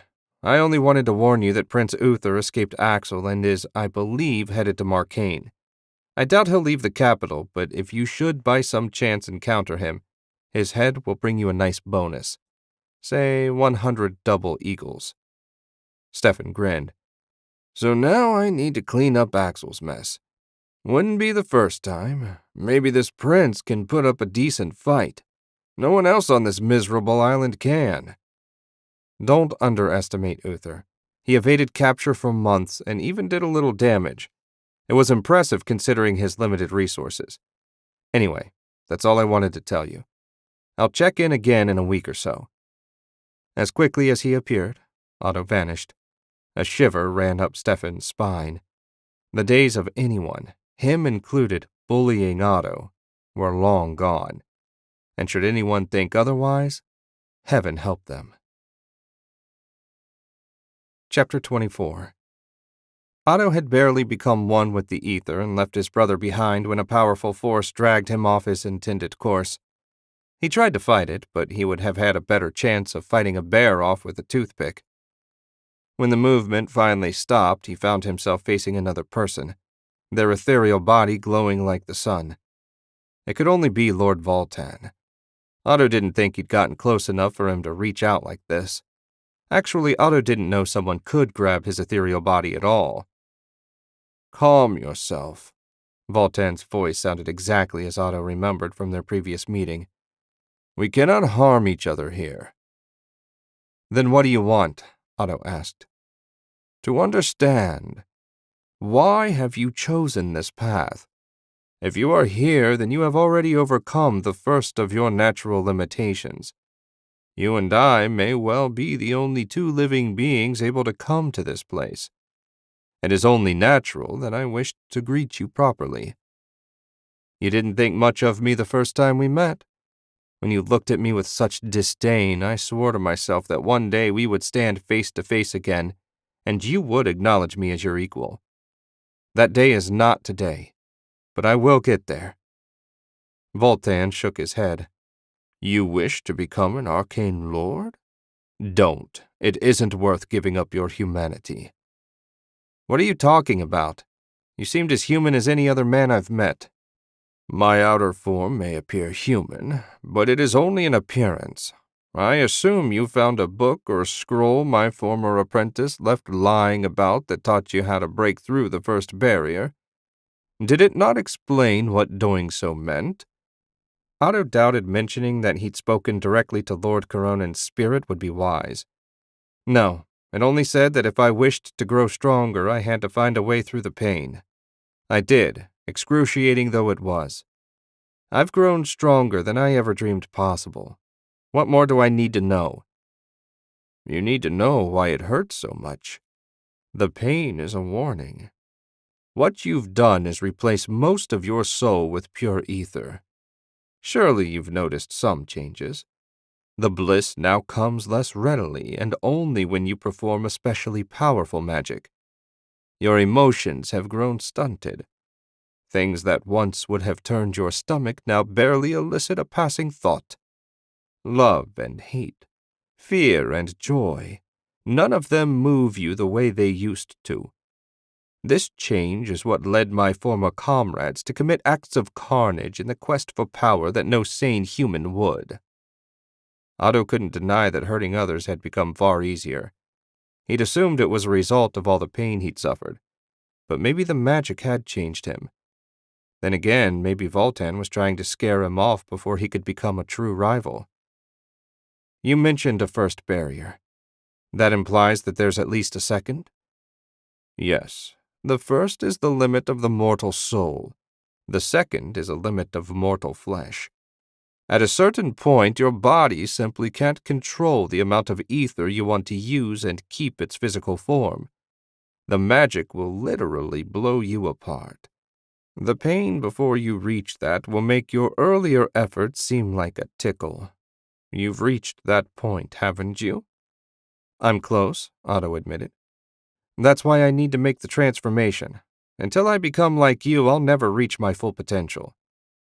Perhaps not as a wizard, but you can as a person. To become like me is to give up everything that makes you human. Your emotions will be gone. No atrocity will be too horrible to consider. You'll never feel a connection to another person. I would give all the power I've gained to get that back. It's not too late for you. Though you'll remain emotionally stunted, you can still find pleasure in life. Take it from me. The trade isn't worth it. He sounded sincere, but Otto had learned the hard way that faking sincerity wasn't that difficult. Anna Maria had taught him that. I'll take your words under consideration. Please take mine to heart as well. I seek no war, neither with you nor anyone else. Leave the portals in my care, and I will use them only on the old schedule. I will recall my raiders before they can do any more harm to your people. I only wish to study and learn more about magic. What do you say? Voltan shook his head. I can't. The more you learn, the more potential harm you could do with the portals. Return control to me, and I will reinstate the Portal Compact with Garenland as a full member. We'll eliminate the rule that got you kicked out so no one else can exploit it. You want me to give up everything we've gained and return to the old system? No. Too many of our people have died. I can't do it. And even if I wanted to, Emperor Wulfric would never agree. Then it seems we must remain enemies. If I see you in person, I will show no mercy." Otto nodded. "Nor will I show any to you." The same force that grabbed Otto now hurled him away. He quickly regained control and willed himself back home. Stefan wasn't going to be enough to dissuade Marcaine. Having spoken directly to Voltan, Otto understood what he was facing. Extreme measures would be necessary. Voltan appeared in his meditation chamber. The austere room held only a thick rug where he sat to gather his thoughts. He had barely sensed the young wizard passing through the ether, but when he did, he knew he had to try and convince him to follow a different path. After their conversation, he felt little confidence that he had succeeded. He had sensed no lies from the boy, but he still couldn't allow him to retain control of the portals. If he ever truly learned what they were capable of... He shuddered. Best to hope that never happened. When he took a step toward the door, Voltan wobbled and had to catch himself. The constant drain from the portal's random activation had left him weaker than he liked to believe.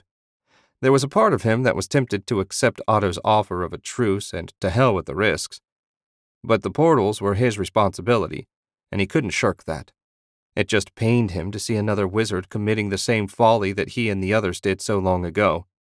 That he was the only one that had ever seen it that way was a tragedy in his eyes.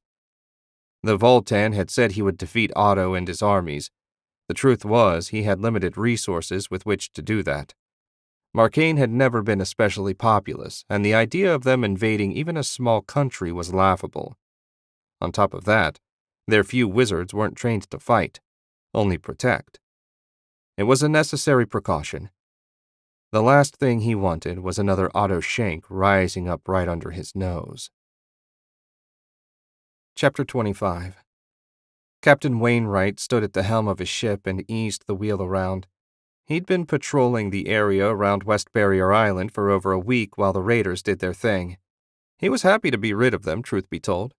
Their leader, Stefan, was as obnoxious a man as he'd ever met, even for a noble. His brother, the wizard, had been cool but polite and thoughtful when approaching him with an offer of work. The job was easy enough anyway. Land the raiders, patrol the area around the island, and pick them up when they'd collected all the loot they could. The pay was potentially good, and the risks minimal. "Sail on the western horizon," the lookout called. Why didn't he listen to his mother? Never tempt fate. "Make that 2 sails." He glanced heavenward and shook his head. "I didn't mean to complain, I swear." No chorus of angels appeared to tell him everything would be okay. "Helmsman, take the wheel." Wainwright hurried to the bow, digging his spyglass out as he went. Sure enough, the ships were flying the Marcaine flag. Figures were climbing the rigging, and on deck soldiers waited. This had to be their response to the raiders. At least neither ship had a catapult. "Wizards on deck," Wainwright bellowed. "Signal our sister ship and tell them to prepare for battle." The flagman started waving while he went to meet a pair of skinny kids barely over 20 who emerged from below deck. The boy and girl both had long hair and wore black and gold uniforms. The 2 wizards, they hadn't actually been introduced to him, rubbed their silver rings. "What's the trouble, Captain?" the boy asked. "Enemy ship. Dealing with them is your task, I believe." "It is indeed. May I borrow your spyglass?" The boy held out his hand, and Wainwright set the precious item in it. "Isn't this exciting?" The girl looked even younger when she smiled. Though it was none of his business, Wainwright asked, "How old are you, miss?" 18. When Lord Schenk gave me this assignment and my ring, he looked right at me and said I had great potential. Me, a complete nobody from a town so small it doesn't even have a name. No one has ever treated me with that kind of respect. Certainly no one as important as him. I have to do a good job. Prove I'm worthy of the trust he's put in me." "I have a ring too, you know." The boy lowered the spyglass. "They're too far away to make out any details. We need to get closer to attack." "How close?" Wainwright asked. 100 yards or so. The girl nodded her agreement. Wainwright scratched his chin and studied the sky. "We'll have the wind advantage on the first pass. You'll have to make it count." We won't need a second, the girl said. The boy scowled at her. Remember what Master Enoch said. Don't get overconfident. They might have wizards too. Bet they aren't as strong as us, she countered. If you aim for the sails, Wainwright said, hoping to forestall an argument, it won't matter what happens after that. If they can't maneuver, we'll wipe them out. He left the youthful wizards and returned to his place at the wheel. A half-turn sent them directly at the first enemy vessel. Their companion ship changed course to join them. He sent a silent prayer up that the kids were as talented as they thought they were. Yard by yard, the four ships closed. Every second, Wainwright expected some magical attack to come roaring at him, but none ever did. When they had nearly reached the target distance, a glow formed on deck. Orange flames danced around the wizard's outstretched hands. A moment later, 2 fireballs arced out toward the enemy ships. The attacks stayed high, aiming for their sails. Both spells shattered against an invisible barrier. Just as the boy thought, the enemy had a wizard as well. Wainwright braced himself for a counterattack, but one never came. His wizards put their heads together. The enemy ship was nearly past. Further to the left, the second Marcane ship was ablaze, its sails burning like tinder. He shifted his attention to the wizards and found them glowing again. This time a single fireball went toward the sails. A moment before it reached the barrier, the girl fired a lightning bolt at the ship's waterline. The fireball splashed against the shield, but the lightning bolt struck home, blowing a 3-foot hole in their hull. Water rushed in, and they began to list at once. Wainwright turned the wheel to put some distance between them. The wizards ran up to join him. Both looked weary, but proud. "Good job, you two," he said. They smiled, and the girl said, "They only had one wizard, and he could only protect half the ship." "Saving the sails does little good if your ship sinks," the boy added. Wainwright couldn't argue with that. He guided the ship a comfortable distance away and watched for enemy longboats. It wouldn't do much good to sink the big ship only to let the little ones continue on their way. The only thing he knew for sure was that he was glad he didn't have to fight enemy wizards. They were in a new world, a dangerous one. Chapter 26. After his unsettling visit with Voltan in the ether, Otto was relieved to get back and more concerned than ever about the future of the Empire. While he had no doubt Stefan was doing his best to slaughter every islander he could find, Otto now understood that wouldn't be enough to dissuade Marcane. Voltan appeared hell-bent on recovering control of the portals. Why was another matter. Otto doubted his activating them off schedule was more than an inconvenience to the Arcane Lord. There had to be something he was missing. Maybe Lord Coronin would have some insight. He hadn't visited his master in months. He meant to, it was just that things kept coming up. That, unfortunately, didn't seem likely to change any time soon. Otto finished washing up, put on fresh clothes, then strode out of his room. It was late evening, and he was eager to find out if Alan had found a new base for them. He had barely taken a step down the staircase when the clatter of utensils on porcelain informed him that he'd taken the wrong route. The gurgly laugh of a baby confirmed his fear. The family, it seemed, had gathered for dinner. Before Otto could retreat, Edwin called out, "Otto, my boy, I didn't realize you were in, or I'd have sent someone to fetch you for dinner. Come join us. We've only just begun." Eating with the in-laws was the last thing Otto wanted to do right now, but he was hungry and the food was always delicious. Besides, it would be good for Edwin to see him and Anna Maria together. The time was fast approaching when he wouldn't have to pretend anymore. But for now, things remained too fragile to rock the boat. Otto made his way to the dining room. As always, the table was laden with a dozen platters of food. Edwin sat at the head in his billowing white robes with Anna Maria to his left. Otto refused to focus on her. Somehow she remained as beautiful as the first time he laid eyes on her. 2 seats down, Mimi held Abby and fed her some mushed-up pale glop. Otto took the seat to Edwin's right. "Good evening," Otto said. "You seem in fine spirits tonight." Anna Maria refused to meet his gaze, but Edwin beamed. "Absolutely. Trade has finally begun to recover. We're doing excellent business in Lassel and Lux. Even Roland's market has perked up. Profits are coming in, and not just ours. The other merchants are smiling as well. There is one thing. The portal auctions? Otto helped himself to a salmon steak, buttered leeks, and a slice of bread. Exactly. I did understand correctly that we would retain the rights, didn't I? Otto swallowed a sigh. He'd been dreading this conversation, even though he knew it had to happen eventually. Matters have changed. Given the necessary security precautions, the portal guard will be handling access and fee collections. Since we now control all the portals, the change, while unfortunate, is necessary. You understand, I hope. Yes, never fear. Edwin tried to sound upbeat and failed miserably. No doubt he anticipated collecting a percentage from 6 portals instead of just 1. With the cost of maintaining the portal guard, they simply couldn't afford to pay a pointless cut.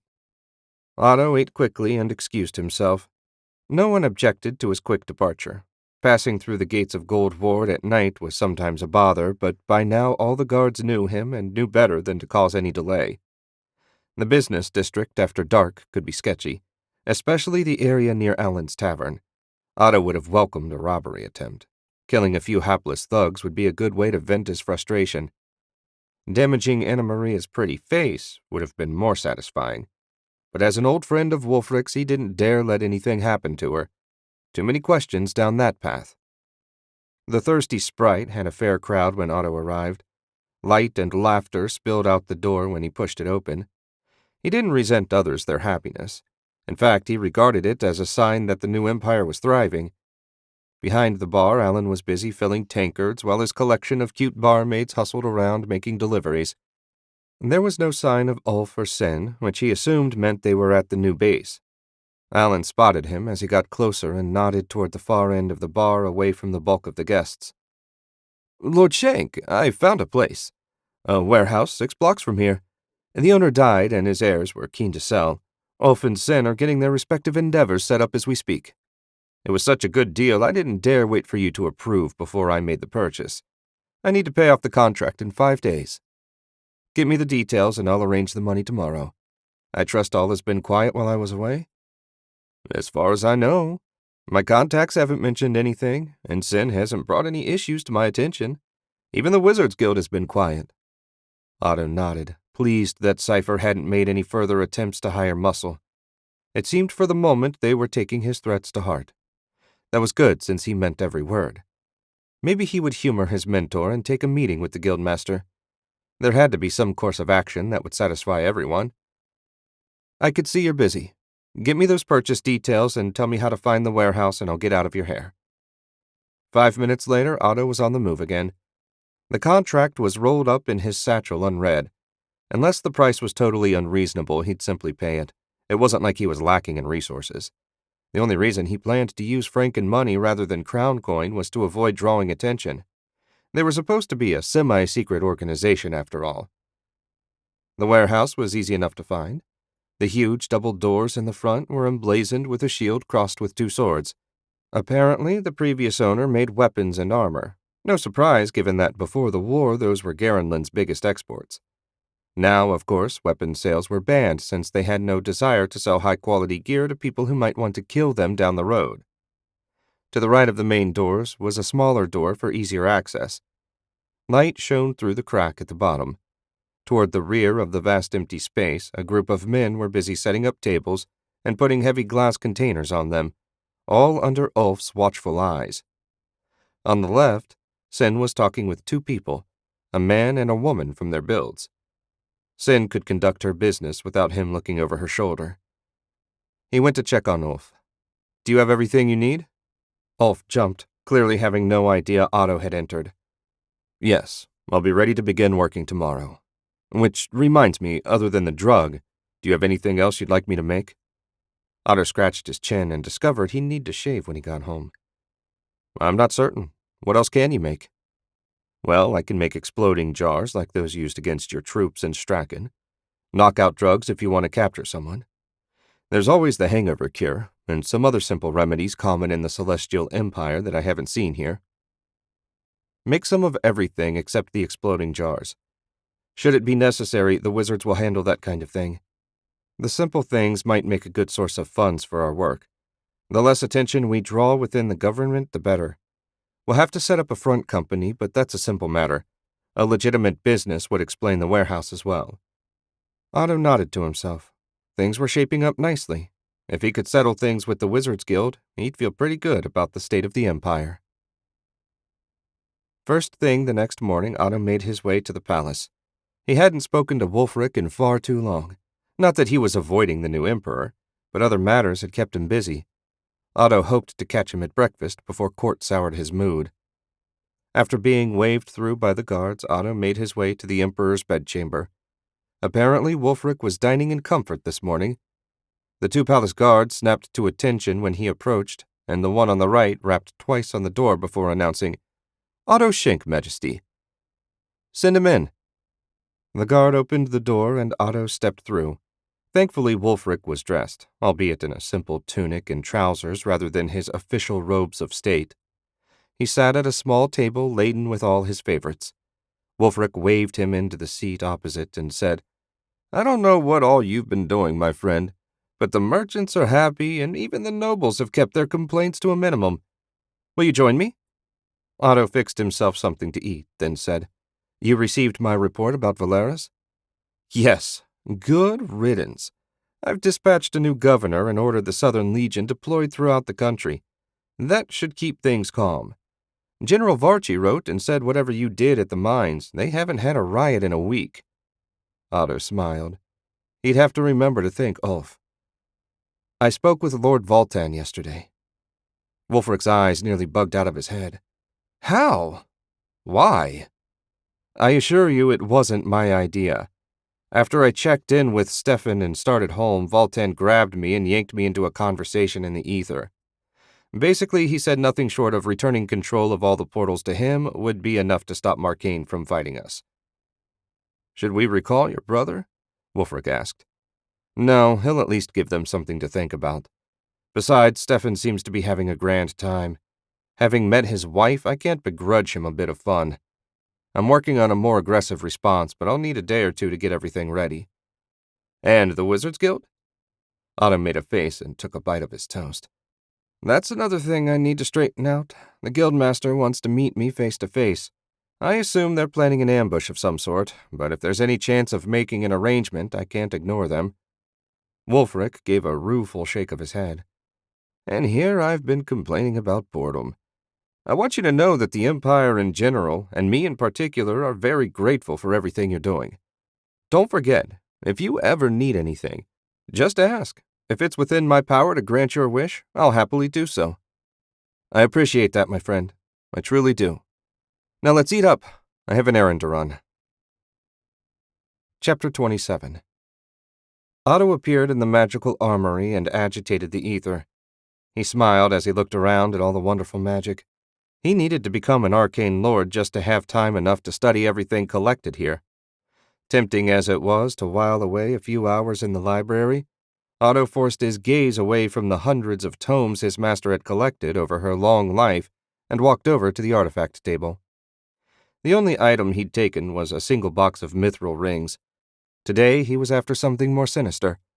He couldn't remember which visit he'd noticed the shiny black box, but he did remember opening it and reading the note inside. Dangerous, to be used in the most extreme circumstances only. Well, circumstances were pretty extreme when you had an immortal wizard determined to see you defeated. He found the box where he'd left it. At the very edge of the table, Otto ran a finger along the cool, smooth surface. The box felt like it was made from polished black stone rather than wood, and maybe it was for all he knew.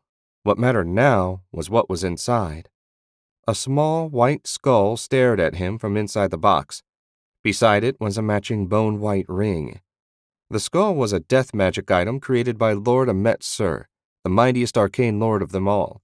When dropped into a water supply, the skull would dissolve and spread a magical plague. If you touched the skull with your bare hand and weren't wearing the ring, death was instantaneous. Of course, a wizard could get around that by wrapping the skull in a bubble of ether. Maybe Voltan was right, and the magic was turning him into some kind of emotionless monster. Would he have been able to even consider something like this before breaking through his personal barrier? Perhaps, but he doubted it. He pulled his hand away from the open box, snarled at himself, slapped it shut, and slipped it into his satchel. Otto was going to win this bloody war, and if it cost him his soul, then so be it. The box felt like a lead weight as he walked to a different table. This one on the opposite side of the chamber from the library. Otto had never paid much heed to the wealth sitting there, just waiting to be taken, but today it would come in handy. He grabbed a small pouch filled with gold nuggets and added that to his collection. That much gold could set a man up for life. Hopefully, it could also bribe someone to risk his life. Otto let the ether calm and darkness returned to the armory. He took a deep breath and became one with the ether. He doubted Voltan would want to have another chat, but you never knew. Even knowing the arcane lord couldn't harm him in the ether did little to reduce his anxiety as he raced toward Stefan. Fortunately, Otto reached his brother without incident. He appeared in the center of a burning village. Stefan stood watching his troops running down the survivors and dragging the women to a holding area where half a dozen soldiers watched over them. Stefan raised an eyebrow when he finally noticed Otto. I didn't expect to see you again so soon. Likewise. Unfortunately, I need to take more aggressive measures to convince Voltan to end the conflict. Are you recalling us? Not at all. You can slaughter everyone on the barrier islands if you want, but it has been made clear to me that won't stop him. I need to strike at the capital. Stefan's laugh was nearly drowned out by someone screaming in the village. You said we couldn't go near the capital, and now you want me to march my men to their deaths? No. I need one volunteer to deliver a magical weapon. Otto pulled out the pouch of gold and opened it. The reward will be considerable. Stefan looked at the gold as though considering delivering the weapon himself.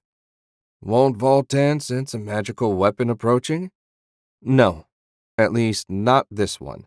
The magic only activates under specific circumstances. Otherwise, it appears as a harmless bauble. A creepy harmless bauble, but still nothing anyone would give a second look. Think any of your men has the guts? Stefan shrugged.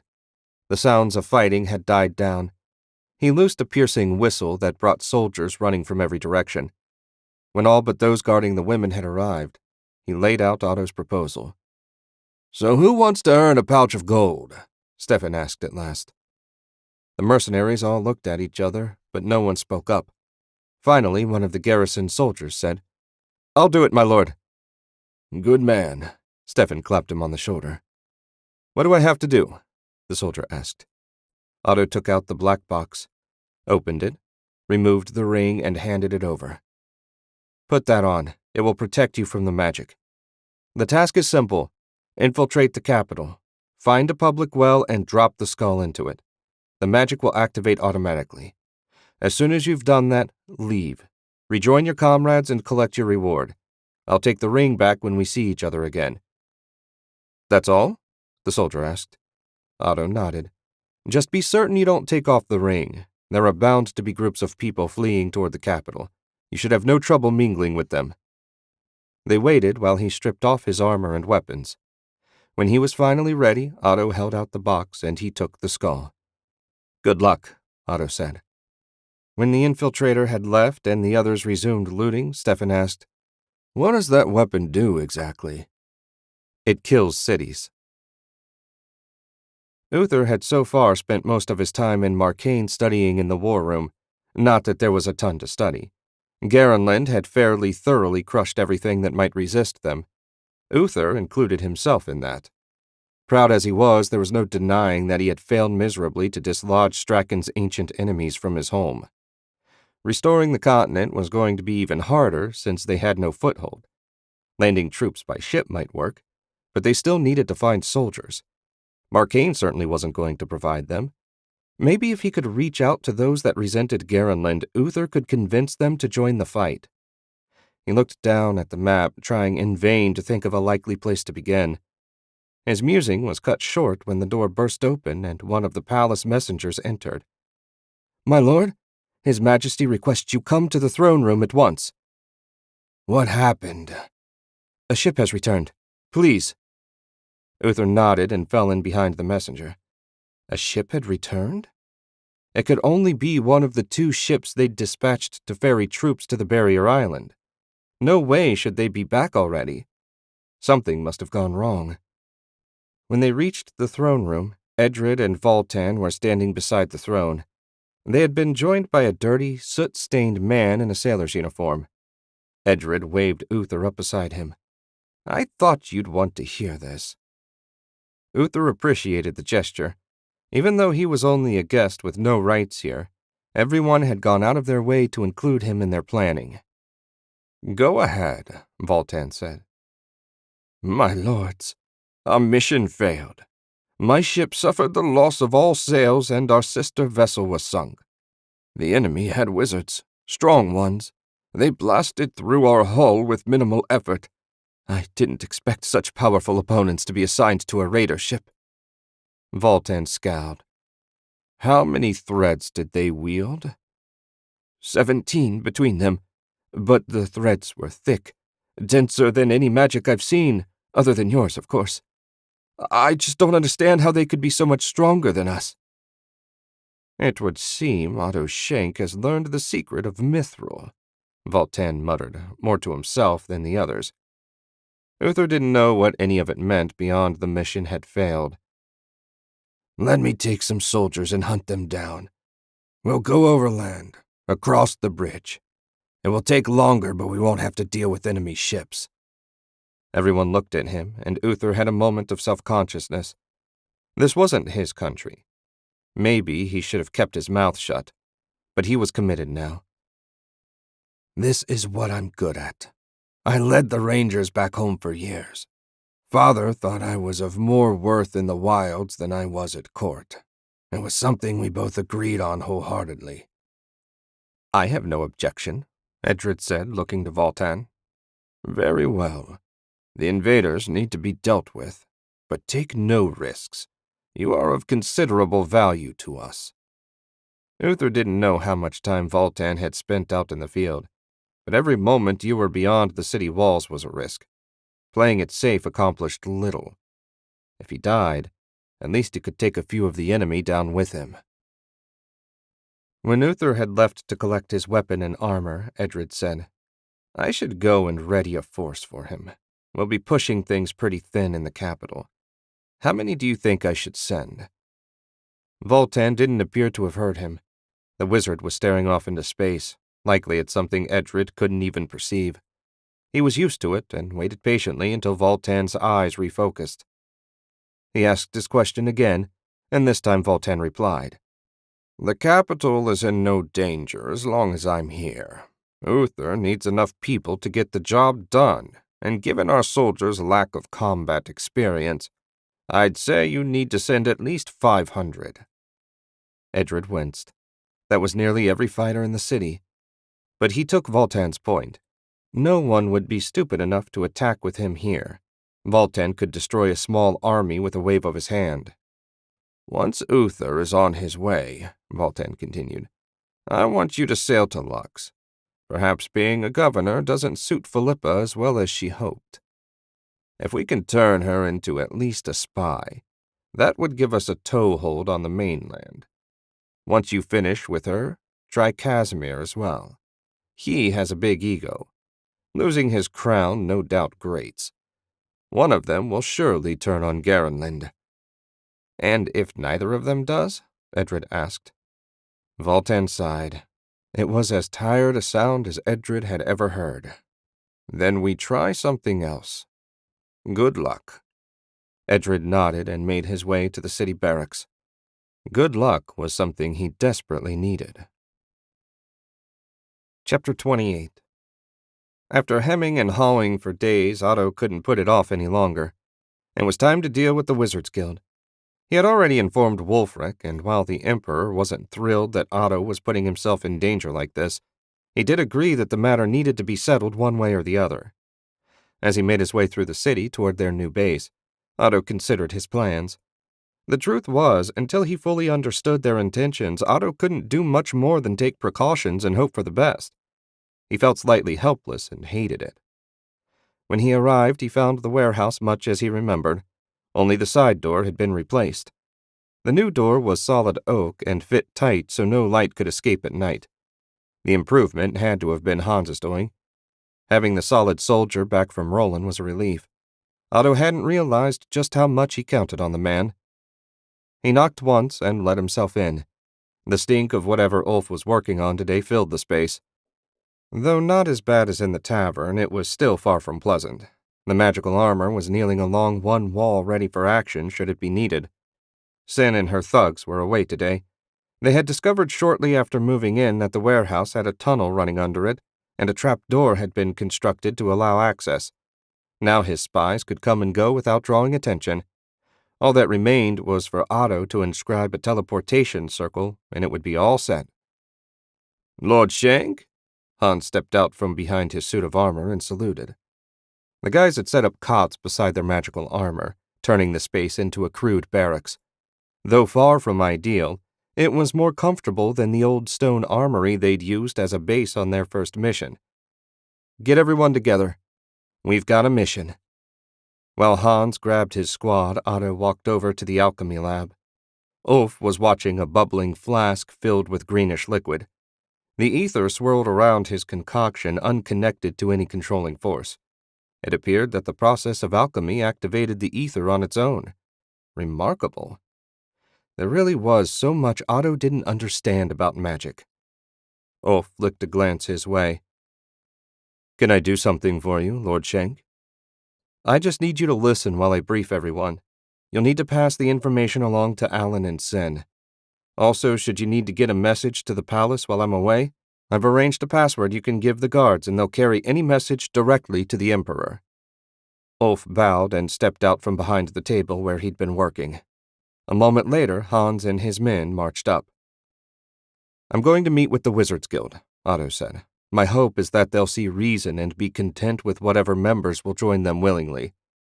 "How likely is that?" Hans asked. "Not terribly. They have ambitions. I respect that. After all, I'm ambitious as well. The problem is their ambitions are getting in the way of mine. I can't allow that. Hans, you and your squad will be joining me as bodyguards. Your job will be mainly to keep an eye out for trouble. I'll be focused on magical threats, so I might miss something more mundane." "We are at your service, my lord," Hans said. Otto handed a slip of paper to Ulf. "Here's the password. Memorize, then burn it. I'm counting on the three of you to keep an eye on things while I'm gone. Axel will be by to pick up the next month's supply of the drug if I'm not back by then." Ulf nodded. "Good luck, my lord." "Thanks." Otto led his team out of the warehouse and back to Goldward. A few of the rich and powerful gave Hans and his men a second look, but no one complained. Someone traveling with guards wasn't that rare after all. They found the guild hall as dead as the first time Otto visited. He tried the door and found it locked. Otto rapped twice and waited. Soon enough, the door opened and Cypher peered out at him. "Lord Shank, this is a surprise. I was beginning to wonder if you were even going to answer our request for a meeting." "Believe it or not, I do have other matters that require my attention. However, I've settled most of them and have a moment to speak with your guildmaster. Hopefully, we can come to an equitable understanding." "Absolutely. She'll be delighted to meet you. The primary guild hall is in Roland. I'm not sure if the portal has opened yet today, so I can open the portal whenever I need to. Also, I won't be going to your hall. I'm willing to go as far as the capital of Roland to meet with her on neutral territory, but that's it." "Are you certain?" Cypher asked. "I think you'd find the guild hall fascinating. We believe it was some sort of a storehouse built by Lord Coronin during her reign. There are a number of wondrous items there. I admit we haven't figured out how to use most of them." So they'd stumbled onto another armory. If the guild had access to some of his master's magic, that would explain their confidence. Perhaps I'll pay a visit after we work out our differences. For now, it would be like stepping into the lion's den. We can meet in Roland City, or not at all. "Very well. No harm in being cautious, I suppose. I'll send her a message before we leave. It'll only take a minute. Please wait outside." Cypher shut the door on them. "I don't trust him," Hans said. "Neither do I. If I did, you wouldn't be here. I'll grab some magical reinforcements when we reach Roland. Hopefully they won't do anything stupid. But if they do, we'll be ready." Cypher closed the door and hurried to the secret room in the rear of the guild hall. He settled himself in front of the magic mirror and took deep breaths to settle his racing heart. At long last, the time had come. The future of the guild rested on what happened over the next few days. He couldn't mess up. When he had himself under control, he reached out and poured ether into the mirror. When his master's hooded visage appeared, he said, Lord Shank has arrived and agreed to a meeting. He wants to do it in Roland City, not at the main hall. We can work with that. When will you arrive? Soon. We're heading directly for the portal now. Tell them I'll need a few days to make the journey. That should get them to lower their guard tonight. The team will arrive after midnight. I'll be ready. The mirror went blank and he stood. Tonight at midnight. That was sooner than he expected, but better to strike fast. Cypher doubted his ability to keep calm for long. He really wasn't cut out for this sort of thing. Best not to keep Lord Shank waiting. He sealed the secret room and hurried out into the main office. Outside, he found the others waiting patiently. All is well? Lord Shank asked. Oh, yes. The guildmaster found your suggestion perfectly acceptable. It will take her a few days to arrive, though. Perhaps we should remain in Garenland until she does, Lord Shank's bodyguard said. There's little enough for us to do in Roland City. Cypher cursed himself. Of course they wouldn't want to hang around in the city for days. It is possible she'll arrive sooner. If we're there when she does, the meeting can happen all the quicker. I need to discuss a few things with Oscar and check in on Karina's training anyway. An extra day or two won't matter. Lord Shank turned toward the portal. Let's go. The sun had set in Roland when Otto and his companion stepped through the portal. After selecting a pair of garrison wizards to act as extra guards, they set out for a nearby inn. Otto considered staying at the fort, but space was tight just for the soldiers. Days of running around like crazy had left Otto eager for an early turn-in. He'd find Oscar tomorrow and get a detailed report before teaching Karina a new spell. Which new spell he hadn't decided yet. Maybe something with fire. The inn they settled on was called the Proud Stallion. There was nothing remarkable about the place. You could find an inn not much different in most cities in the Empire. The Stallion had a typical 2-story setup with a common room downstairs and rooms upstairs. Otto bought all the rooms for a week, ordered a meal to be brought up, and went to lie down. Hans fell in beside him while everyone else got a table in the common room. They were lucky that they arrived as early as they did, since the inn was nearly empty. At the top of the steps, Otto said, "Join me for a moment, Hans." As soon as he was inside, he took the portal control rod out of his satchel and held it out to Hans. "I'd like you to hold on to this for me. It's only a precaution, but if things go badly at the meeting, I don't want the guild getting their hands on it." Hans took the rod and held it like he expected the thing to bite him. "If you're that concerned, maybe we should call this off." "No. There can only be one Master of Magic in the Empire, and I'm it. The guild could make a useful extension of the Empire, but I will not share control with anyone. If they want a battle of wills, then by heaven I'll give them one." "As you say, Lord Shank." Hans finally tucked the rod inside his tunic. "There's no one else I trust to protect the rod. Guard it with your life." Hans straightened and saluted. "I won't fail you, Lord Shank." Otto clapped him on the shoulder. "You never have. See you in the morning." After a mediocre meal of some sort of shredded meat and thick gravy, even his concern about the guild wasn't enough to keep him awake, and Otto fell promptly asleep. It was pitch black in his room when something, he couldn't say what, instinct maybe, brought him awake. A quick glance showed the ether to be more agitated than he'd ever seen it. He barely had time to register what was happening when a storm of threads came crashing over him. Thanks to many months of practice, he raised a barrier at the last moment, but the assault was too much. His shield shattered in an instant. There was no pain as he lost consciousness a second time. Chapter 29. 500 men, some old enough to be Uther's father and some barely old enough to shave, stood in 3 lines outside the Marcane Royal Palace. Their mail, weapons, and crimson tabards all looked brand new. Edred had introduced him to his new team, then dashed off toward the docks on some mission for Voltan. Hopefully Edred would have better luck than the poor merchant they sent to help him. Not that his own situation was anything to brag about. These so-called soldiers didn't look like they'd ever seen combat. No doubt living on an island protected by the most powerful wizard in the world led to a peaceful life. Pity for them that they were about to get a taste of the real world. Hopefully some of them would survive, or at least not get Uther killed. "We are ready to move at your command, my lord," said Captain Lancet, the officer in charge of this unit. What Uther wouldn't have given for 100 rangers. Oh well, he had to work with what he had. "Our foes are currently burning their way across the Western Barrier Island. We estimated their numbers at between 150 and 200 men. What little information I've seen suggests they have no wizards on shore, but that their ships are protected by at least 4. As long as we avoid the coast, we should be safe from magic at least." "We have the numbers advantage, then," one of the soldiers said. "These raiders are as good as dead." Some of the others cheered until Uther silenced them with a glare. "Do not underestimate our enemies.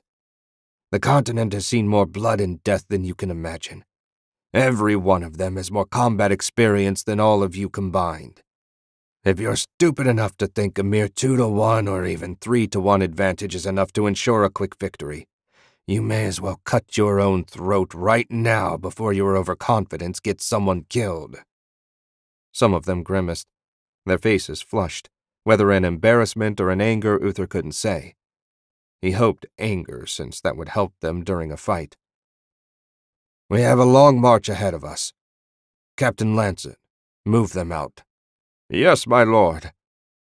The force set out with Uther and Lancet in the lead. No cheering crowds awaited them as they passed through the city toward the eastern gate. A trickle of refugees had been arriving over the last few days, and they brought word of the atrocities the raiders had committed. These people, having lived in safety for so long, were stunned by what they heard. Uther doubted the island would ever be the same, even if they drove the enemy off quickly. Speaking of refugees, a trio of the ragged people, a boy about 15 and 2 kids that couldn't have been over 10, shuffled past the soldiers. They had nothing beyond the clothes on their backs. The older boy guided his charges down a side street and out of sight. Perhaps they had family in the city, or maybe they were just looking for a place to sleep. Uther had heard in passing that a group had been set up to help the people that escaped the Barrier Islands, but it wasn't anything he'd been involved in. He hadn't even gotten involved when his own people were driven out of their villages and were forced to flee to Marduk.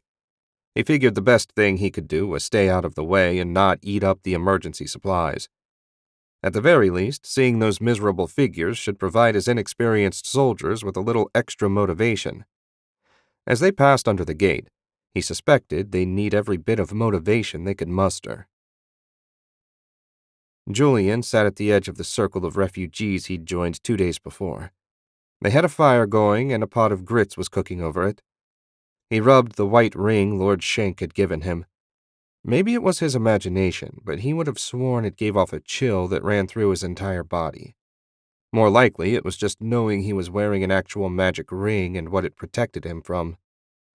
The little skull was tucked safely in his pocket.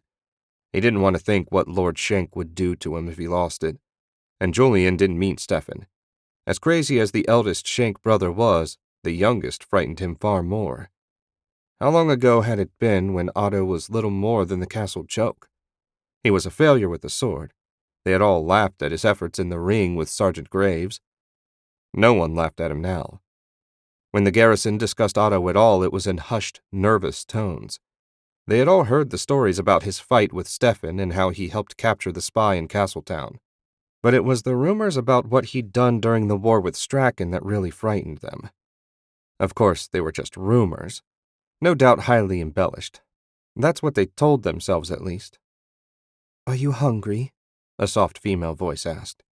He looked up to see Helen, a woman in her middle 30s with a rather plain, motherly face who had become a sort of leader of the little group, standing over him with a steaming bowl. Julian accepted and nodded his thanks. He'd been playing the part of a mute to better hide the fact that he was from Garenland. One syllable of his accent, and they'd all know he wasn't from Marcaine. Given what he and his comrades had done since they landed, the refugees would probably tear him apart if they learned the truth. I know it's been tough, Helen said. But don't worry. When we reach the capital tomorrow, we'll be safe behind the walls and with the Great Wizard to protect us.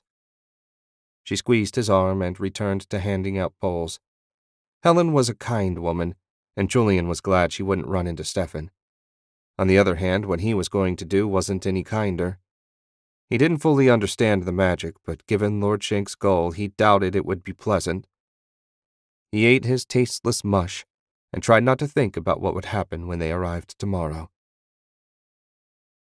The walls of Marcane's capital appeared in the distance. Julian took a deep breath as they slogged closer. The roads were smooth dirt and the walking easy.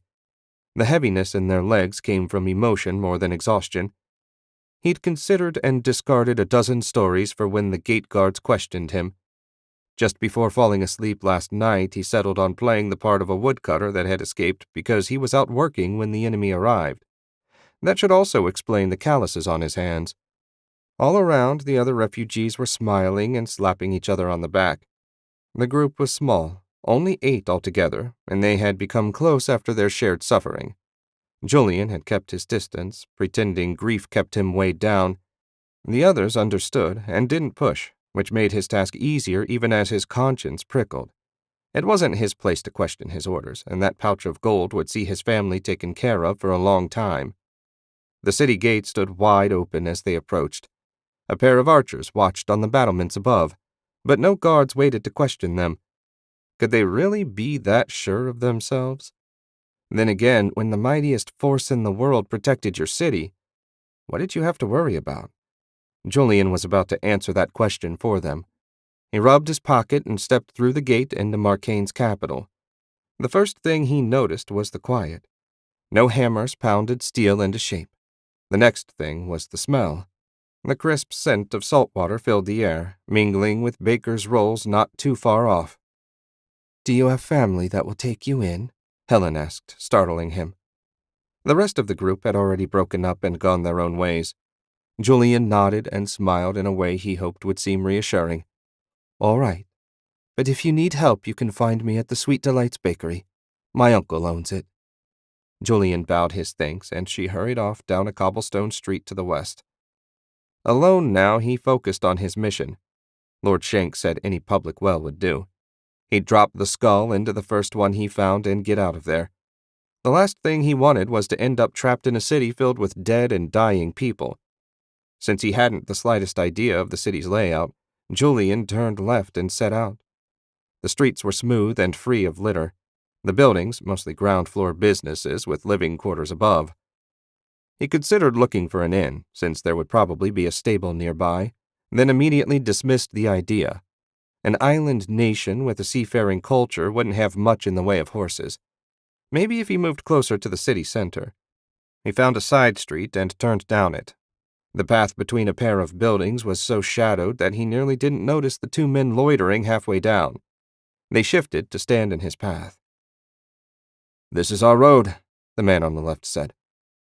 "You want to pass by, you gotta pay the toll." "Ah, it's just another grubby refugee," the second man said. "He probably doesn't have a pot to piss in." "Nah," the first man said. "He's got something. See the little bulge in his pocket? Whatever it is, I want it."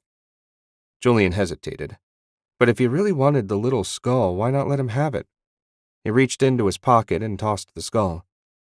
The thug caught it, and his hand instantly turned black. A second after that, his arm turned as well. The rotten flesh fell to the ground with a splat, and soon only black liquid remained. The skull, still perfectly white, as if the sludge wouldn't dare stick to it, rolled away from the dying thug. As the rot spread to his head and chest, his partner looked from Julian to the barely standing corpse that used to be his companion. He was ready to bolt. Julian could see it in his eyes. That couldn't be allowed.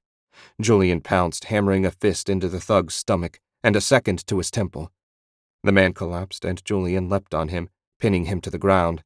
The skull was a foot away, and he grabbed it. "Now, you're going to tell me where the nearest well is, or I'm going to jam this skull down your throat. What about that?" "No, Please, just go to the end of the alley. Turn right. 2 blocks later, take a left. There's a little park with a well in the center. Please, just don't do that to me." He was staring at the black puddle that was all that remained of his companion. "I won't." Julian grabbed the thug by the hair and slammed his head into the stones until he stopped moving. Having seen what happened when the other one touched the skull, he could almost convince himself he'd done a kindness, bludgeoning the fellow to death. Julian leapt to his feet and hurried away. He didn't want someone to show up and see him standing beside a corpse and a pile of black sludge. A 5-minute walk would see his task complete. Then he could get the hell out of the capital, and not a second too soon. Chapter 30. Voltan floated a foot off the floor and let the ether wash over him. He would never admit it, but the continued off-schedule use of the portals was taking a toll on his immortal body. He assumed Otto was doing it on purpose to weaken him, or maybe just out of spite.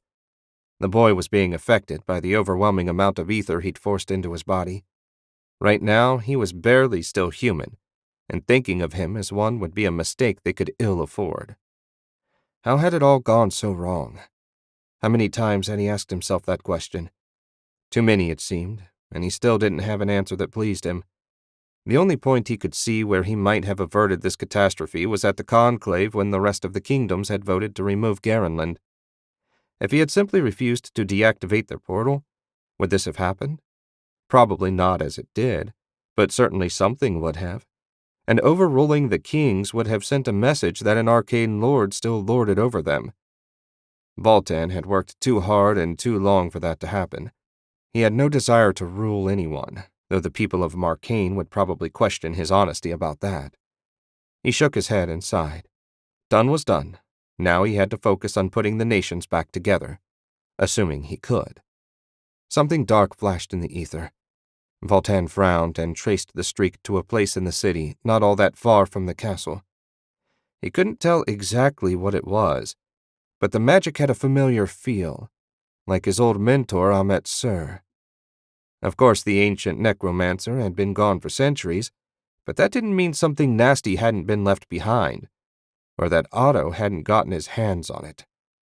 Either way, Voltan needed to investigate. He became one with the ether and appeared in an alley.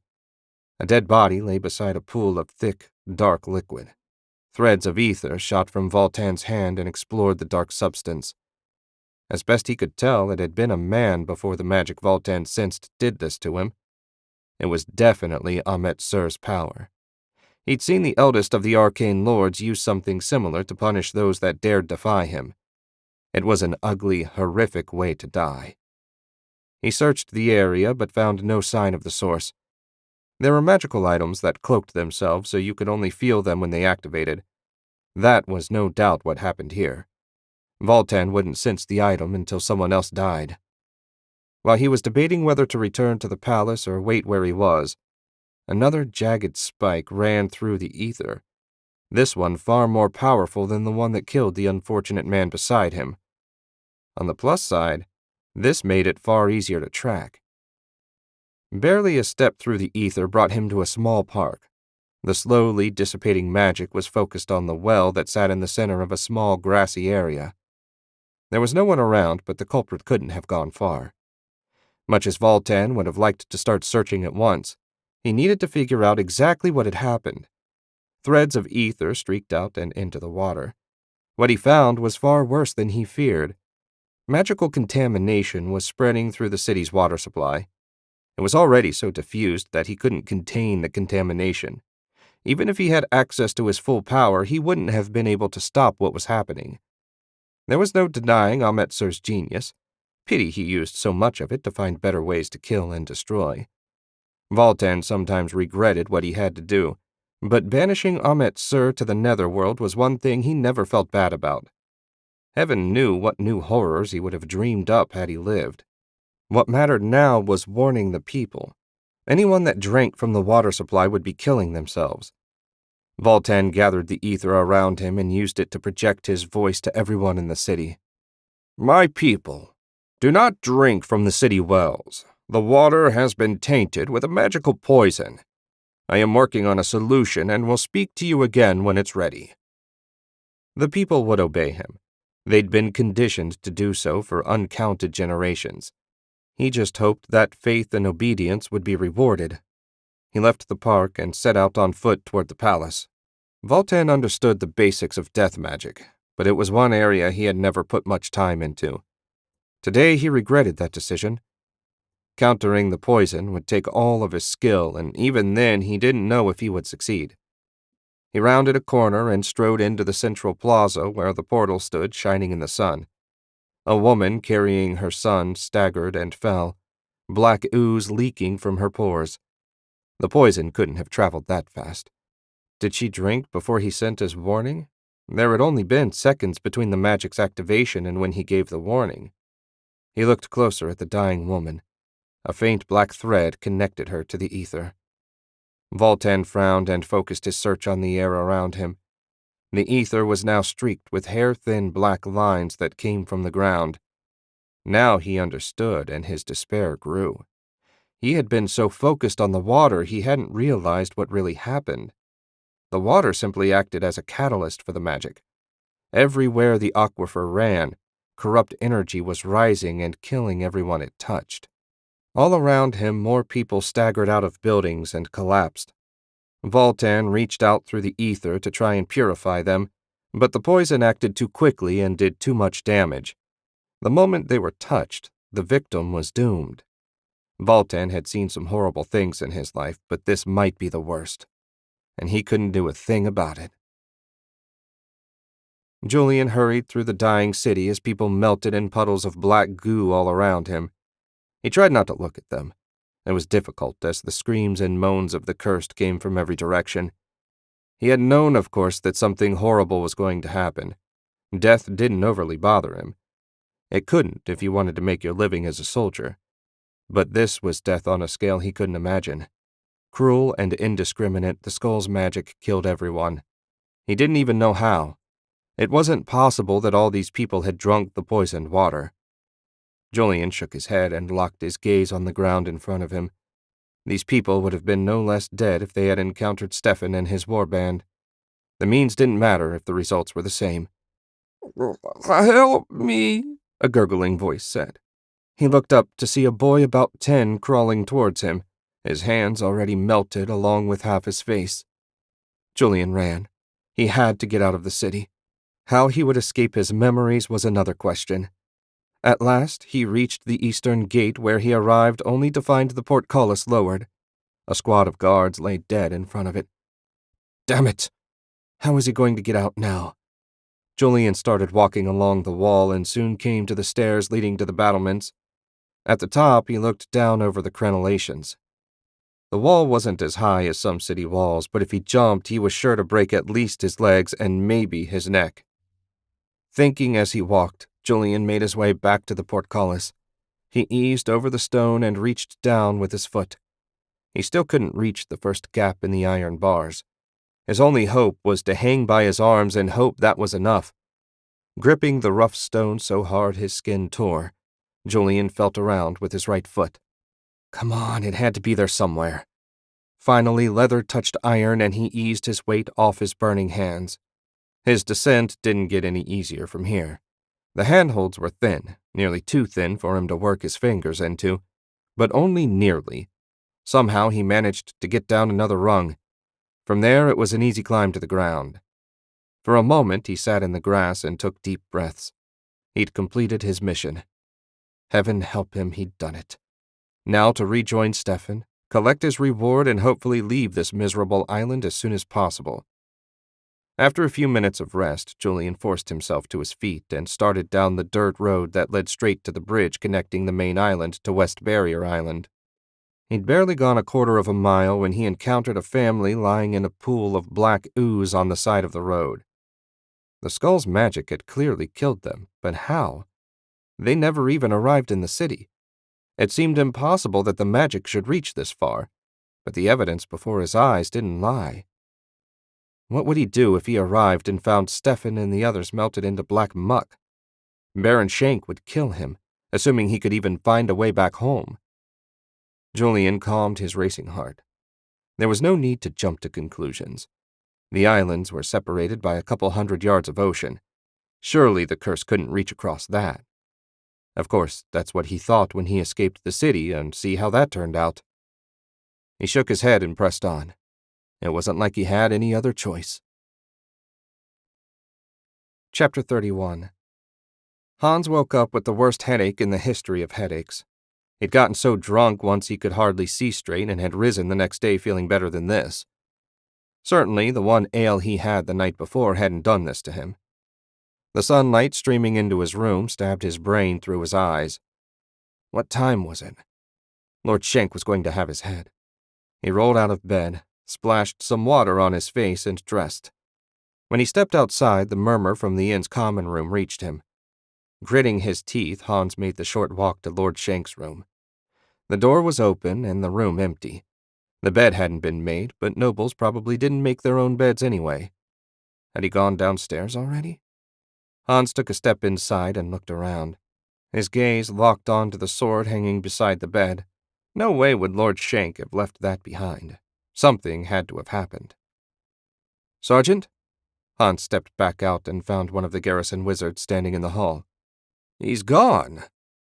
"We were attacked last night," the wizard said. "A group of wizards, powerful ones, struck us all at once. I didn't even have time to raise a shield. They must have wanted to take him alive." "Is that why my head feels like a rat is eating my brain? Did the guild do this?" "Yes, on the first question, and I assume so on the second. Who else would have the power to do something like this, outside the war wizards, that is? And we aren't trained to take people prisoner." Hans's jaw bunched. Whatever it took, he would find Lord Shank, and if he found him in less than perfect health, some wizards were going to die. "Wake the others. We'll meet downstairs in 10 minutes. There's a wizard's guild hall in this city. That's where we'll start." The wizard saluted, and Hans returned to the room. He collected Lord Shank's mithril sword, then searched around for anything else of value. Other than a change of clothes and a coin pouch, there was nothing. He pocketed the coins and left the rest. He nearly ran down Karina as he stepped out of the room. The girl smiled when she saw him. "Is he up yet? I'm supposed to learn a new spell today." Hans had never been very good at beating around the bush, and she might be of some use in the search. "He was kidnapped last night, we think, by the guild." "They wouldn't dare." "So I would have thought, but the truth is before you. Lord Shank is gone. His weapon and money left behind, and our wizards say magic was involved." Hans shrugged. "What else can we assume?" Her thin, narrow face scrunched up. "Nothing. How will we find him?" Hans wasn't surprised that Karina had volunteered to help. She'd become quite attached to their leader. "I'm taking my people to the guild hall to see what they have to say. If you want to join us, you're welcome. But I'd appreciate it if you could run to the fort and fetch Oscar. He might know something." "I'll be right back." Karina turned and sprinted down the hall. Hans followed at a more sedate pace. He needed some food and strong tea if he was going to be worth a damn. They ended up maybe not wasting, but spending a full half an hour filling their bellies and clearing their heads. When his breakfast was gone, so was the worst of the headache. His mind focused, Hans led the way out of the inn. Happily, Karina was jogging down the street toward them, Oscar getting dragged behind her. "There's no sense in going to the guild hall," she said. "It's empty." "I noticed on my morning patrol," said Oscar. "I thought that was strange until Karina told me what happened. There's somewhere else we might check." "I'm open to suggestions," Hans said. "The Wizard Underground kept a secret base out in the plains. They brought Karina and I there when I was on my infiltration mission. I don't know if that's where they took Lord Shank, but someone there might know where to find him." "If we plan to take on the guild, we need more wizards," Hans said. "We'll have to take them from Strachan, and no way will General Vargi let us have them without His Majesty's say-so." "How long will that take?" Karina asked. She sounded as anxious as Hans felt. "I don't know, but if we go charging in with what we have now, we'll do no one any good." Chapter 32.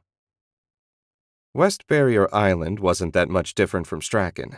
The forest covered the bulk of the land with small villages scattered around connected by dirt roads.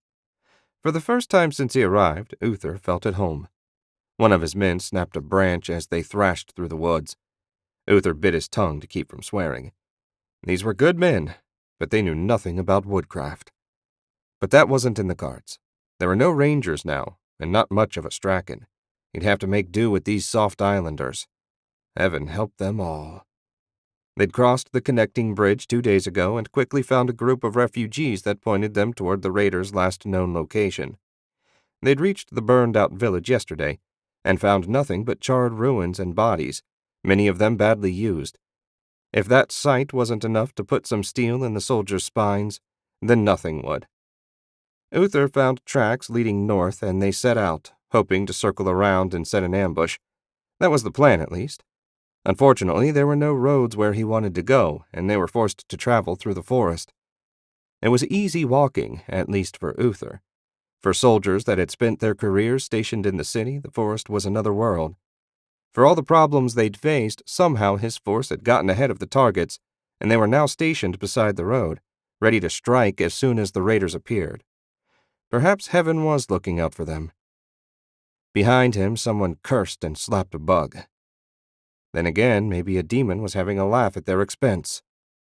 Quiet, Uther whispered. There was a little more noisy shifting around, followed by silence. Their only blessing was that the enemy didn't have scouts, at least none that Uther had seen. They seemed focused on the villages and nothing else. Uther intended to show them the error of their ways. A crunch in the distance alerted him to the raiders' approach. A moment later, the first rank appeared. They were a rough lot, clearly mercenaries, though a few sported proper uniforms. However their clothes might look, their weapons and armor appeared well cared for. They looked like veterans, exactly the sort of people Uther didn't want to fight with his unblooded troops. When the enemy was directly opposite them, Uther shouted, "Attack!" He'd barely spoken when the raiders shifted and formed a shield wall to meet their charge. Instead of the panic he'd hoped for, Uther's troops ran directly into a calm and well-ordered defense. Their blows were met by heavy shields. 3 of Uther's men went down to counterstrikes. The enemy advanced, swords and spears thrusting through gaps in the wall. Step by step, Uther's men were forced back. He wanted to give the order to retreat, but if they tried to disengage, they'd be cut to pieces. How could his ambush be going this badly? The screams of dead and dying islanders filled his ears. Uther swung, taking the hand of a mercenary at the wrist. The man fell, and in desperation, Uther lunged through the gap. He found himself face to face with a huge blond man who swung a long sword with enough force to split Uther in half. Luckily, he turned the blow aside. That brief exchange had pushed them behind the enemy advance. Uther eyed his opponent warily. This was a man who knew how to fight. One mistake would see Uther dead in short order. "Lord Shank," one of the raiders called. "Are you well?"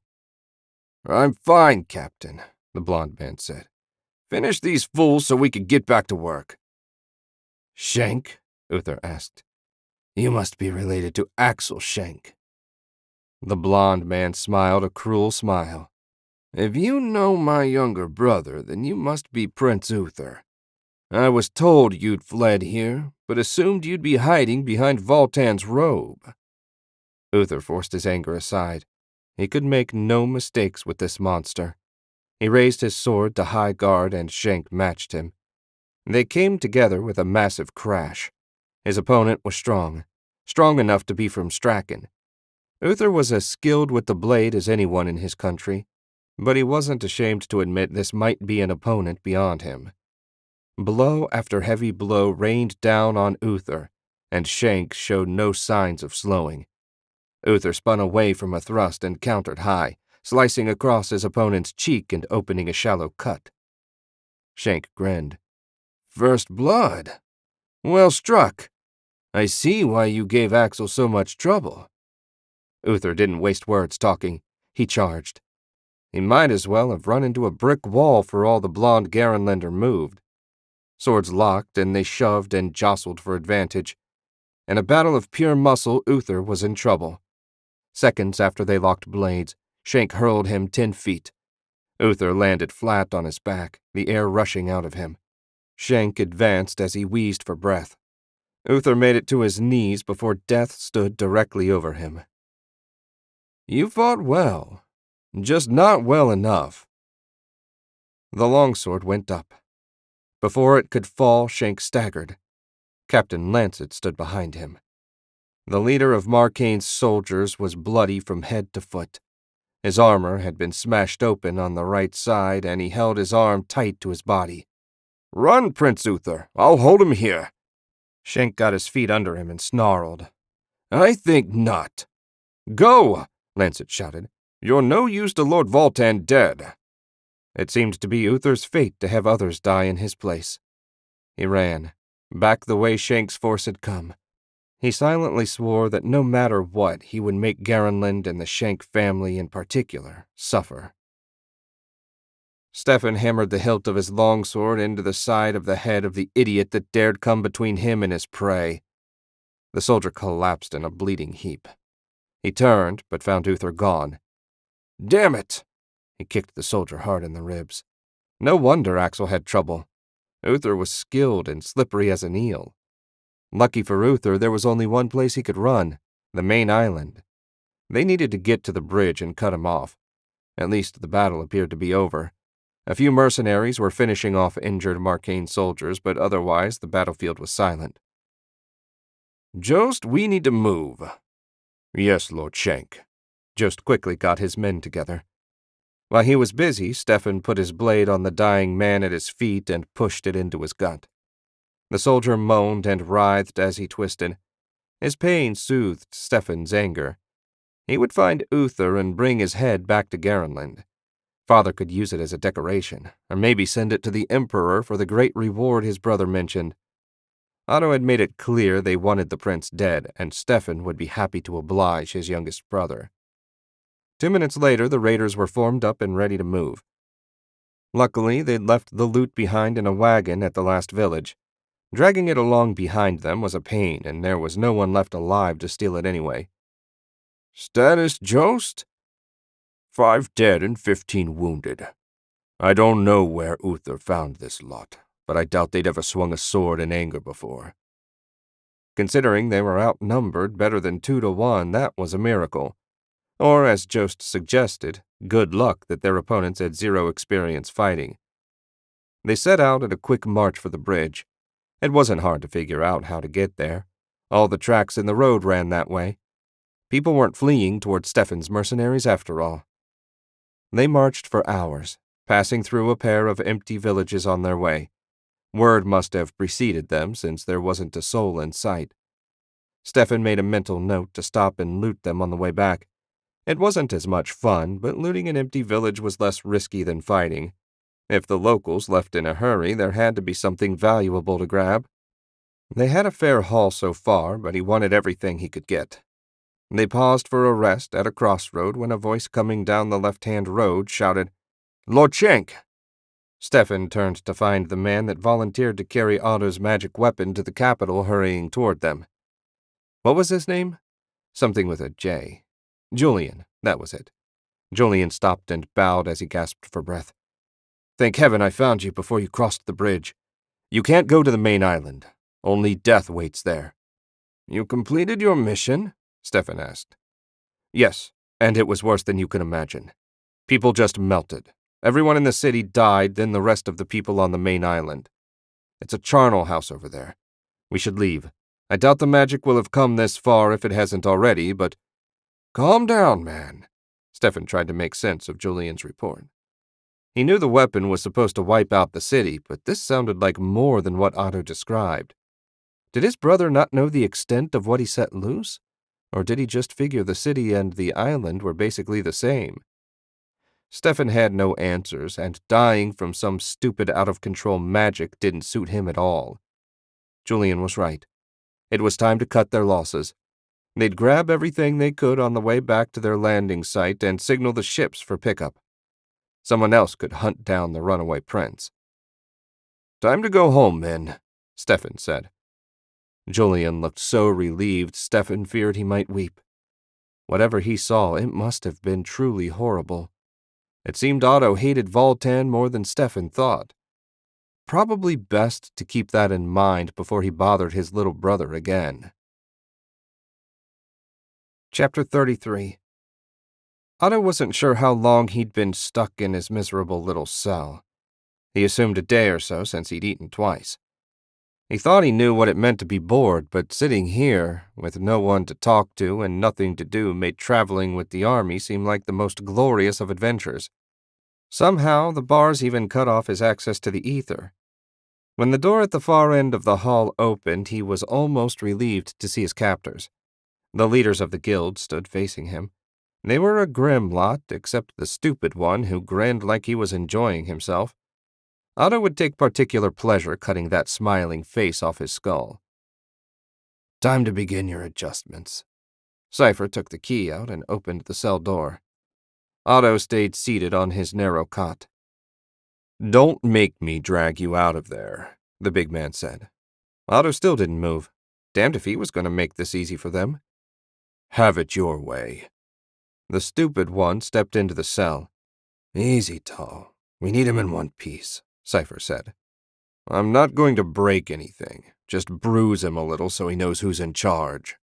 Tall stepped into the cell. Otto lunged across the space and slammed his elbow into Tall's stomach with all his weight behind it. The air rushed out of Tall and he doubled over. Otto grabbed him by the hair and slammed him to the floor. He managed to hammer Tall's face into the stone 3 times before the others dragged him off. The idiot groaned, so unfortunately Otto hadn't killed him. But he did make a point. "That wasn't necessary," Cypher said. He had Otto's right arm in a firm grip. "I disagree. You think you can kidnap me, cut me off from my magic, and mess with my mind and there won't be consequences? Maybe this is all I can do, but heaven help me if I can make you bleed, I will." "Perhaps leaving him in the cell cut off from the ether has driven him mad," Esme said. "No, I think he just has a terrible personality," said one of the ones Otto didn't know, the younger one. "Let's get him strapped in so we can begin." Otto didn't fight them as he was led out of the cell block and down a different hall. Twice he tried to touch the ether, and both times one of the others smashed his threads as soon as they formed. At least he could touch it again. That was comforting, even if it was useless at the moment. They ended up in a stone room with a single high-backed wooden chair. Leather straps had been added to the arms, legs, and back. Otto soon had them wrapped around his wrists, ankles, and neck. Tall had somewhat gathered himself and joined them. He looked like he wanted to beat Otto to a pulp. Blood covered his face, his nose was bent to the left, and a tooth had fallen out. All in all, Otto thought Sergeant Graves would be pleased with his effort. Who was he kidding? No doubt he'd be criticized for not killing the man. It was a lack of strength, not effort, that saved Tall. His captors formed a circle around him with Esme directly in front. The petite woman frowned at Otto. "Please don't resist me. This magic can be painful if you fight it." If they thought a little pain was enough to convince him to fold, they knew nothing. "Where is your master? I assumed she'd be handling this herself." "Her talents lie elsewhere," Cypher said. "Mental alterations are Esme's specialty." "Just look straight ahead and try to relax." Esme conjured a disk of spinning light. Otto clamped his eyes shut. A moment later, a thick thread of ether forced them open. When he tried to destroy it, his magic was blocked. As best Otto could tell, the 3 blocking him were using around 25 threads between them. If he used his full power, he could overwhelm them, but the other 2 would certainly jump in. Better to conceal his maximum power until he could make use of it. Otto drew his power back, this time turning it inward and wrapping his brain in a protective bubble. Hopefully they wouldn't hit too hard for fear of damaging his mind. Turning him into a drooling idiot certainly wouldn't help their cause. "He's formed a barrier," Cypher said. "What should we do?" "Nothing," Esme said. "Once the wheel has him hypnotized, he'll lose concentration and the barrier will fall naturally. Just be patient." Of course, what Otto knew, and apparently they didn't, was that because he knew exactly what they were trying to do, he was almost impossible to hypnotize. He defocused his eyes until the wheel was little more than a spinning blob and focused on his breathing. Breathe in, breathe out. Focus on the barrier and nothing else. It was like meditation, and hours passed. He didn't know how many until finally the wheel vanished along with the pressure holding his eyes open. He blinked his dry, scratchy eyes until they stopped hurting. You accomplished nothing, Tal said. I don't understand, Esme said. I've used this spell before and no one has lasted longer than 15 minutes before going under. Maybe you need more practice, Otto said. Let's take him back. Cypher moved to block Tal, who had taken a step toward Otto. Clearly we need a different strategy. The walk back was harder after being locked in place for heaven only knew how long, and Otto's legs complained with every step. It was with relief that he collapsed on his cot. The others left until it was just him and Cypher. You're only making this harder on yourself, Cypher said. You'll break eventually. Maybe, but I promise you my people are looking for me. I just need to hold out until they arrive. No one will find this place. It's hidden by magic. You found it, and so will my people. I will get out of here eventually, and when I do, I'm going to kill you all in the most painful manner I can think of. Cypher shook his head and walked away. Smug bastard. He'd pay. They all would. It took longer than Hans wanted to get back to Garenland, but since Lord Shank wasn't there to open the portal for them, they were forced to wait until Roland's turn in the rotation. At least Emperor Wulfric, who had been waiting for word, granted Hans an immediate audience. To say that he had been upset to learn that his chief advisor and best friend was missing and presumed kidnapped by the Wizards Guild would be putting it mildly. Despite Lord Shank's warning, he appeared to have assumed nothing would actually happen. The Emperor had written a letter giving Hans full authority to seize whatever resources he needed to rescue Lord Shank. Even General Varchi hadn't argued when Hans took a dozen wizards to help with the hunt. All of them jumped at the chance to repay Lord Shank for what he'd done for them. He'd hoped to enlist Master Enoch as well, but when he paid a visit to Franken Manor, he'd been told the wizard was off on a personal matter. So, a man shorter than he would have preferred, Hans had returned to Roland. Oscar and Karina had taken the lead, and now they were riding through the plains toward the Wizard Underground's base. One of them, anyway. He doubted they'd find Lord Shank there, but maybe they could find some information. We're almost there, Oscar said. Hans looked around at the endless sea of waving grass. There was nothing here remotely resembling civilization. Where? He's right here, sir, said one of the wizards, a middle-aged man named Draken who served as the unofficial leader of the group. The ether is different up ahead. It's subtle. I wouldn't have even noticed if I hadn't known to look. The underground is good at hiding, Oscar said. They needed to be to survive. 20 paces further on, Oscar stopped. The grass around him had been disturbed, and Hans didn't think it was by animals. There was something here for sure. Is there any way to make whatever they're hiding visible? Hans asked. The wizards huddled and had a quiet conversation before Draken said, I believe we can. One moment. Hans glanced at his squad and nodded left and right. They dismounted and spread out, ready for anything. The wizards all raised their hands. For once, Hans wished he could see what they were doing. Whatever they did, it worked. A sod longhouse appeared as though out of a thick fog. The only wooden part was a frame with a door set in it. It must have taken a lot of power to make something so big vanish. I don't sense any traps, Draken squinted. I also don't sense any people. I'd say this place is abandoned. They had to know we'd come searching for Lord Shank and that Oscar could lead us here. Hans shook his head, disappointed but not surprised. Let's look around anyway. If they left in a hurry, they might have missed something. One of the wizards pointed, and the door was smashed open. Nothing exploded or shot arrows at them.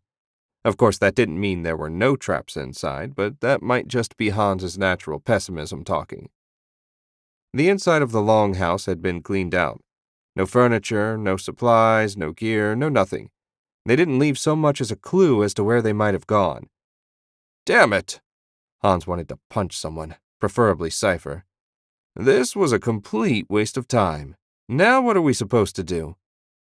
It wasn't a complete waste, Oscar said, a thoughtful, distant look on his face. Our wizards now know what to look for.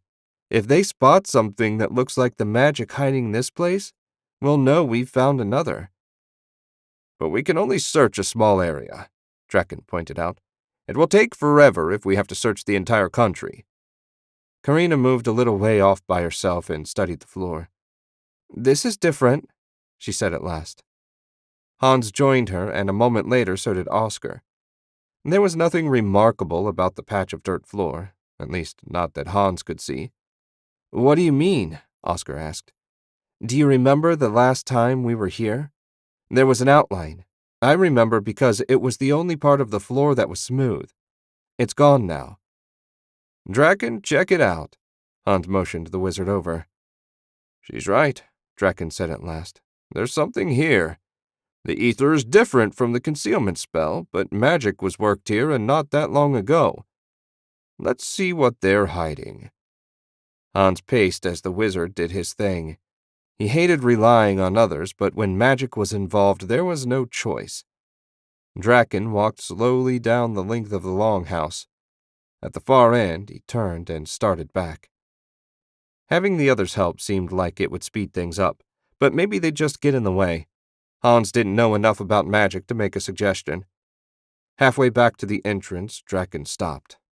"Here, the wizards used magic to hide an underground chamber and reinforce it so no one could break in. But they missed a patch of earth. We can dig down into it right here." "Grab the trenching tools," Hans said. 15 minutes later, they had a 5-foot diameter hole punched through the floor. The chamber beyond was pitch black. One of the wizards sent a light down, revealing another room just as empty as the longhouse. Hans cursed the universe. They'd wasted all that time for nothing. "I see something!" Karina jumped down into the hidden room. She ran over to the side of the wall and knelt, digging with her bare hands. Soon she came up with a cloth-wrapped bundle. How had she spotted that from so far away? Hans had pretty good eyesight, but he hadn't noticed a thing. "Someone want to help me out of here?" Karina asked. A rope was lowered, and she climbed out. "I think it's a book." They unwrapped the bundle, and sure enough, it held a small notebook like you might use for a diary. With nothing better to go on, they all gathered around and started to read. It wasn't until almost the end that they found something relevant. It seemed the journal belonged to a teenage girl that the underground rescued. She spent some time at the longhouse and helped out in the storage room. Most of the entries were mundane, day-to-day things, but one day she overheard some of the higher-ups talking about an important meeting with the leader of their group at a place they called the Guild Hall. That name implied that the underground always thought about themselves as a guild even before they officially became one. The important bit was a description of the meeting place, a dead section of prairie that all the herdsmen avoided. Hans looked up. "That's great, but how are we going to find one patch of dead grass out here?" "Easy," Karina said. "My family were cattle traders. We heard all the stories, and the dead spot was always a favorite. Everyone liked to speculate how it came to be and why it scared the cattle. Anybody want to bet magic was involved? Anyway, I know right where it is." Hans grinned. "Let's get out of here." As they were leaving, he touched Karina on the shoulder. "He'll be proud of you. We never would have gotten this far without your help." Karina beamed and practically skipped out of the longhouse. Hans followed her with a more sober expression. Finding Lord Shank was one thing. Rescuing him, quite another. Chapter 34. Cypher set a bowl of tasteless gruel on the cell floor along with a glass of water before leaving Otto alone with his so-called meal. Day in and day out for hours at a time, they tried to hypnotize and manipulate Otto's mind, and they continued to fail. On the one hand, this was good, since Otto had no desire to become the guild's puppet. On the other, he feared what they might do when their patience ran out. The only thing he was certain of was that it would be unpleasant. He gathered up his meager repast and settled on the edge of his cot to eat. Not that he was especially hungry, but he knew he had to keep his strength up so he'd be ready when his moment came. He took one bite and immediately stopped. Something was wrong. The food tasted different, Not better by any means, but something spicy had been added. He knew enough about poisons to know that they were often added to strong-flavored dishes so the target wouldn't realize what they were eating. That was one of the reasons Father always ate the same food, so he would recognize if something was off. It would seem his captors had decided to up the stakes. Otto set the bowl down and eyed his water. Going for a while without food would be unpleasant, but doing without water was another thing altogether. He didn't have a proper filter, but maybe he could improvise something to take the worst of it out. Otto soaked his shirt with the water, then wrung it out into the cup and drank. After a few minutes, he still felt okay. Either his trick had worked, or the water wasn't poisoned. He shrugged and put the cup and bowl back beside the door.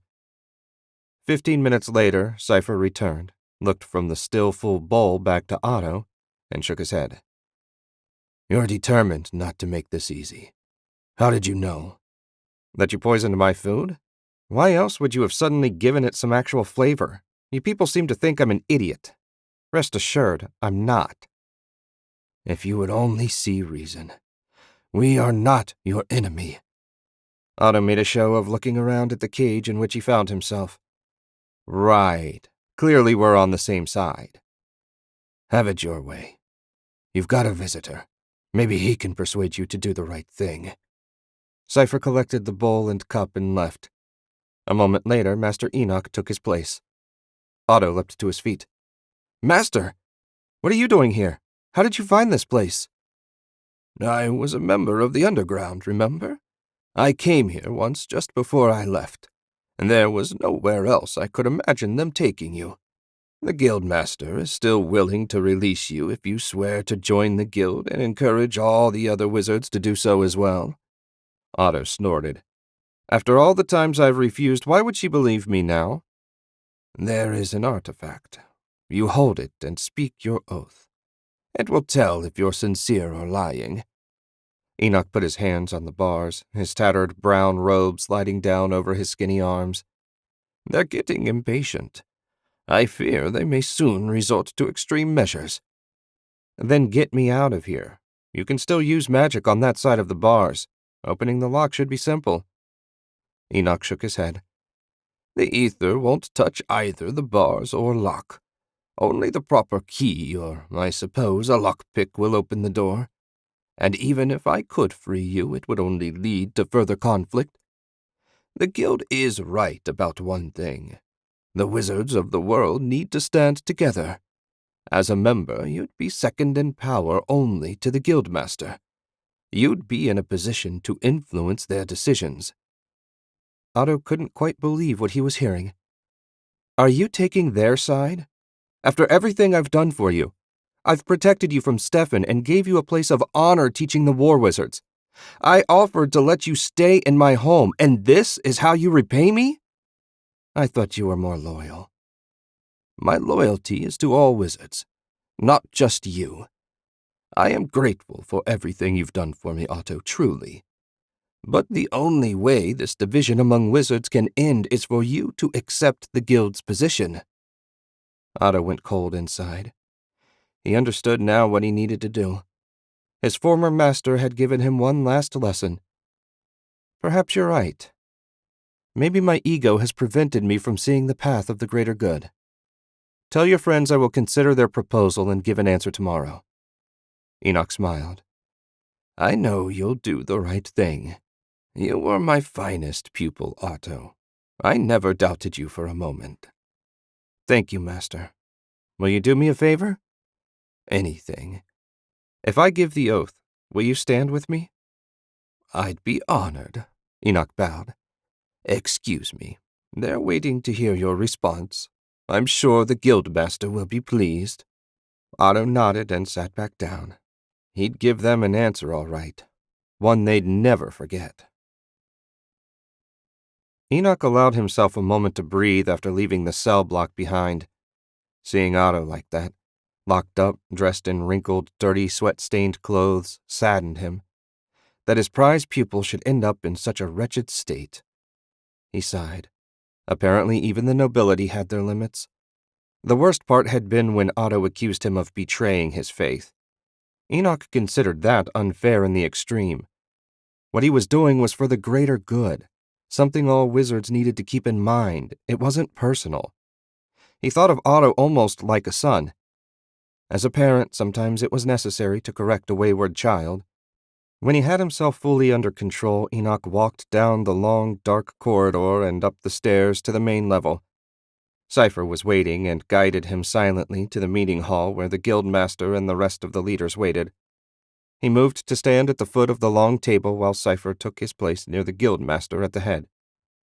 The guildmaster turned her cowled head in his direction. Well, did he see reason? Otto asked for a day to consider, but I believe the poison frightened him. I think you'll get the answer you desire. He seemed more angry than frightened to me, Cypher said. Of course he did, Enoch said. You don't think he'd show weakness to someone he considers his enemy, do you? Otto has been trained his whole life to show no weakness, and I assure you his father was a thorough teacher. But I'm his friend and mentor. There's no reason for him to hide his true feelings with me. He will make the oath, and it will be true. You're a blind fool, Tall said. There's no way a little poison that he didn't even eat was enough to break him. I don't know what the little bastard is up to, but he's up to something. Enoch looked around the meeting room at the 6 wizards gathered there. What could he be up to? Otto is outnumbered and overpowered. The 6 of you are some of the strongest wizards on the continent. With me here as well, he has no chance of escaping. His only way out of here is to make a deal, and he knows it. The next day will simply be Otto convincing himself of that truth. So are you saying that if he tries something foolish, you'll help us against your former student? The guildmaster asked. Enoch nodded. I will. For the good of wizard kind, this standoff needs to end. The guild is the stronger force, therefore Otto must be the one to give way. It is simple as that. The guildmaster stood from her place at the head of the table. If you're that confident, we will give him his day to think. Tomorrow we shall have to hope he makes the correct decision. Hans wasn't going to lie. A patch of dead grass in the middle of the prairie wasn't all that impressive. Karina had led them here with no trouble, just as she promised. The problem was no one knew what to do now. The wizards were all staring off into space, looking at whatever it was wizards looked at. Hans and his squad sat on their horses and kept their hands close to the hilts of their swords. Karina nudged her mount over beside him. Do you think he'll be okay? Lord Shank is tough, especially for a noble. He's been through a war and an insurrection and came through them without a scratch. Besides, if the guild wanted him dead, they'd have killed him at the inn and left his body for us to find in the morning. No, they want something from him and they need him alive to get it. You have a lot of faith in him. Why? That was a good question. Hans wasn't sure himself. He'd always served King Wulfric loyally, but if he was forced to choose, his loyalty now belonged entirely with Lord Shank. The fact that he was devoted to the Empire and Wulfric made that easier. Hans wasn't even sure when it happened, but it did. He's always treated me with respect and loyalty. Well, he can be scary at times, especially when he's in a bad mood or someone is making his work difficult. I've never truly feared for my life when I was with him. Speaking of which, he saved my life on more than one occasion and never asked for anything in return. He's a good friend to have. I think so too. Karina smiled as if remembering something nice. Lord Shank has taught me a lot. He does scare me sometimes too, but not that much. I want to see him again and keep learning. I want to be his apprentice for real. If you help rescue him, there's a good chance he'll grant your wish. Draken guided his horse over beside them. We can't find anything. The ether is as calm and smooth as I've ever seen it. If something is hidden around here, then the magic is beyond us. Damn it! Hans stared at the sky. Come on, my lord. Give me a sign. We're close. We just need something to point the rest of the way. Hans wasn't sure what he expected, but the sky remained clear and blue, as indifferent to his request as the earth. We'll have to search. His order was cut off by an explosion. Ahead of them, a 3-story tower shimmered into view about 100 yards away. A moment later, a body came flying out the hole that was blasted in its side. "How the hell did you miss that?" Hans demanded as he thumped his horse in the ribs. Draken shook his head and hastened to keep up.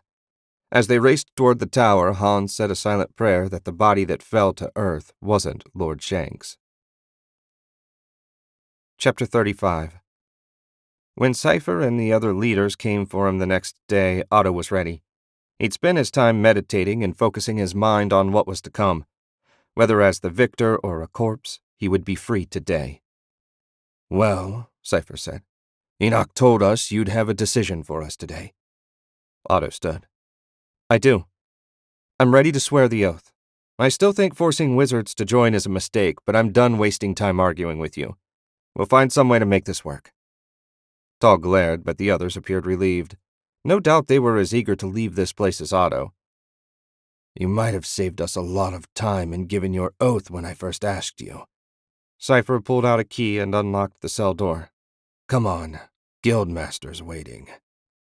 Otto crossed the cell, making no aggressive moves or any attempt to touch the ether. He walked calmly down the hall and up the steps to the meeting room where Enoch and the Guildmaster waited. A new item had been added to the decor, a steel tripod holding a black orb as big as Otto's fist. That would be the artifact. The size was relief. He'd feared something huge he'd have to grasp with both hands, but this would suit his needs perfectly. "I'm pleased you finally saw reason," the Guildmaster said. "Sitting in a cell and getting mentally tortured will focus your thinking. I'm doing no one any good here. Add to that not being able to eat for fear of getting poisoned, and giving in to your wishes seemed the least bad option. So what do I do?" "Your enthusiasm is underwhelming. But then again, I've never met a nobleman that took losing well." The Guildmaster took the orb from its stand, walked over to Otto, and handed it to him. For something so small, the orb was quite heavy. "The process is simple. Hold the orb. Swear to serve the guild and obey the Guildmaster. If your promise is true, the orb will turn white. If not, it will stay black. Assuming it turns white, we'll have you back to Roland City in 2 days. Otto hefted the orb and nodded as if composing his thoughts. He glanced around and found Cypher to his immediate right, about 10 feet away. "I swear," Otto began, "to see every one of you dead by my hand." Before the orb could turn white, he threw it as hard as he could at Cypher. It struck dead center in his forehead. Otto called every thread he could muster. "What are you doing?" Enoch reached for the ether to try and stop him. The moment he did, Otto sent a thread into his mithril ring. Enoch's magic became Otto's to control. He forged a tentacle out of it and lashed out at Esme, taking her by surprise and sending her flying across the room. That was 3 down and 4 to go. He summoned an ethereal barrier just as a storm of threads came roaring in at him. His shield held, but only just. Enoch's power lashed out again at Otto's command. This time a lightning bolt hammered into Tal's side and sent him crashing into the table. Taking no pains to spare his softly moaning former master, Otto wove a net and hurled it at the Guildmaster. She shredded it, but left herself open. He wove all 33 threads he could muster and hurled the most powerful bolt of lightning he'd ever summoned. The Guildmaster went flying through the air, slammed into the wall, and was blown through it. Otto spun, exhausted but determined to finish the fight. The leaders of Lux's and Roland's guild halls were gone. With a thought, he sent threads searching but found no signs of them. There must be a secret way out. Much as Otto hated loose ends, he was in no shape to go hunting for them now. He released Enoch's magic, and the old man collapsed like a puppet with its threads cut. That was exactly how Otto felt, but he kept his feet by sheer will. "Lord Shank!" Hans came running in with the rest of his squad, Karina, and a dozen wizards behind him. "Are you all right?" "I'm alive." Karina nearly tackled him to the ground, she hugged him so hard. "We were so worried." He gave her a pat on the back before working free of her grasp. Are those 4 still alive?" The squad went to check. Esme, Tal, and Enoch all survived. Cypher's skull was crushed. "Did you see the door on your left?" Otto asked. "Yes, my lord," Hans said. "We need to get you to a healer." "Time enough for that later. On Cypher's person, you'll find a key. Take it and lock the survivors in the cells you'll find beyond that door. Quickly, before they wake up. War wizards, search the tower for a secret door. 2 of them escaped during the battle. Touch nothing. Heaven knows what traps they might have left." "Even Master Enoch?" Hans asked. "He betrayed me, Hans. After everything I've done, the ungrateful old man sold me out to the guild. He'll get what's coming to him. They all will." Soon enough, only Otto, Hans, and Karina remained in the meeting hall. The 3 of them settled into undamaged chairs, and Karina asked, "What happened?" Otto told them everything up until the moment he hurled the oath sphere into Cypher's head. "It's funny. If Enoch hadn't betrayed me and come here, there's no way I would have escaped." "What's the plan now?" Hans asked. Otto sighed and rubbed his eyes. "I'm going to leave a small force here. 2 of your men and the wizards. They'll keep an eye on the prisoners until I return, and if we're lucky, maybe the escapees will try and sneak back to rescue them. It's not likely, but who knows. I need to talk to Wulfric and find out what happened in my absence. How long have I been prisoner here anyway?" Hans cocked his head and counted on his fingers.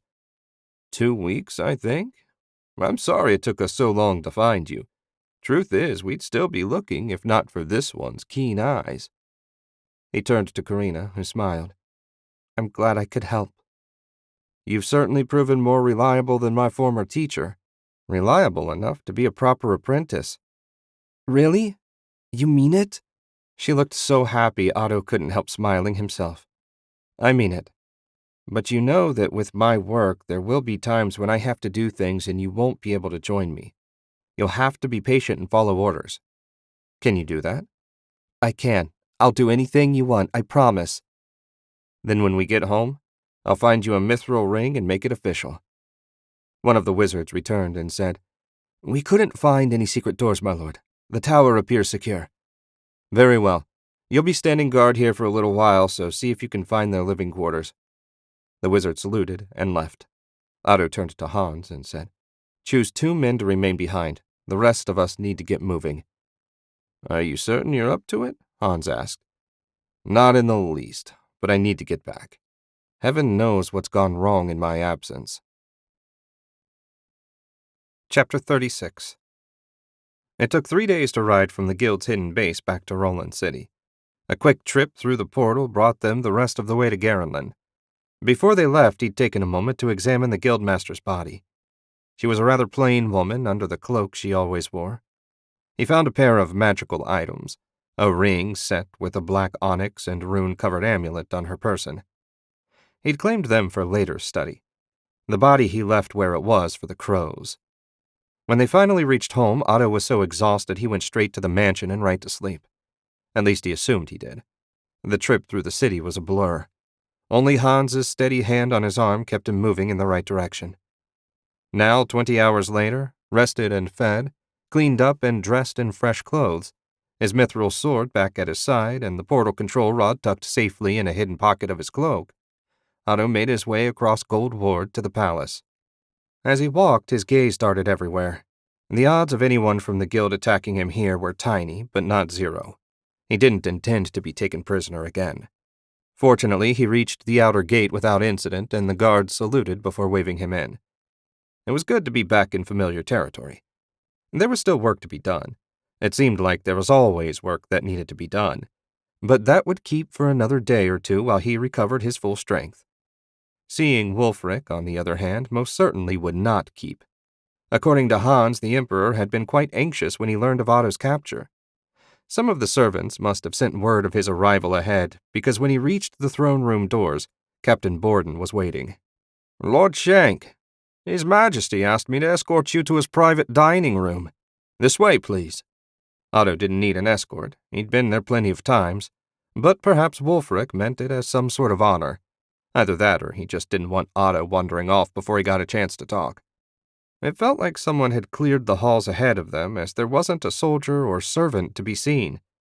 If they had wanted to try and assassinate him, this would be the perfect place. Otto gave a mental shake of his head. He couldn't be so paranoid. Here, at least, he was safe. The door to the dining room was nothing special. You could easily walk past the oak door without giving it a second look. Which was exactly the point. No one would expect to find the Emperor behind such a plain door. Borden opened the door and Otto stepped through. Wulfric sat at a small mahogany table, a silver tray covered with wine glasses in front of him. He was dressed simply in black and gold, his heavy robe of state tossed over an extra chair behind him. Wulfric poured 2 glasses of wine, stood, and offered one to Otto. "Congratulations on your safe return. You had me worried, old friend." Otto took the glass, and they clinked. After a sip and a sigh, Otto said, "I am sorry about that. The guild's actions were more aggressive than I anticipated. On the plus side, their leader is dead, as is her second-in-command. 3 others have been taken into custody. I'll deal with them shortly. 2 escaped, and I assume the other members are scattered around the Empire. As long as they behave themselves, I'm inclined to let them be." Wulfric nodded and took a drink. "I'm happy to follow your lead on the matter." "Thank you. How are the merchants behaving? I didn't take time to speak with Edwin before I came here." "I spoke to him myself. While you were gone, I paid a visit to Anna Maria. I've really been terrible about neglecting her. We're not as close as we used to be, but I still consider her a friend." Otto's throat tightened, and he set his glass down before Wulfric could notice his shaking hand. "How did that go?" "Good. Your daughter is adorable. The nobles are always nagging me to find a wife and sire an heir. Having seen the little angel, I'm seriously considering taking their advice. You're a lucky man." Otto smiled and relaxed. Anna Maria had been on her best behavior. Good. He wouldn't have to punish her when he returned home. Before they could move on to more pleasant topics, someone knocked on the door. "Damn it," Wulfric said. "I told Borden I didn't want to be disturbed." "That implies whatever they want is important. I have little more to report anyway." "Fine. Enter." Borden and a sweat-soaked soldier stepped inside. The soldier bowed and said, "Majesty, Edred of Marcaine has just docked in Crystal City. Henry told me to get word to you right away." "I didn't think Edred had the stones for a stunt like this," Wulfric said. "It seems I underestimated him." "I'll go," Otto said. "We need to deal with him sooner or later. With Voltan isolated, Edred's his best link to the outside world." "No," Wulfric said. "You still look half dead. You need more rest. That's a royal decree. Order Henry and the city garrison to take him into custody. If he resists, kill him. Whatever they do, Edred is not to leave the city alive." "Yes, Majesty." The soldier rushed out. He should be able to make it back to the portal if he hurried. Otto scowled at being left behind, but Wulfric was right. He needed at least 2 more days of rest to get back his strength. If he collapsed, only their enemies benefited. Hopefully, once he became an arcane lord, his weakness would be a thing of the past. Edred could hardly believe he was back in Lux. The docks were largely empty at midday. The fishermen would be back near dark, but Edred hoped to be long gone by then. Every moment he remained on land increased the odds he'd be spotted and captured. As the crew hastened to tie the ship off, he considered how best to approach Philippa. His instructions were to sound her out, but he knew Voltan well enough to understand that he'd be disappointed with anything less than a commitment to fight Garenland, even if it was only in subtle ways. The problem for Edred was that he had nothing tangible to offer her, and Garenland was perfectly capable of killing her and putting a puppet in her place. Angry populace be damned. One of the sailors finished setting the gangplank in position. "We're all set, my lord." "Good. I hope to be back within the hour. Tell the captain not to get comfortable." The sailor saluted, and Edred marched down the gangplank with the 2 wizards that served as his personal guard behind him. The hourglass had flipped, and the sands were running. The sooner he could get out of here, the better. "Have you come up with an approach, Majesty?" Lily, the younger of his guards, asked. "The only thing I can think of is to tell her the truth and hope she sees things as I do. There's no way I can force the issue, and if I try, she may well arrest me on the spot." "We won't let that happen, Majesty," Adam, the elder wizard, said. He appreciated the thought, but Marcane's wizards studied only defensive magic. It was one of the laws Voltan insisted upon. Their skill at protection made them ideal bodyguards, but poor warriors. If this war was going to drag on, he may have to reconsider that stance. Garenland certainly had no qualms about using offensive magic. A few locals out for a noon stroll glanced at them as they passed, but no one approached. There was still no sign of the garrison either. Hopefully they'd arrived without attracting attention. Something had to go Marcane's way. Heaven knew they were due for a break. They reached the Crystal Palace and thankfully found the guards on duty wearing Lux's blue and silver tabards and not black and gold. Both men came to attention. The elder said, King Edred, we weren't told to expect your arrival. It was a last-minute decision. I need to speak to Philippa as soon as possible. Could you send a messenger? Certainly, Majesty.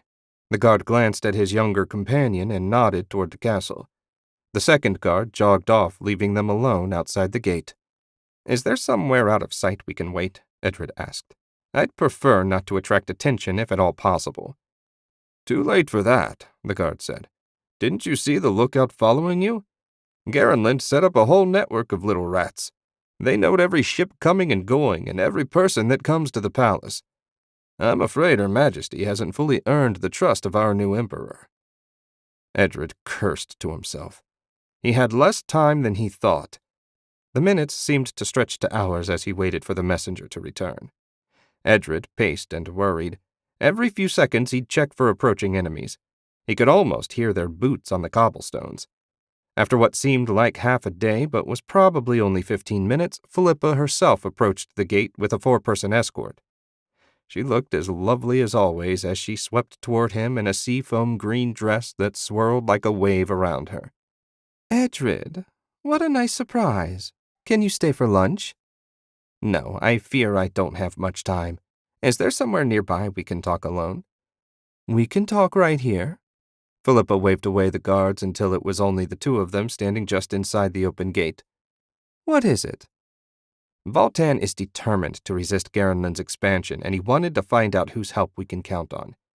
You and Casimir are the only rulers still in charge of their land. Will you help us? Philippa's smile was bitter. I'm only a figurehead. They call me governor, but I have no real power. That belongs to the merchants and the wizards. I'm still alive because Wulfric thinks seeing me on the throne pleases my people. You've wasted your time coming here. Edred checked again, but they were still alone.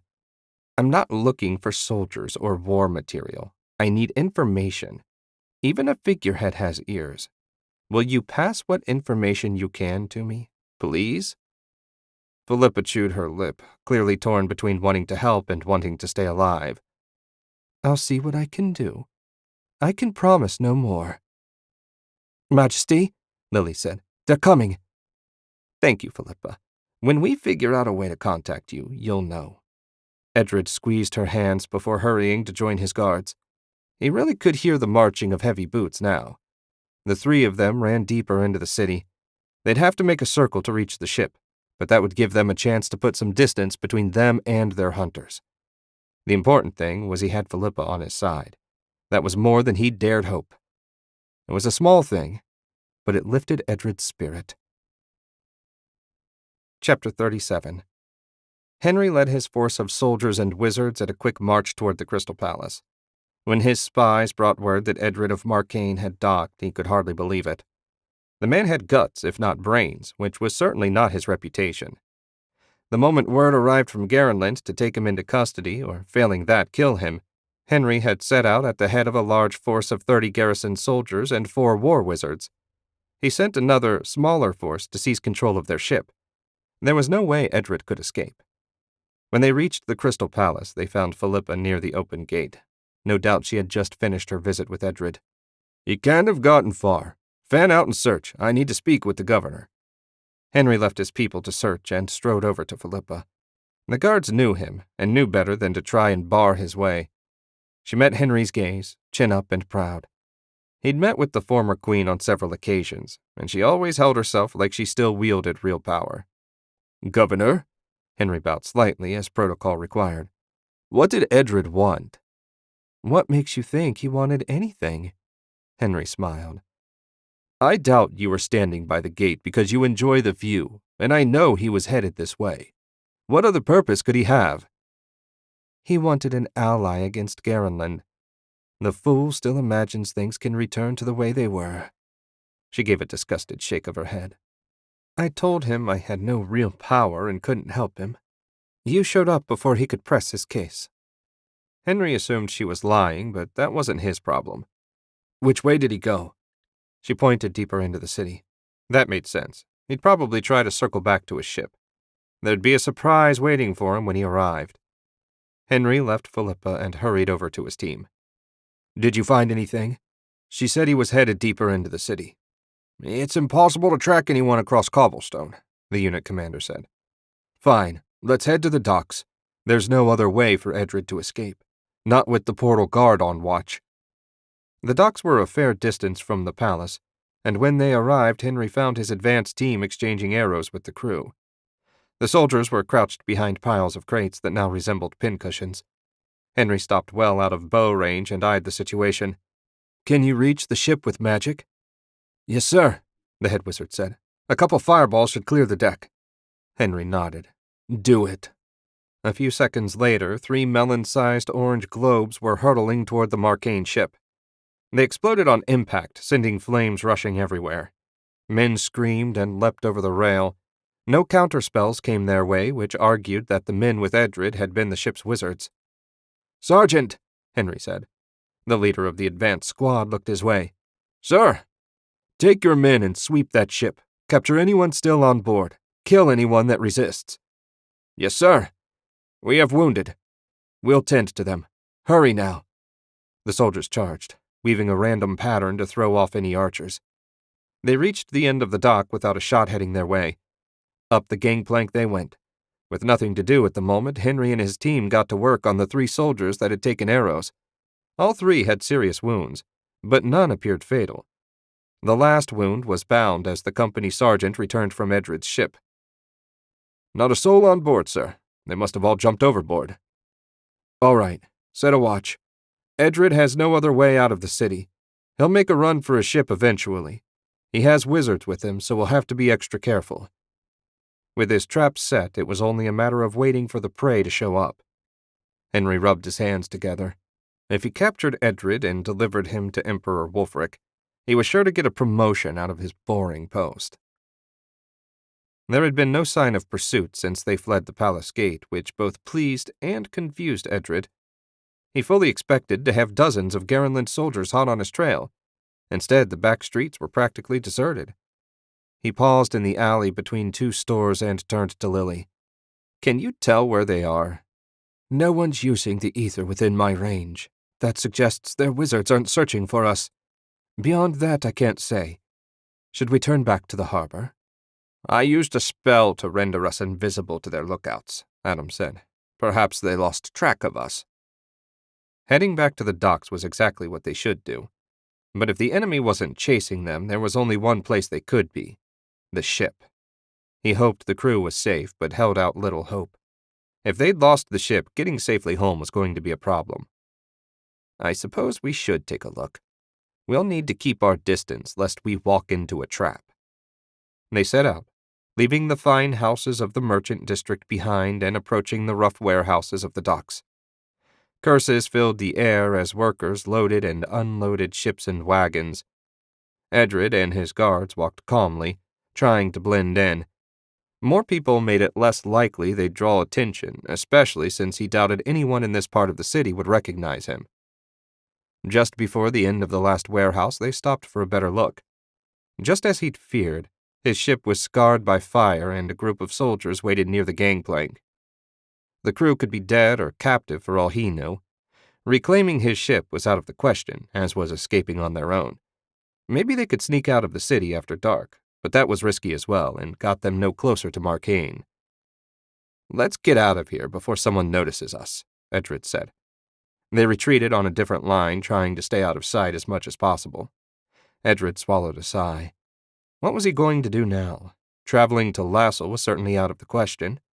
He was so lost in thought he nearly didn't hear when someone said, Majesty! Lily and Adam shifted to stand in front of him. Before they could do anything, Captain Carter stepped out of the shadows of a closed-up tavern. His uniform was singed, but otherwise he appeared unharmed. "I thought that was you, Your Majesty.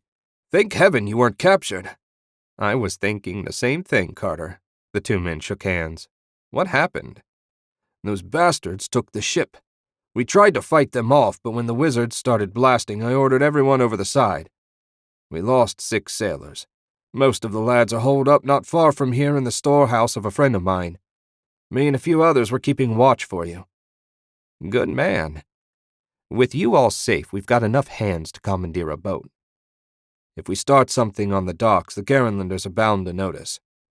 Edred grinned. That's why we're not going to try anything on the docks. We've got a few hours before the fishermen return. You, Lily, and a handful of the boys are going to swim out and pretend you ran into trouble. When some kind-hearted soul stops to lend a hand, take his ship. We'll meet you 200 yards east of the docks. "Doesn't feel right playing pirate," Carter said. Desperate times. Edred put a hand on his shoulder. You don't need to kill anyone. Just toss them overboard. A little swim won't do any harm. If we're caught, on the other hand... "Aye, my lord. No need to tell me. We'll get it done, never fear." I'm sure you will. Edred said a silent prayer that they all survived. Henry paced and muttered to himself. He'd been waiting for hours, and still no sign of Edred or any of the escaped sailors. Also, no word from his spies in the city. If someone had seen them, Henry should have been informed. That was the problem when the other side had wizards too. You never knew exactly what they were capable of. Dusk was approaching, and the city's fishing fleet was slowly returning to the harbor. Maybe Edred was going to try something in the dark. More likely he was going to stay hidden and force Henry to search the entire city. With his forces spread thin, it would be the perfect chance to try and escape. So many possibilities and so few facts. He was just about to start another round of pacing when a blanket-wrapped man in the company of one of the soldiers he'd set to watch the perimeter approached. Henry broke off and marched right up to them. Before he could get a word out, the fellow in the blanket asked, "Are you in charge here? My boat was stolen." Henry's heart sank. "Where and when?" "Half a mile out, not 15 minutes ago. They looked like landsmen that flipped over their boat. Happens more than you might think. What do you think happens when I go to fish them out? Soon as they're aboard, they pull daggers and put me and my crew over the side. Bloody lucky we could all swim." "Which way did they go?" Henry asked. "East and a little toward shore. Don't know what games they were playing. At that angle, they'd missed the docks altogether. You going to get my boat back? She had a full catch, too." Henry ignored the request and shouted, 2 squads on me. The wizards as well. Move!" The small force rushed west. Fishermen and merchants alike hastened to move out of their way. Just as well, since Henry would have happily killed anyone that slowed him even a step. As he ran, he kept his eyes on the water. The boat had to be around here somewhere. At the very edge of the waterfront, one of the wizards pointed and said, "There, sir! A sail!" Henry squinted and could just make out a white square against the sunset. "Can your spells reach them?" The one who spoke raised a hand and quickly lowered it. "No, sir. Lord Shank might have that sort of range, but we don't." "Damn it. His Majesty isn't going to be pleased when he learns Edred escaped." Henry just hoped the Emperor punished him personally instead of leaving it to Lord Shank. If there was one person in the world he didn't want mad at him, the young lord was it. Chapter 38. A full day of rest and eating fine food had Otto feeling almost back to his old self. Not that he'd taken the whole day off. A quick visit to the warehouse assured him that everything ran smoothly in his absence. Sen reported nothing interesting happening, and Otto got her busy searching for the wizards that had aided Cypher at the guild hall. He doubted they were still in the city, but you couldn't be too careful. Ulf seemed delighted to be working in his new lab and was having no trouble cranking out all the drugs they needed in Strachan's mine. Axel had picked up the most recent batch himself. Otto would have liked to see him, but they could catch up any time. Hans and his squad were settled back in beside their armor, and they'd fixed up a little cot for Karina as well. She spent so much time practicing that he had to warn her not to overdo it. Not that he was one to talk. Satisfied that matters were as in hand as possible, Otto spent the rest of the day reading from one of the books he'd borrowed from the armory. It had been so long since he'd just taken a day for himself, he didn't quite know what to think. But it was nice. All that said, when he received a summons to the palace this morning, he'd been happy to go. The messenger didn't give any details, only that Wulfric wanted to see him. This time, they met in the throne room, though court was clear at the moment. The only other occupants were Wulfric and Borden. Otto bowed to the throne and said, "You called for me, Majesty?" "Yes, our agent in Lux has come with news. I wanted you here to listen firsthand. From his expression and fidgeting, I assume the news isn't good." Otto silently kicked himself for not going to Lux when news of Edred's arrival came in. Still, even if he escaped, there was little waiting for him back home, other than a lot of corpses, assuming Stefan's man did his job. Wulfric nodded to Borden, who stalked off only to return a moment later through one of the side doors with Henry in a firm grip. The spy fell to his knees. "I'm so sorry, Majesty. Edred escaped us, though we did keep his ship." Wulfric scowled, but Otto spoke first. "Start at the beginning and tell us everything." Henry did so. When he finished, he said, "I never imagined them swimming out to steal a fishing boat." "Edred is a nuisance, but a largely powerless one," Otto said. "Removing him would have been good, but his escape isn't the end of the world. What interests me more is the conversation he had with Philippa." "That interests me as well," Wulfric said. "But she told me she told Edred nothing." Henry looked from one to the other as if confused about why they cared. "Of course she did," Wulfric said. "The question is, was she lying or not? If she lied about helping him, I'll have to have her removed. Her head, anyway."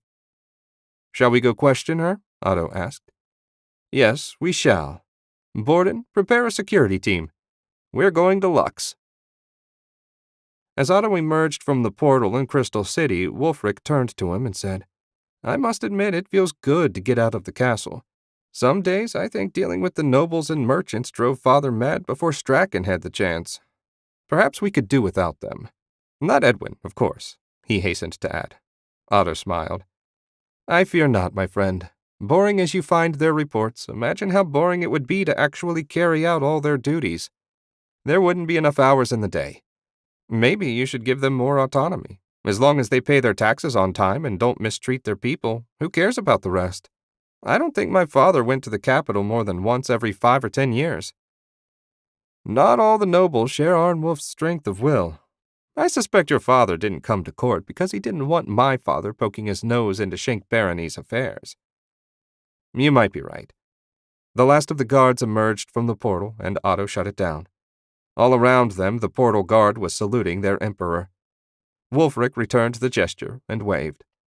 They hurried out of the fort and down the street toward the palace. It was a warm day, and the air was heavy with humidity and salt. 3 blocks from the portal, Otto's tunic was soaked with sweat, and he doubted the others were in any better shape. "Perhaps we should have arranged a carriage," Otto said. Wulfric laughed. "Nonsense.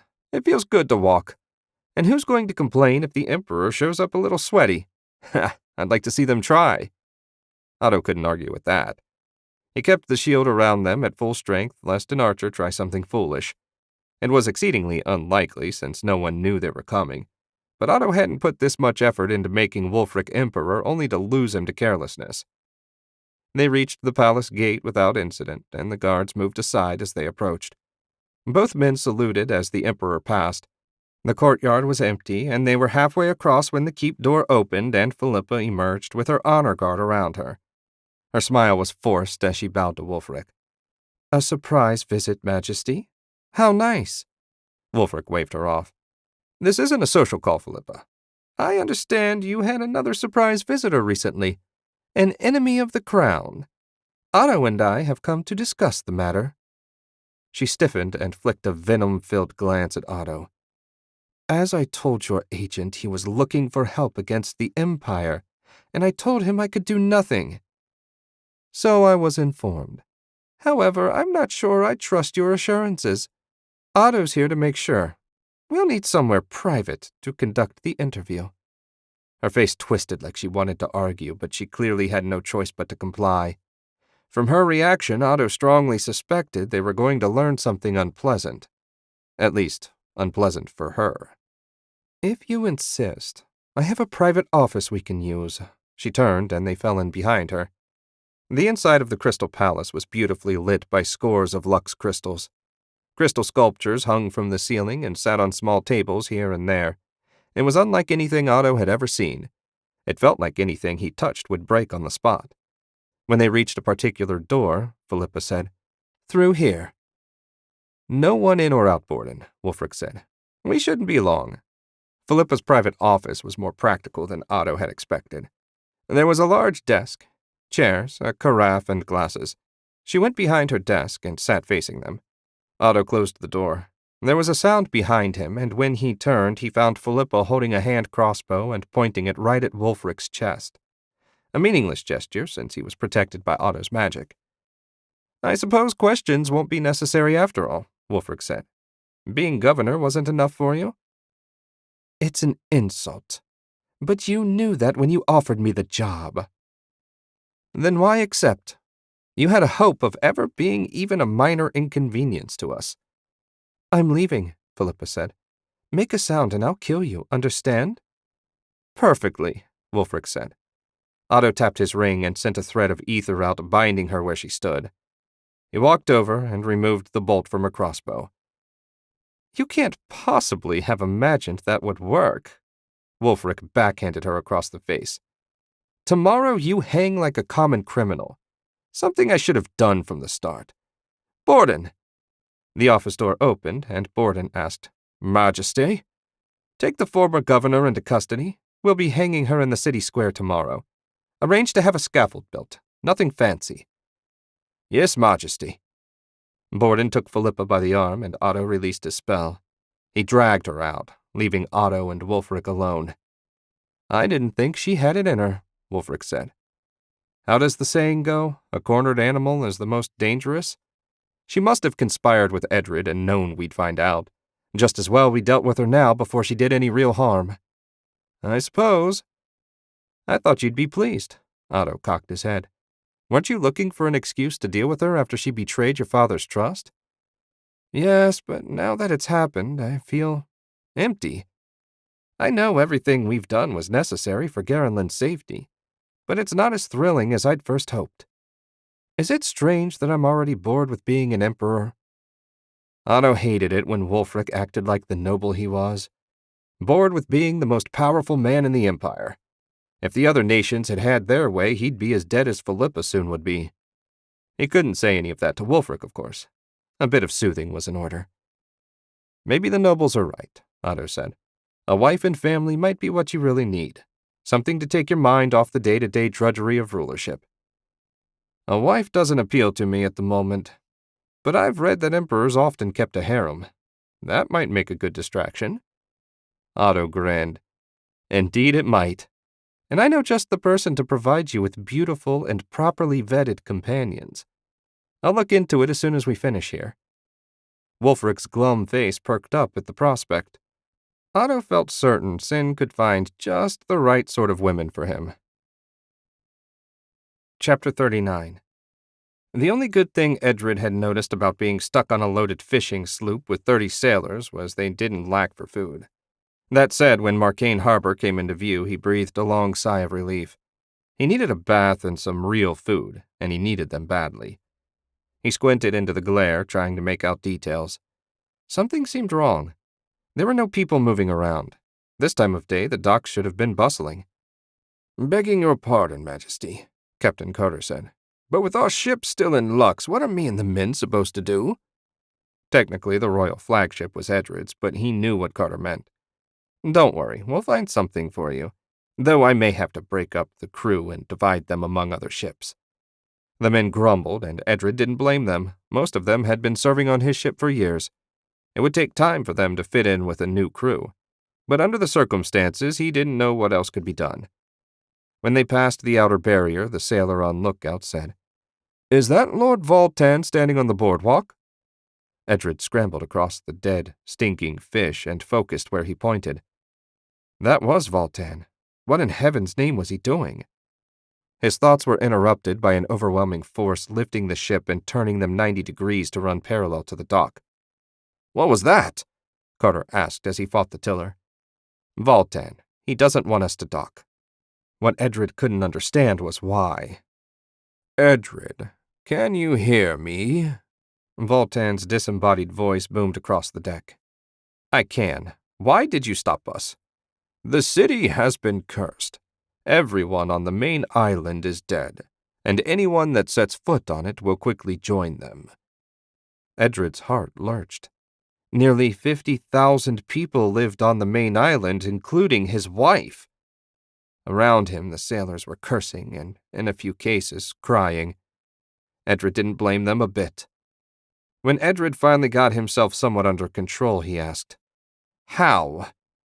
"An artifact created by one of my former comrades. Someone, I assume one of the raiders from Garenland, though I have no proof, put it in one of the city wells. From there, the curse traveled through the aquifer all over the island. The only saving grace is that the barrier islands aren't connected, so the people there are safe." That was a small comfort, but it was something. "What happens now?" "How did you make out with Philippa?" Voltan asked. "I assume poorly if you've returned without your ship."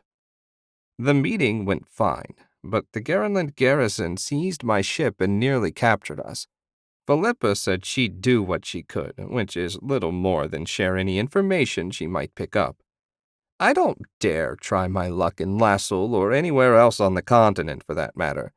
I'm on Wulfric's hit list, and word will have spread to keep their eyes open. I fear we must accept the fact that for now at least, the war is lost."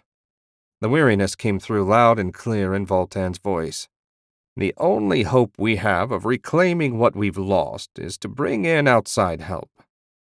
"And where would we find anyone powerful and crazy enough to help us with an invasion?" "To the west, the people of Colt's nation might be willing to lend a hand, assuming you can convince them that Garenland will be turning its sights their way if they don't. If they agree, they'll have to sail here." Edred shook his head even though he doubted Voltan could see. "Suppose we survive the crossing. Why would they believe me about Garenland? They're a long way away and not connected to the portal network. An attack on their country would take years to plan and execute." "They might not believe you, but they're our best bet. If negotiations fail, we can regroup and pursue other options. If you have any suggestions, I'm perfectly willing to listen." That might well be the first time Voltan had asked his opinion on anything. It spoke to just how desperate their situation was. "I'll go, but we can't make the trip in this little ship, and we'll need supplies. Any food from the city will be tainted by the curse. You'll have to make a detour to the City of Coins to buy supplies. Money, at least, I can give you without fear. Oh, and you'll need to stop at South Barrier Island and pick up Uther. Somehow he survived both the curse and the raiders. I've spoken to him, so he'll be ready." Edred and his shipmates spent several hours in silence, each trying to come to grips with the situation. Every man had lost someone. Most lost their entire family. Edred didn't begin to have the words to console them. In fact, it was taking everything he had to keep from breaking down himself. When Voltan returned, one of the big two-masted trading ships began to move on its own. The huge vessel slid out beside them, and Voltan said, "This should serve you well. I've purified the ship and placed several chests of gold inside. I wish you the best of luck." A rope ladder appeared from the ship's deck, and the sailors began climbing.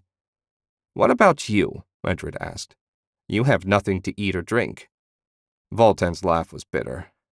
"I need neither. I'm immortal, remember? I think this curse is Otto Schenk's way of punishing me for daring to resist his plans. Some of this is my fault. I accept that. But even so, I could have done nothing differently." "It's not your fault. It's Garenland's fault, and we'll make them pay for what they did somehow." "Hold your spirit tight, Edred. I fear you will have need of it before this matter is done." Edred didn't doubt that for a second. He was the last man out of the fishing boat. At the helm, the captain asked, "What course, your majesty?" "To South Barrier Island, then on to the City of Coins." Chapter 40. Otto was waiting on the docks when Captain Wainwright brought his ship in. He'd been spending more time in luck since the former queen's execution. There had been some complaints, little of it overt, but for the most part the people seemed to accept that their queen's mistake wouldn't damage their lives. So when a week passed and the garrison didn't hang anyone else, people returned to their normal lives. That was the best reaction Otto could have hoped for. He stepped back to make room for the sailors hustling to tie the ship up. The gangplank fell into place and Stefan strode down. His hairline had retreated a little further, but otherwise he appeared in good health. His scowl, on the other hand, indicated less than goodwill. "Welcome back," Otto said. "I trust your mission went smoothly?" "Smooth enough, though the loot was meager." "The loot was always going to be meager. You were raiding farms and tiny villages. I assumed it was the entertainment value that convinced you to come." Stefan's smile was twisted and dark. "We had great fun. Though once your magical trinket killed everyone on the main island, the men lost much of their enthusiasm. I decided it was time to return home." Otto took a moment to process what his brother just said. The skull was only supposed to wipe out the city, not the surrounding towns. "Are you certain it killed everyone?" "So Julian said." Stefan jerked a thumb over his shoulder. "Ask him yourself." Otto intended to do exactly that, but he had one more matter to discuss with Stefan. "If you could spare a few days, I've got a special bonus for all your hard work." "What sort of bonus?" He couldn't have sounded more dubious. "I don't want to spoil the surprise, but I'm confident you'll enjoy it. Interested?" "Sure. I'm in no rush to get back to Griswolda and Father." "Good. I'll speak to Julian and Captain Wainwright, then we can leave." Otto left his brother and went up on deck. He followed the ether to Julian, or more accurately, the ring he'd lent the man, and found him huddled and trembling near the main mast. "I understand you carried out your mission well." Otto crouched so he was at eye level. "Congratulations. I need the ring back now." Julian's wide, frightened eyes locked on him. "I'll die without it." Otto shook his head.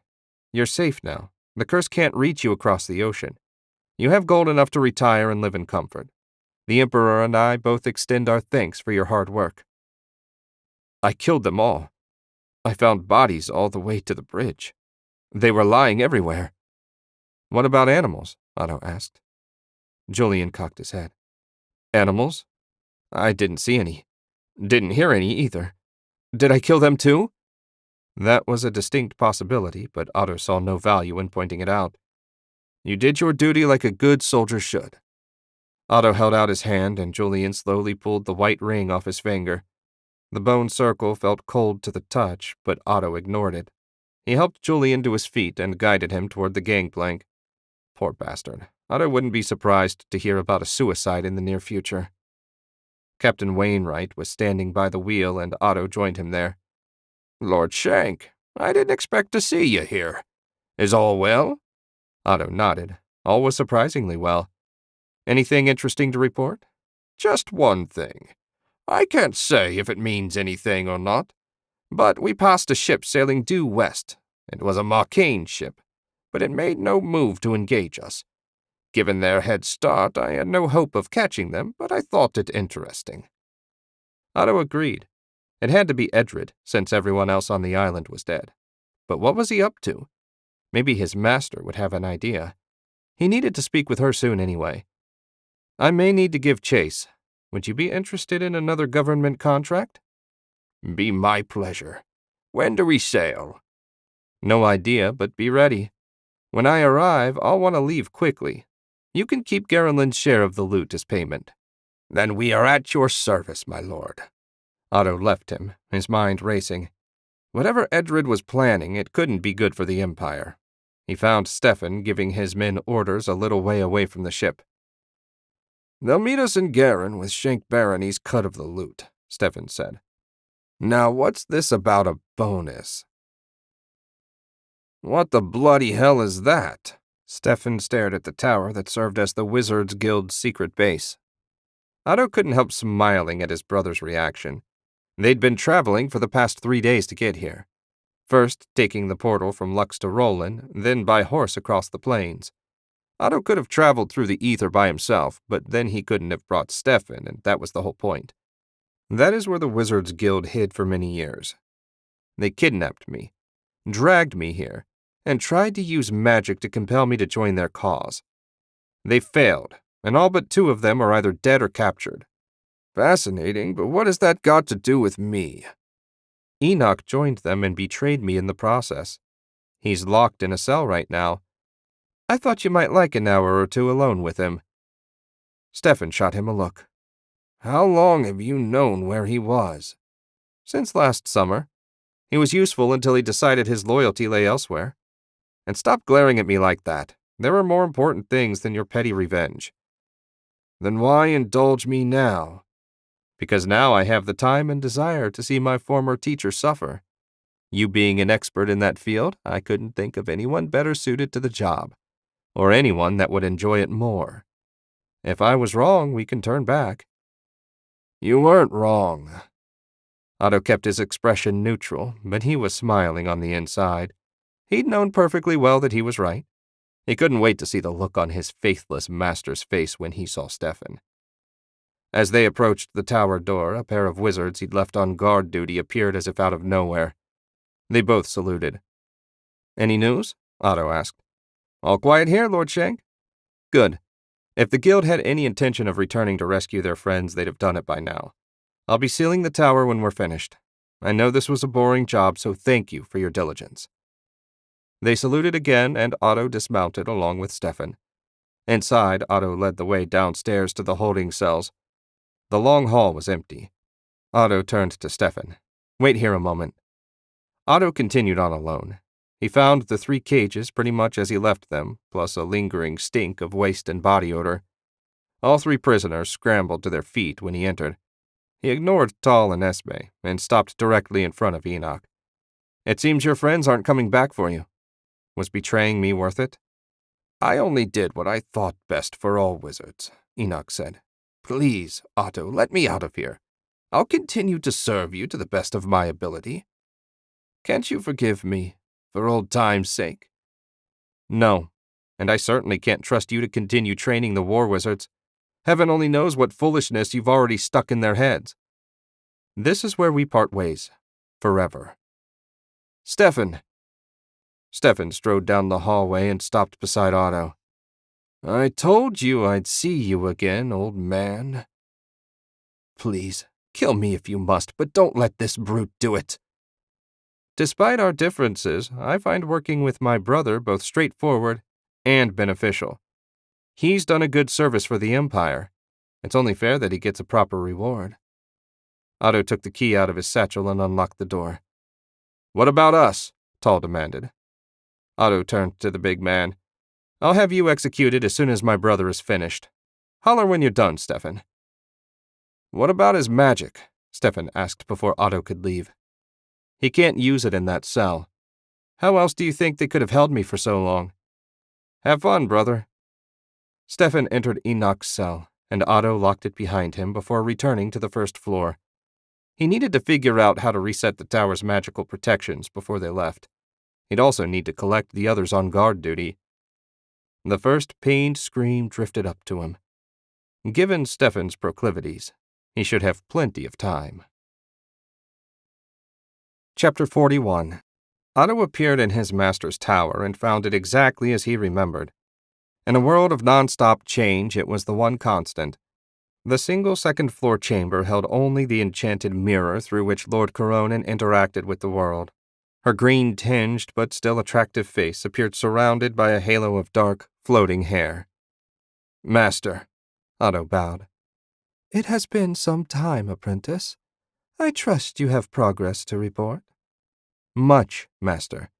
The continent is now under Garenland's rule, and wizards are free to live everywhere as full citizens.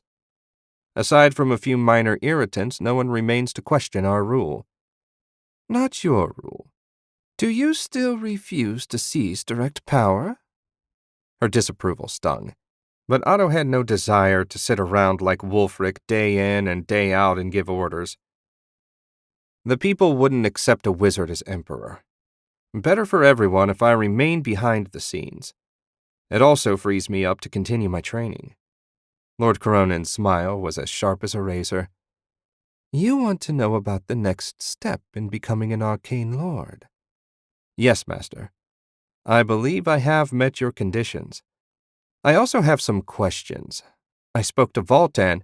When? How? He is a liar and a coward. You can trust no word he tells you. Otto winced at her fury. She really did hate the man. It wasn't my choice. I was traveling through the ether near Marcane City, and he dragged me to him. He claims that when I broke through my personal barrier, that I replaced a portion of my soul with ether, and that it has made me less human. Is that true? Yes. Her direct response surprised him.